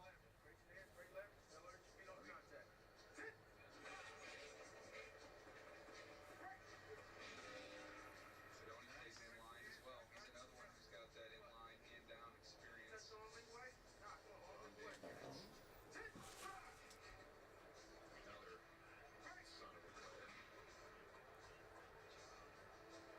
Okay. Got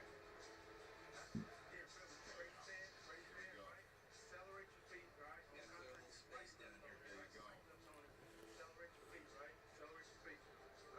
Look out, Fred. Here comes Hollis. Us don't even know how to line up right, man. Get him out of here, man. Get this dude out of here, man. Let's go. He just needed a log on his back. And he would have been fine. Okay. Okay. He shut me up on that drill. He shut me up on that drill. God, Gutter. Okay. Dude's got some power in that.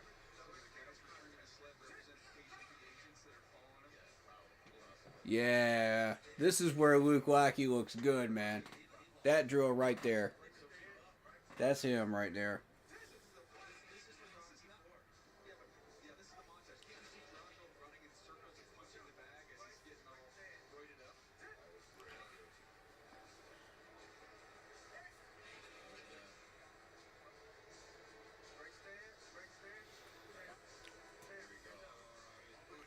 We're not even. Oh my God.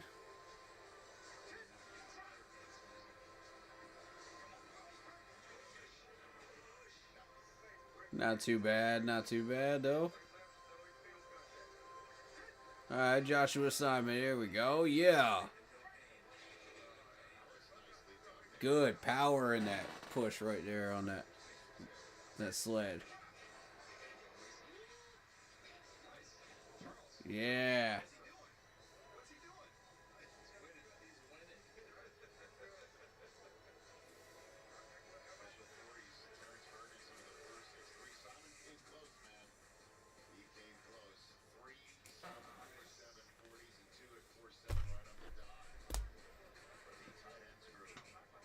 Good drill. Good drill.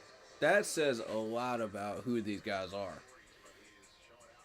If you could show that you have proper technique and you have good push on that sled drill, that's going to look real good on an NFL field.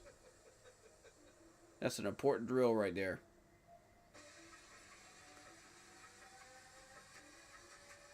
There's no better place to parlay than Caesars Sportsbook. Parlay Builder gives you all the Because, I mean, that initial push on the offensive lineman is everything.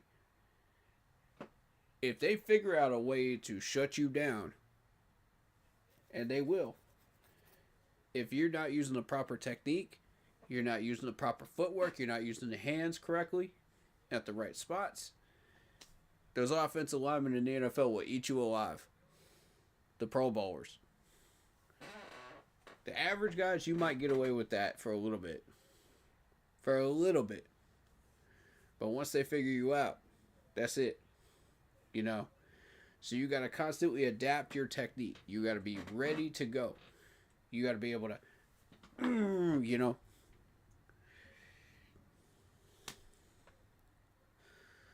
I'm saying though, man.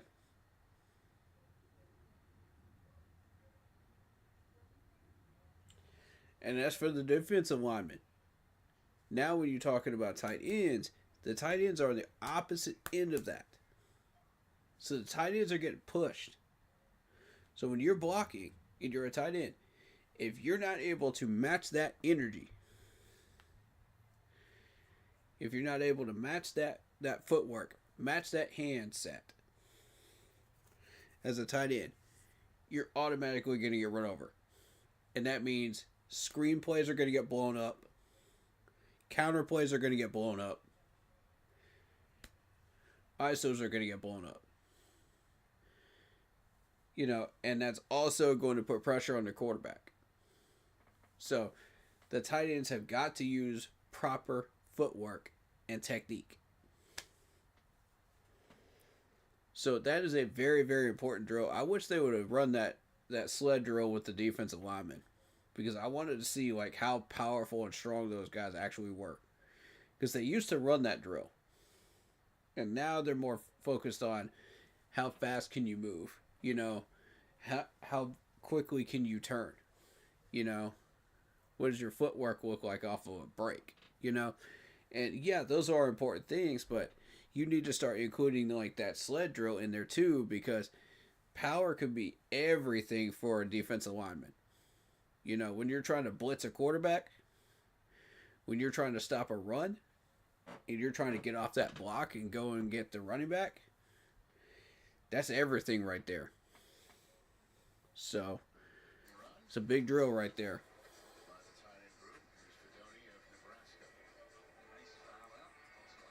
Tight ends running the gauntlet.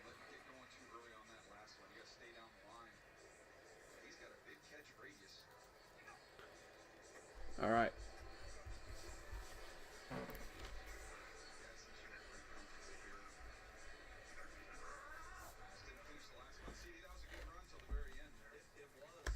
All right, Gunner. Shut me up, man. Show me you got some talent, man. There you go. There you go. Look at those hands. Look at those hands. Good run.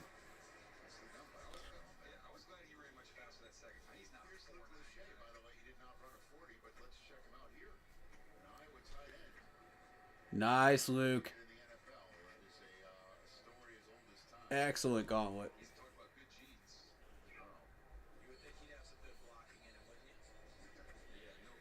Luke Lackey's killing it on these drills, man. I'm telling you.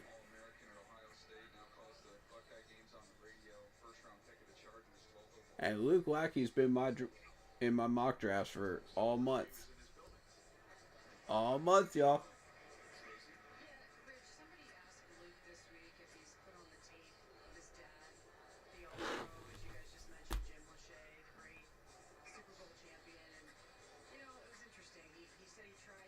Okay. Oh, Mustache Man can catch. Okay.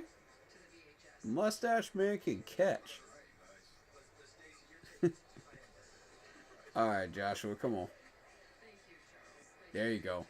There you go. There you go. Yes, sir. I want to see the speed this man was going at.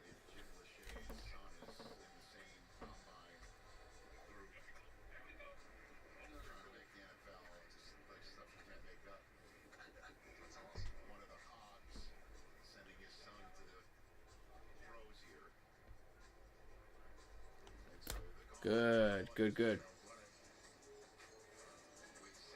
Boom, boom, boom, boom.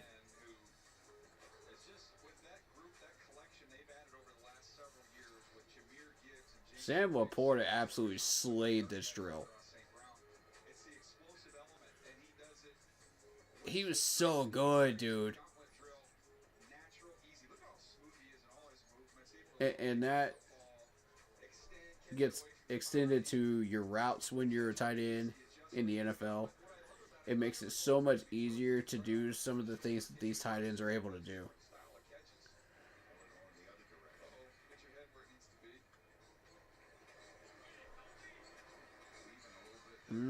Okay, Gavin. Won the best run right there. Okay. This is where Jake is going to excel. This is his drill. Yep.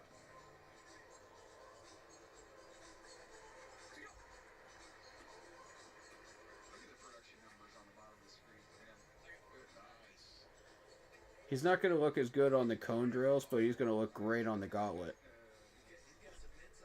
That's more his area.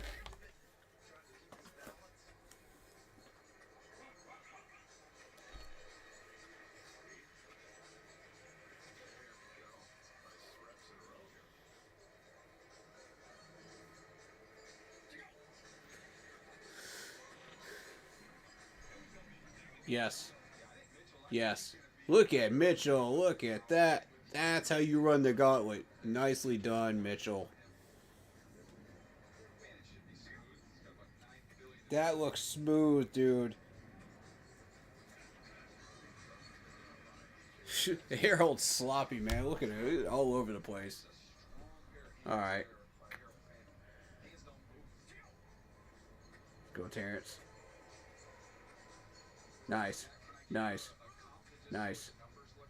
Nice. Yep. Ferguson's got it.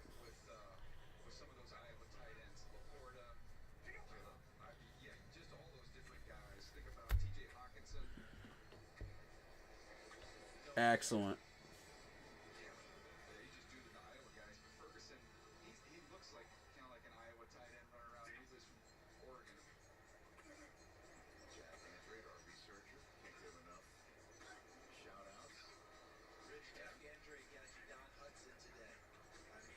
Yeah, Godson, this is your opportunity, you know.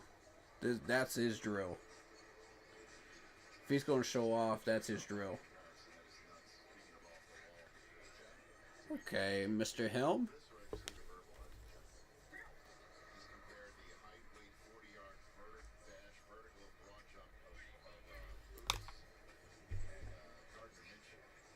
Lucky looking like a beast, alright.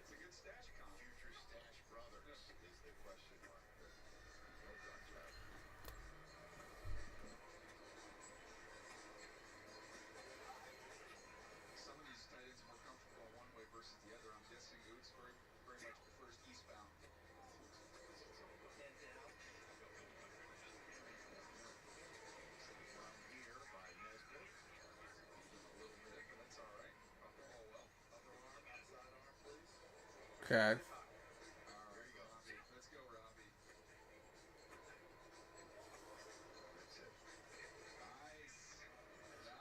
Nice.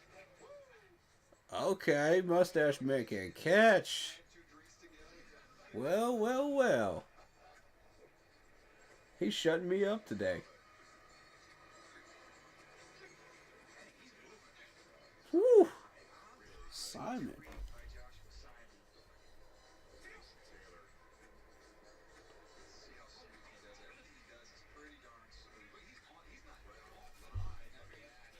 Dang, missing. Mason Taylor just killing it. Okay.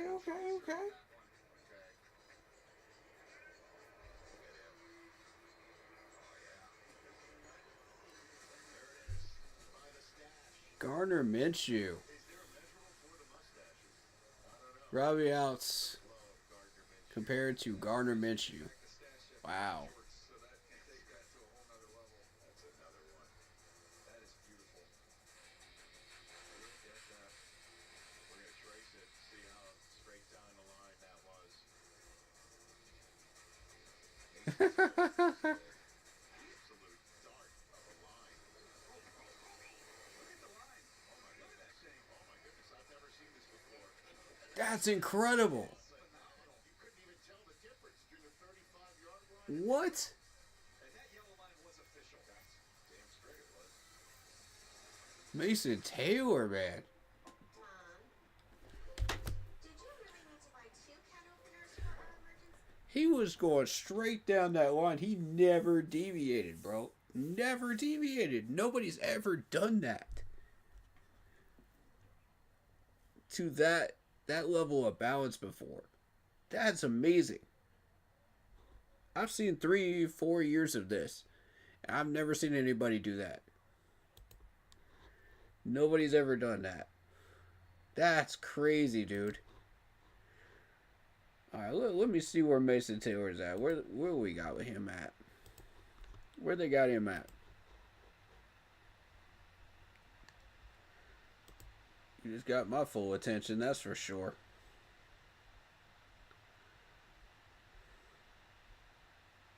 You run a gauntlet like that, you got my full attention. Good sir. LSU, where you at? There he is, 68.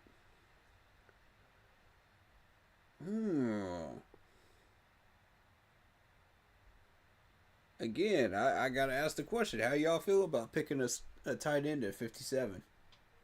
What do you think? Tell me some opinions in chat, y'all.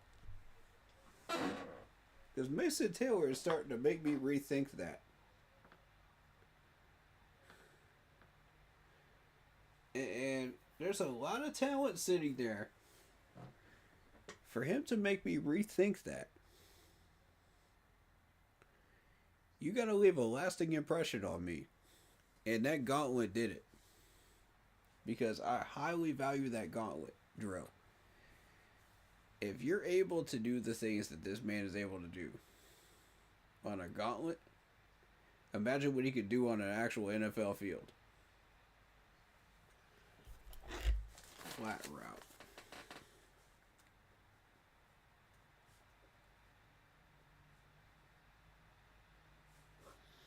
Alrighty. Let's go.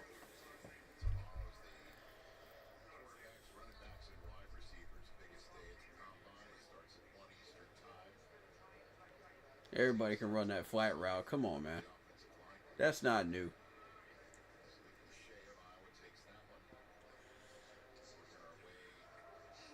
Oh, Matavio. Don't be dropping those. That's not a good look.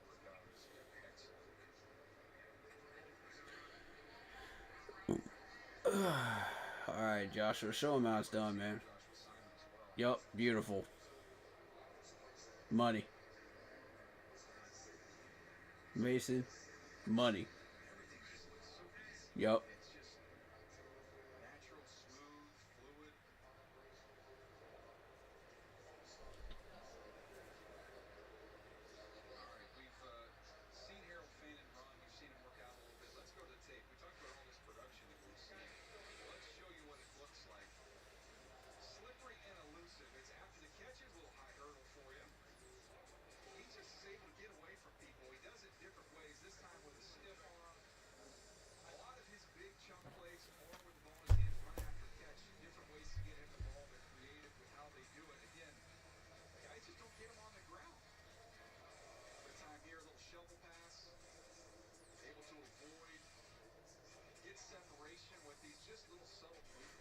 Isaiah Likely's another one. When he was coming out, there's just something, just a feel to him.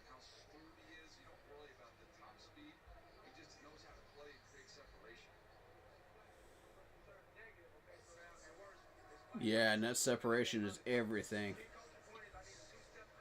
Deep in.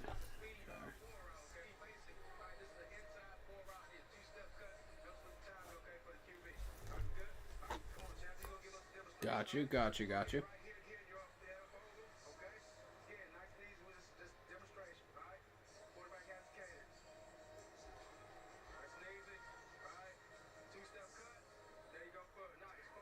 Stay inside of the second cone there. Makes sense. And then finish. Listen, I'm not an all 22 guy, but this looks like a Travis Kelsey route all day. Yeah, this is a Travis Kelsey type drill. 100%.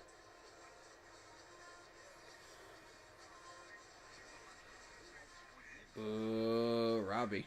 Come on, man. Yeah, this is exactly. I was about to say that. This is Jake's type of drill. And he did really well with it.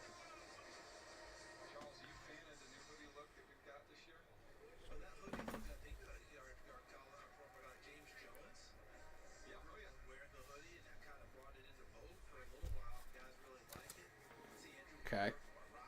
Nice. Evans.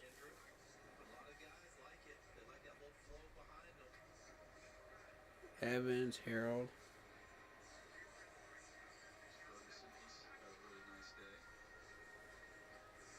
Oh no, Terrence. Come on, man. Don't be slipping.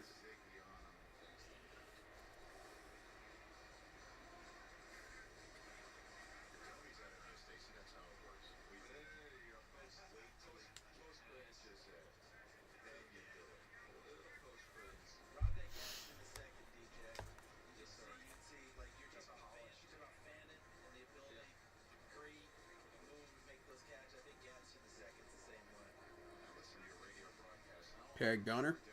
See what you got. Nice.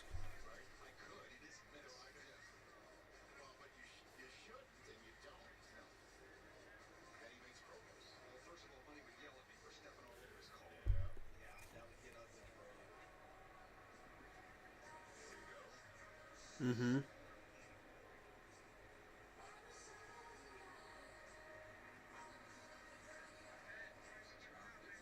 You see Nesbitt have to reach for that?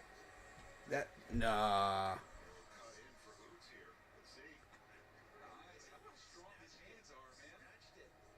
He does have strong hands. There it is. Simon look good. By the way, his ability to make plays here after doing a 3-hour show with Pat earlier today is impressive. Look at you. Mason Taylor, smooth as can be. Does that mean he's going to the Patriots then? Boston Hoots? Much better. I always thought DJ and Rich as a blocker and a pass catcher. Tom Rathman. Remember how he would just road grade people and then have soft hands and call him a passing game?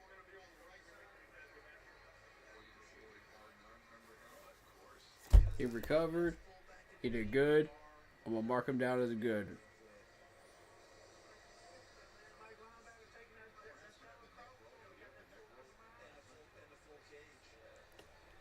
Because honestly, this field does get slippery. So, I mean, for some cases, that can impact your ability to go after the ball. So, on a drill like that. So, yeah, they didn't count it against him. They just gave him another rep. Which is the right thing to do there.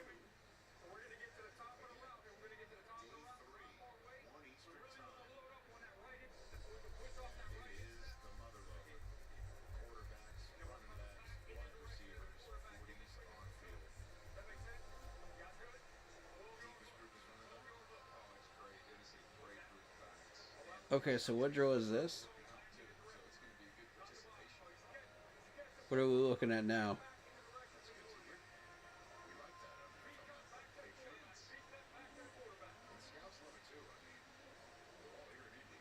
Deep cut.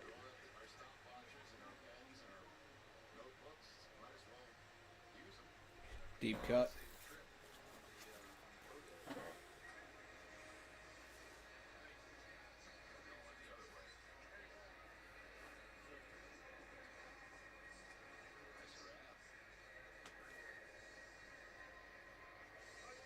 Oh, it's a curl. Okay. It's a curl. Got you. I was trying to figure out what that was. Oh, come on, Mitchell. They're going to give him another rep.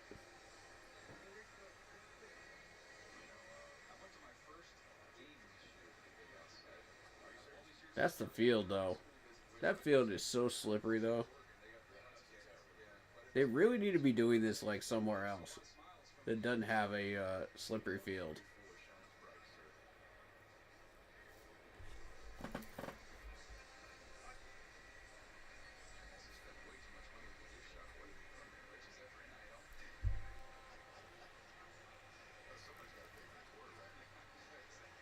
Either that or fix the field. One of the two. Oh, Gadsden looks terrible today. That's like the third drill he's messed up today.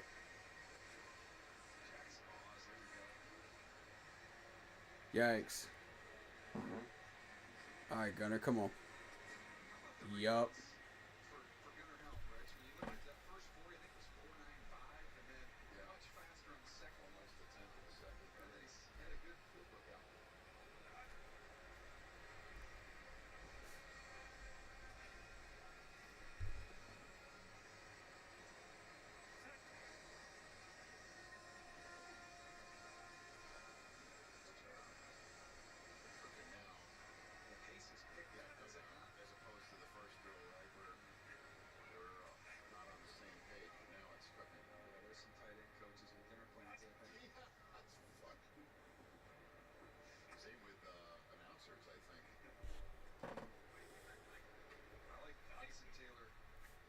Standpoint, I like guys that wear either bright shoes or bright gloves. I don't even have to see the number, I know who it is.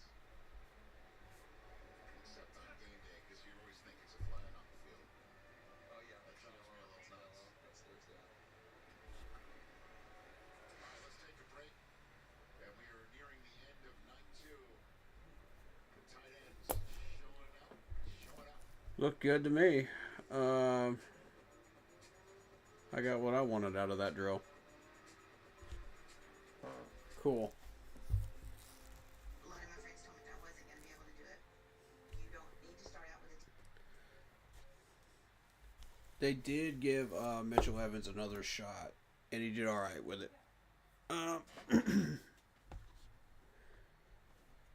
So I'm wondering where.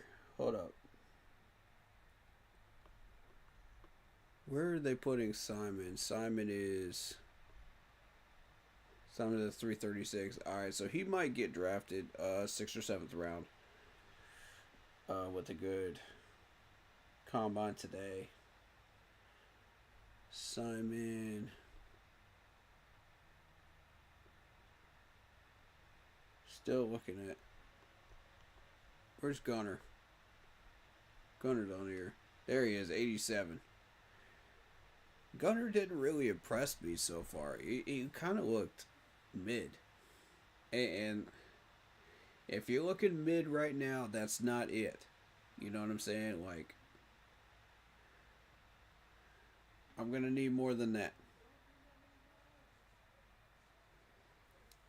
Because if we're going to draft you at 74, you better step up, man. You know, and I'm not feeling it right now. I'm not feeling Harold either. I'm gonna stick to my guns. I'm gonna say Terrence Ferguson. I'm gonna say Mitchell Evans right now. And Luke Lackey. Those are my 3. Chat, y'all let me know what you think. Those are my 3 right now.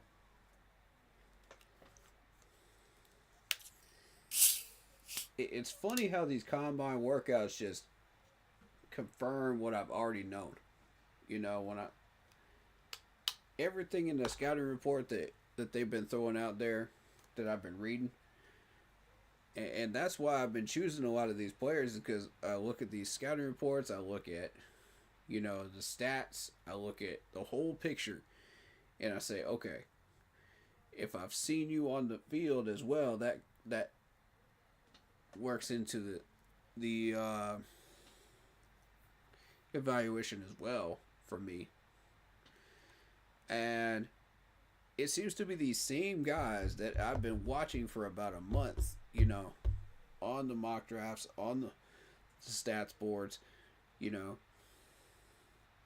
and the highlight tapes that I've seen, you know, that tend to do the best in these combine drills consistently.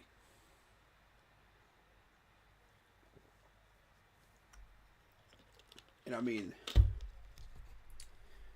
maybe I've got the eye for detail, man. Maybe I've got it. Maybe I do. When it comes to football, maybe I do, man. Now, other things, maybe not, but that's debatable. But football players, man, I know this game. Dang, nice broad jump, Nick. Okay.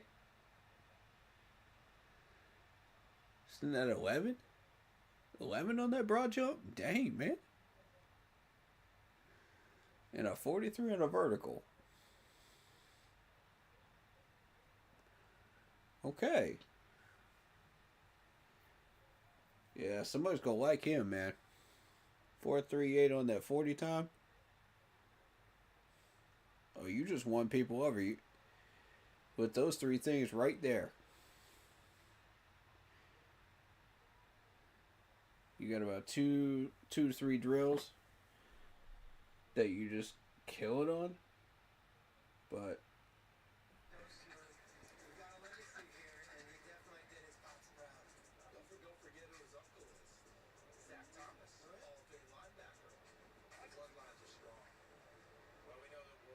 Mason Taylor's uncle is a famous NFL linebacker.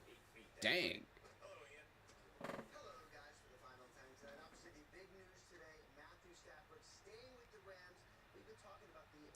Alright, so is that it? That's it for drills? They're done?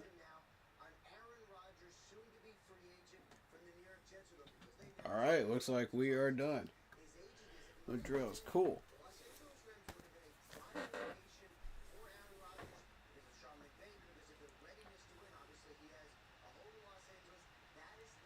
My draft Monday is gonna be fun, y'all. I'm trying to tell y'all right now, mock draft Monday is gonna be fun because we're factoring all this new information. That's gonna be a great stream.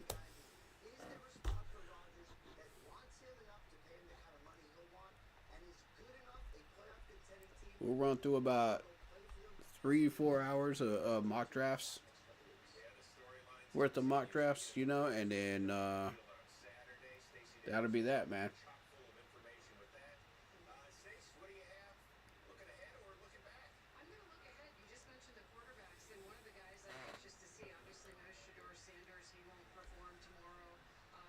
Giants have Rodgers on veteran short list. Eagles have hired Bowling Green head coach to the offensive staff. Oh. Okay. Ritter just to hit free agency. Desmond Ritter. I don't have any interest in Ritter.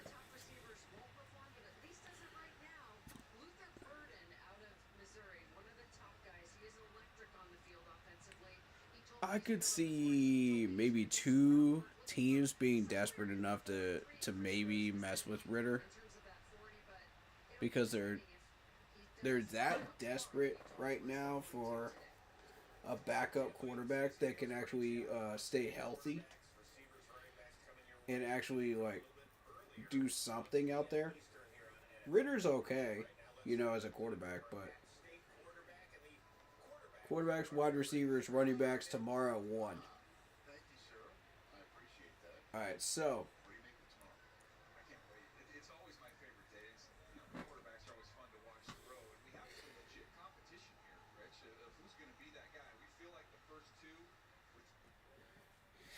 Yeah, I'm excited to watch the quarterback drills as always. Even though we're not even hunting for a quarterback right now, it's always fun to watch the drills anyway. So we're more interested in the wide receivers and running backs at the moment. And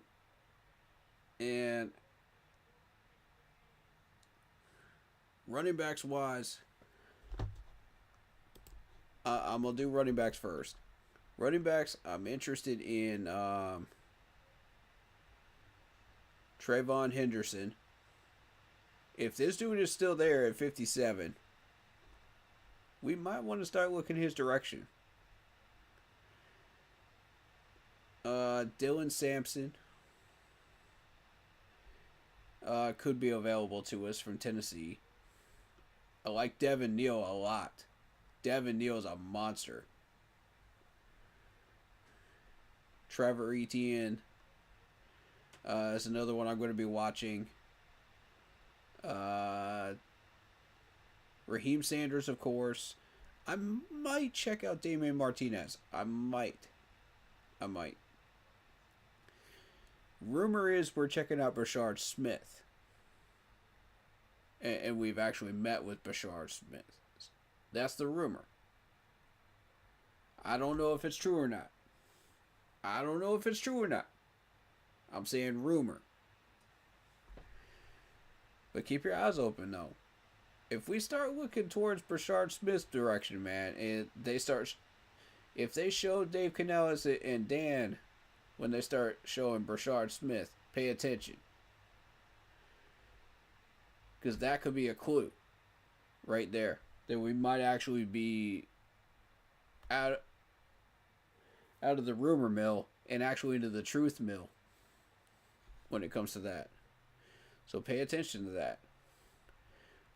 Phil Maffa is also another great running back in this list that I'm paying attention to. That's my dude. If I had a choice between Phil Maffa and Raheem Sanders, I'm picking Sanders. I'm going against my Clemson values there, and I'm going Sanders because Sanders is a monster. He tore up my Clemson D-line, man. He tore it up. And that's a strong D-line, too. We've held some really good running backs to short yardage this year. But we could not stop this dude. He's been tearing it up all year. He went through Tennessee's D-line. He went through Georgia's D-line. He went through Alabama's D-line. I mean, Sanders is legit, man. No doubt. Taj Brooks is an underrated running back that I'm going to be keeping an eye on. I personally like Taj Brooks from what I've seen and what I've heard about this dude. So I'm going to watch him tomorrow. Beyond that, I mean, you're kind of looking at not much down here, you know. So I think the talent line really stops at Taj Brooks, to me. I could be wrong about that. We'll see tomorrow, right? You never know. Some of these guys might have a really good combine workout and surprise me. But right now, that's what I'm looking at. Wide receivers, let's see. McMillan will be there at 8, but I don't think we pick him. I don't think we go that direction. Trey Harris would be there. Possibly around 57. I doubt it. I think Jack Beck. Jack Beck is the target for me. Because again, you look at those numbers, you look at what conference he's in, he should not be putting up those types of numbers against that type of conference. So, I mean, that's pretty nasty, man. Let me show you his numbers again. I need y'all to see this. Because these types of numbers should not be happening in a Big 12 conference. That's what caught my attention right away.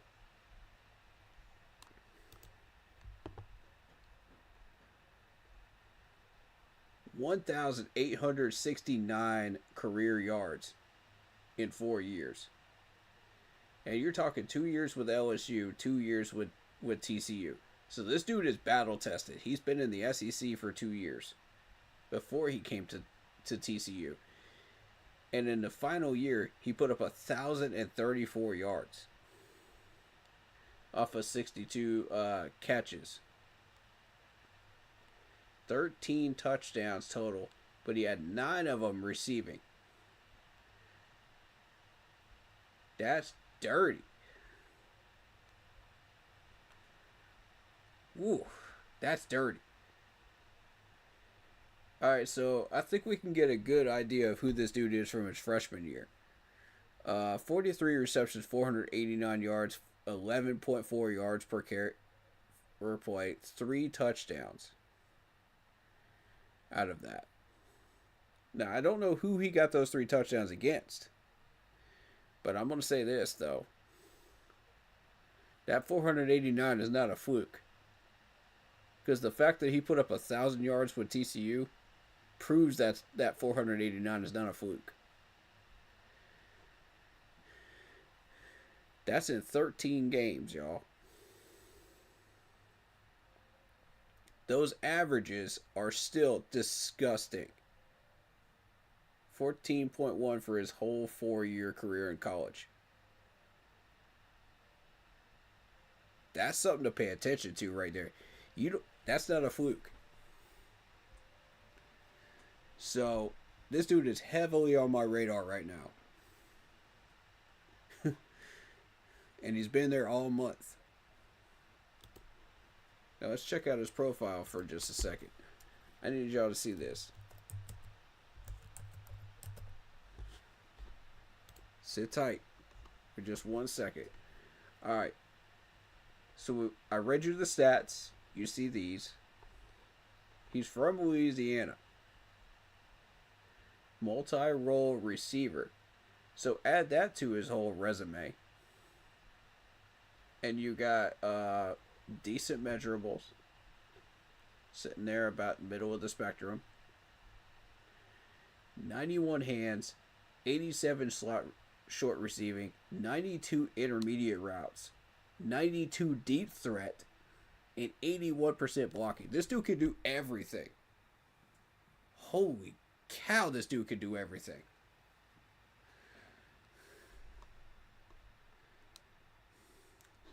He's being compared to Xavier Hutchinson. Come on, man. Xavier Hutchinson. If that doesn't catch your eye right out of the gate, I don't know what will. So I'm anxious to see what this dude does. As of right now, listed as 75 on this ranking system. Now, he could easily get up to the 60 range if he has a good combine workout. And that's what makes him a very, very good candidate for 57 pick for us. I say this dude should be heavily on our radar at 57. We don't even need to move that pick. We don't need to do nothing with it. Just keep this pick right where it is. Because we're going to be sitting there looking at him. We're going to be looking at linebacker. Because you've got Knight. You've got Carter. Sitting right there. You know. Plus you got Devin Neal sitting at 104. Which easily could jump up to the 90s range. So more than likely he'll be sitting there for 74 pick. But I mean, if you're wanting to move down at 57, Devin Neal's in play.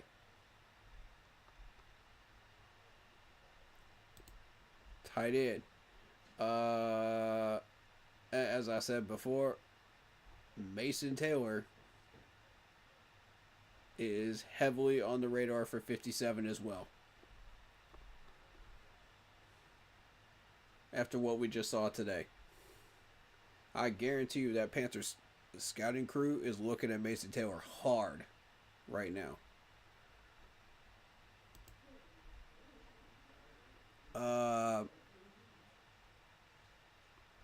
As far as edge rusher, I'm still leaning towards James Pierce Jr. I still want to make a strong push for James Pierce Jr. With a trade down from 8. I think that's the right move to make. And if you miss James Pierce Jr., you're looking at a couple of guys down here. Let's see, Savion Jones.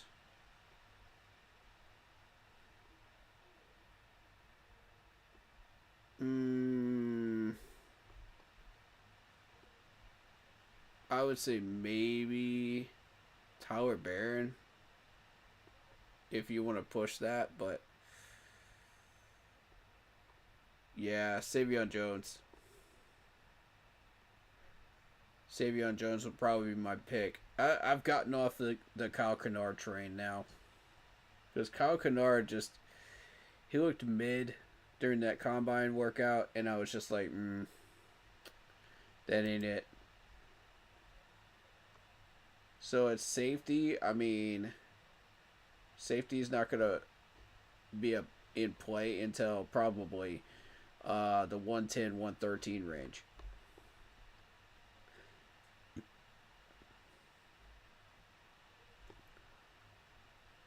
And I mean, could you trade down and get Nick Imawari? Probably. But, I mean, is it worth it to do that?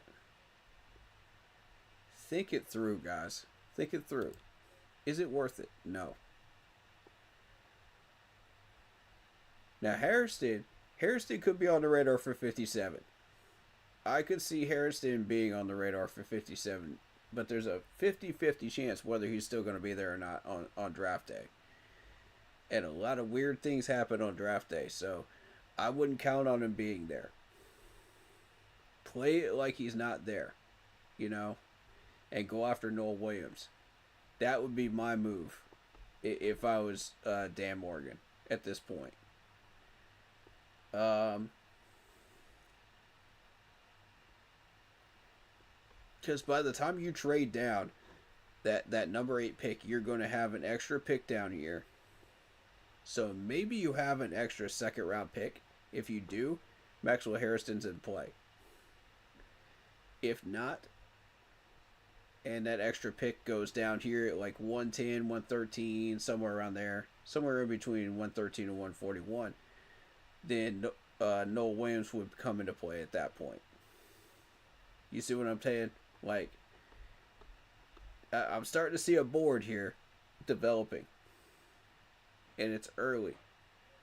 But I'm starting to see a board. And obviously, I like Ty Robinson. I think that's the move there at 74. Just move that down just a little bit with a trade down. Go get yourself a good defensive tackle. Go get Ty. Now here's the interesting thing. Because we haven't looked at the offensive lineman yet. And I've got a few on my radar. I'm not going to say which ones at the moment. Because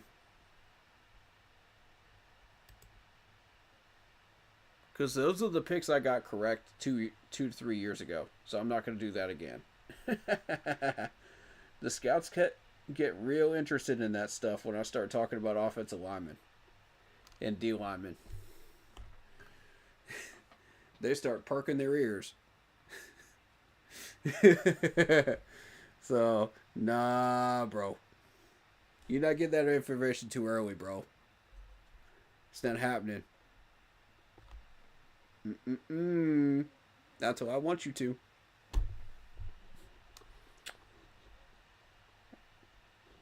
See, I learned those tricks, man. I learned how to get around y'all, man. But yeah, Jack Beck, Respro. I'm still not sure how to say that last name. Resrepo. Resrepo. I don't know. We'll find out tomorrow how to say that properly. But yeah, we'll just call him XR for now. From Miami. Yeah, he's on the radar. Tez Johnson, Savion Williams, Torrey Horton. I've heard good things about. Ty Felton, I've heard good things about. So I want to check those guys out.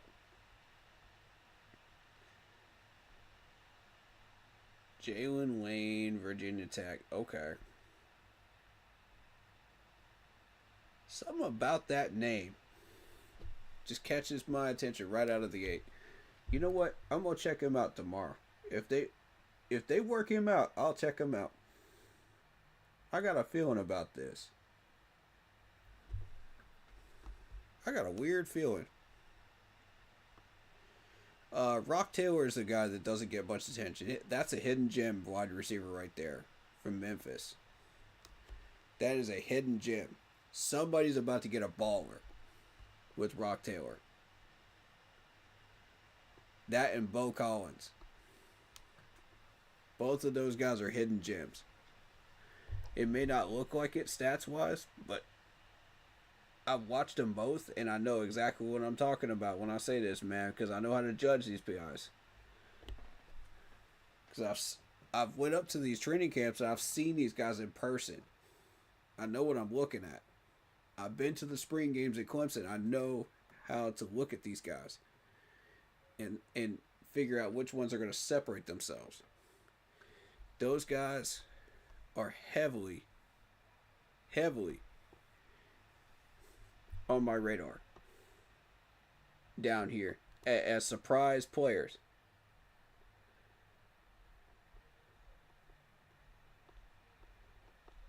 They're going to have good combine workouts if they do them, and it's going to catch everybody off guard.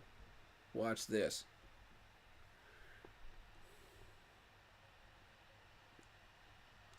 If they go in there, it's all dependent on if they work out, though. If they don't, then it's going to be determined by tape.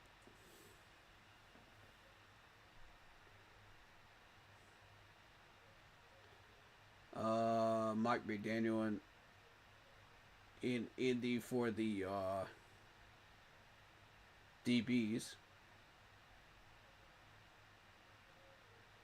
Mike McDaniel's a big name out there right now with the Dolphins head coaching job.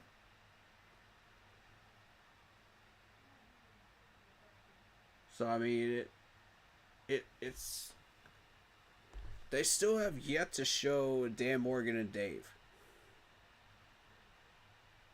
And I mean, maybe that's a good thing because they don't want us to give away what we're going for and what we're interested in. Just my take on it. Maybe that actually helps us this time. Because the previous years, they've shown Frank. They've shown Matt. And it was just like, really? It's like you knew exactly what players we were going to go for as soon as you saw them. They're comparing Johnny Barron to Brian Branch, by the way. Johnny Barron from Texas.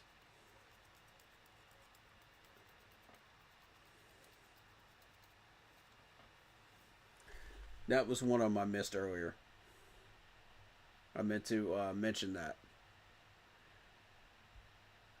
Because I was running about 15 minutes late when I first started out, so I'm going to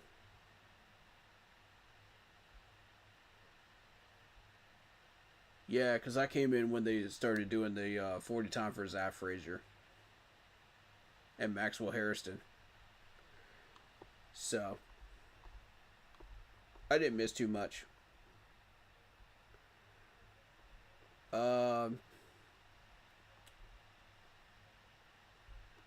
yeah, that's who I got on my radar for tomorrow.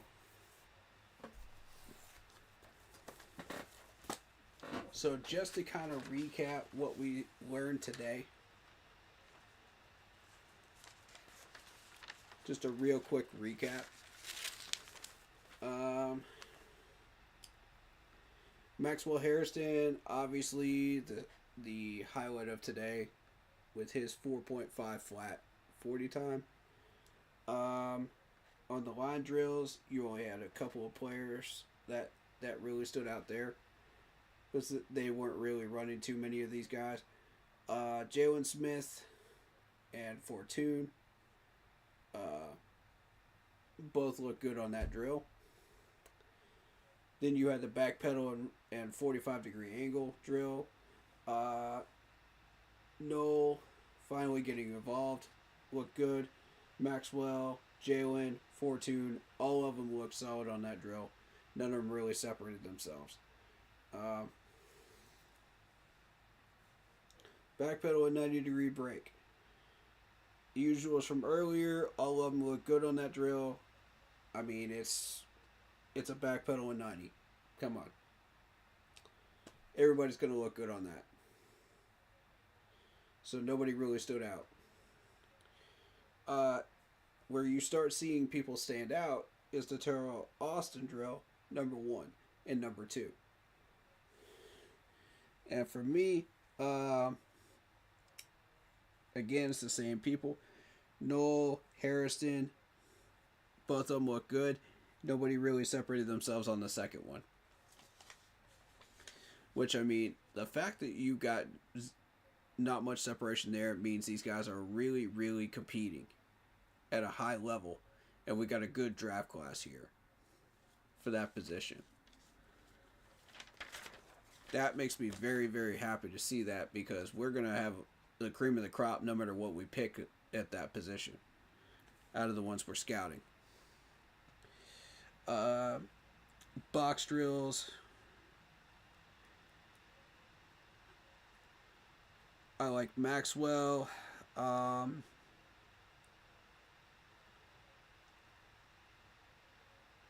You did see some drops with that, but I mean, that's typical of a box drill.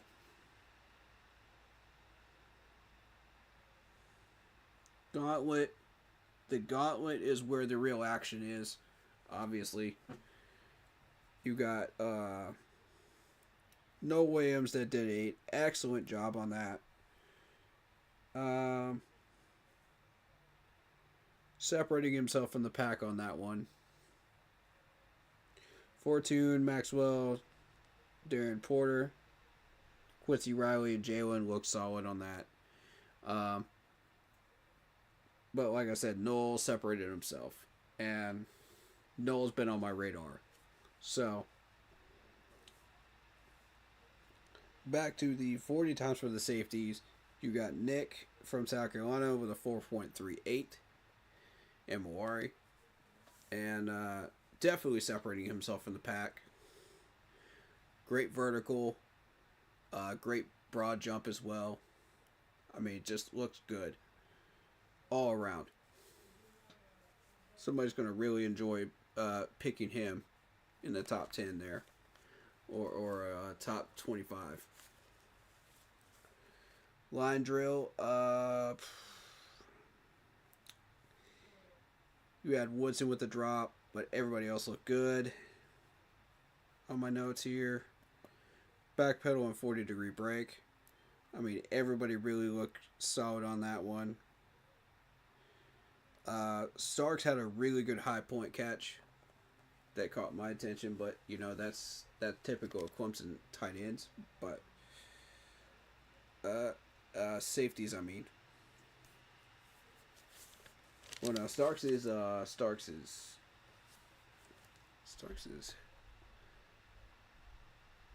Starks is, let me see.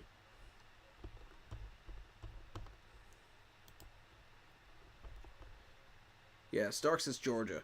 My bad. Starks is Georgia. So yeah. Good high point on that drill with his hands. Really impressed with that.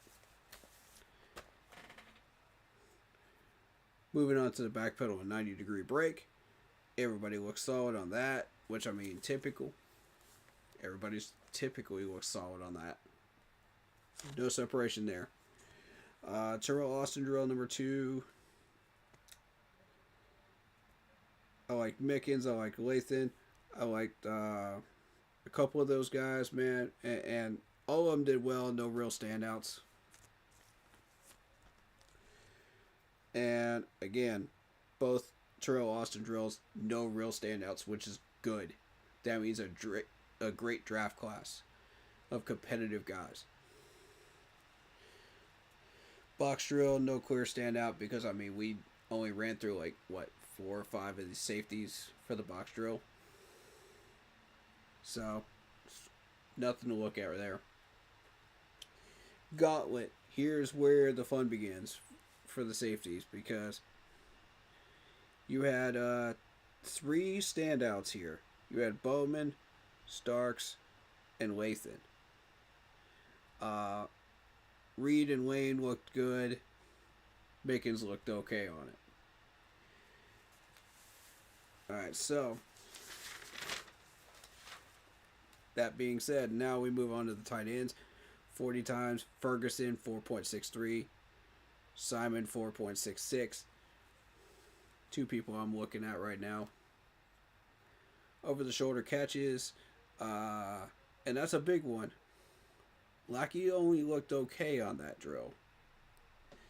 And that's somebody that's been on my radar, so I'm kind of concerned that was only an okay catch. Where everybody else was doing solid on that and caught it over the shoulder.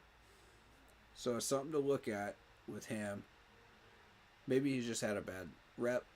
Who knows? It happens. Block explosions with the sled. Jake looked okay from Clemson on that one, but everybody else looked solid. You know. I was very impressed with who was it?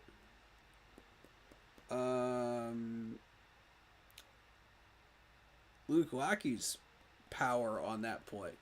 That drill right there. Because Luke Lackey, he redeemed himself right there. He had trouble with the over-the-shoulder drill, but he redeemed himself here. So, good. Very good. So, that won't hurt his draft stock, I don't think, at this point. It mellowed it out. The gauntlet, everybody looks solid on it.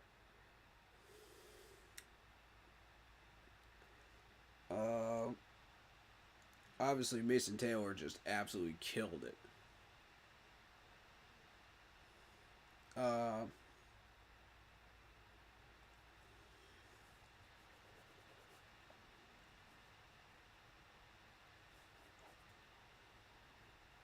But everybody else looks solid on it. I didn't see anything that really was separation other than Mason Taylor. So, flat route, no one stood out. Everybody looked solid. You're supposed to on a flat route. Deep ends, everybody looked okay on that one.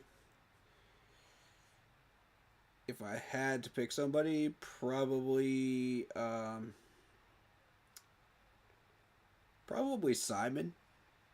Simon from South Carolina. Caught my attention on that one. But I'm not real picky about that one. That drill. Curls was the last one.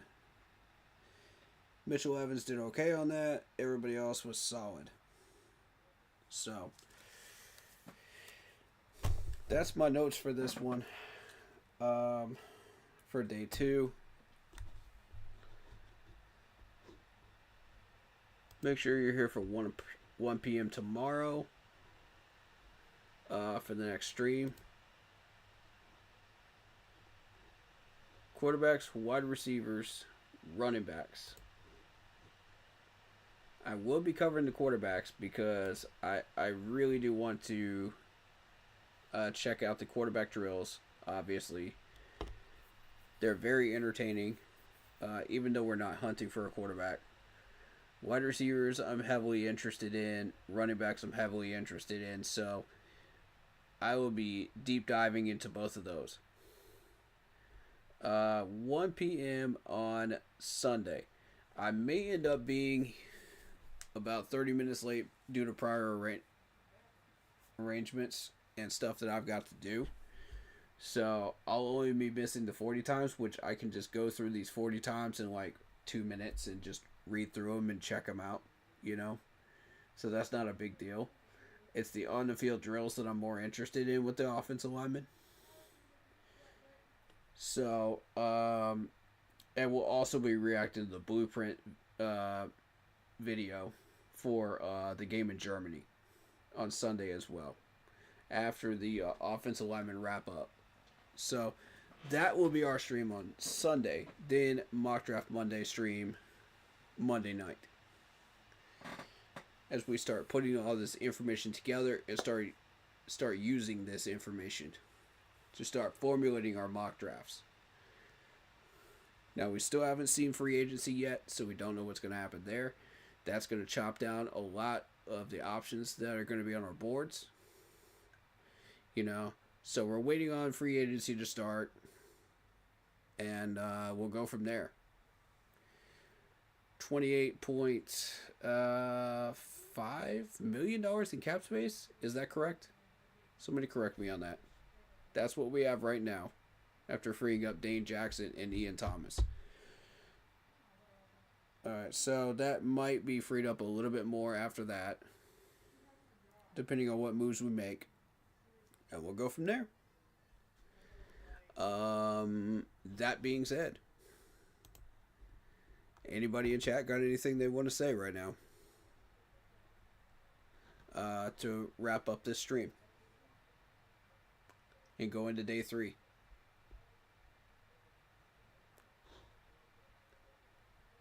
All right. Shout out to Ian. Shout out to Antonio. Shout out to my man Lock Poppy, my moderator. Shout out to AKF. Shout out to Gaming with Texas, especially today, with that comment that absolutely blew my mind, saying he beat stage 2 cancer, man. Oh, wow. I'm still shook, man. I'm still shook by that comment right there. And congratulations, man. Congratulations. Man. Big congrats to you, sir. Big love to you. And if there's any way we can show that love, man, let us know. You know what I mean? Hit that like button for this man right here. Hit that sub button for this man right here. Throw some hearts in chat for this man right here. That's not an easy thing to do.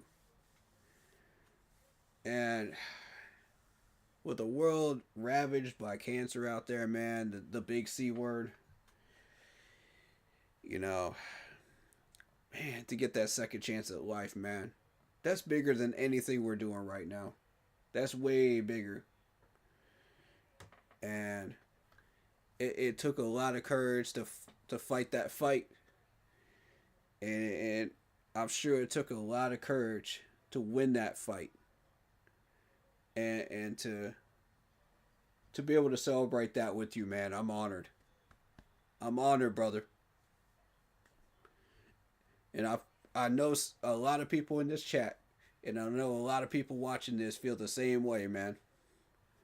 We're honored to celebrate that with you, man. keep pounding and keep fighting that good fight together, man. But hey, we're going to get out of here, man. We're going to get out of here. But hey, show that love for my dude, man. Show that love. Let's see. With that being said, hit that like button, hit that sub button, hit that bell, select all, leave a Living comment with down opioid- below if you feel like doing so. And don't forget to check out our Facebook group page. Keep pounding in all caps for in-game post polls, opinions, and reactions to NFL news, such as scheduling for the channel and for the Yahoo Sports. Keep pounding Fantasy Football League via the Yahoo Sports app. If you want to get your hands on an intro like the ones you see on your screen right now, go check out Lindara Tai on Instagram if you're a content creator. Using her last name first, TAI dot Lindara, Lindara.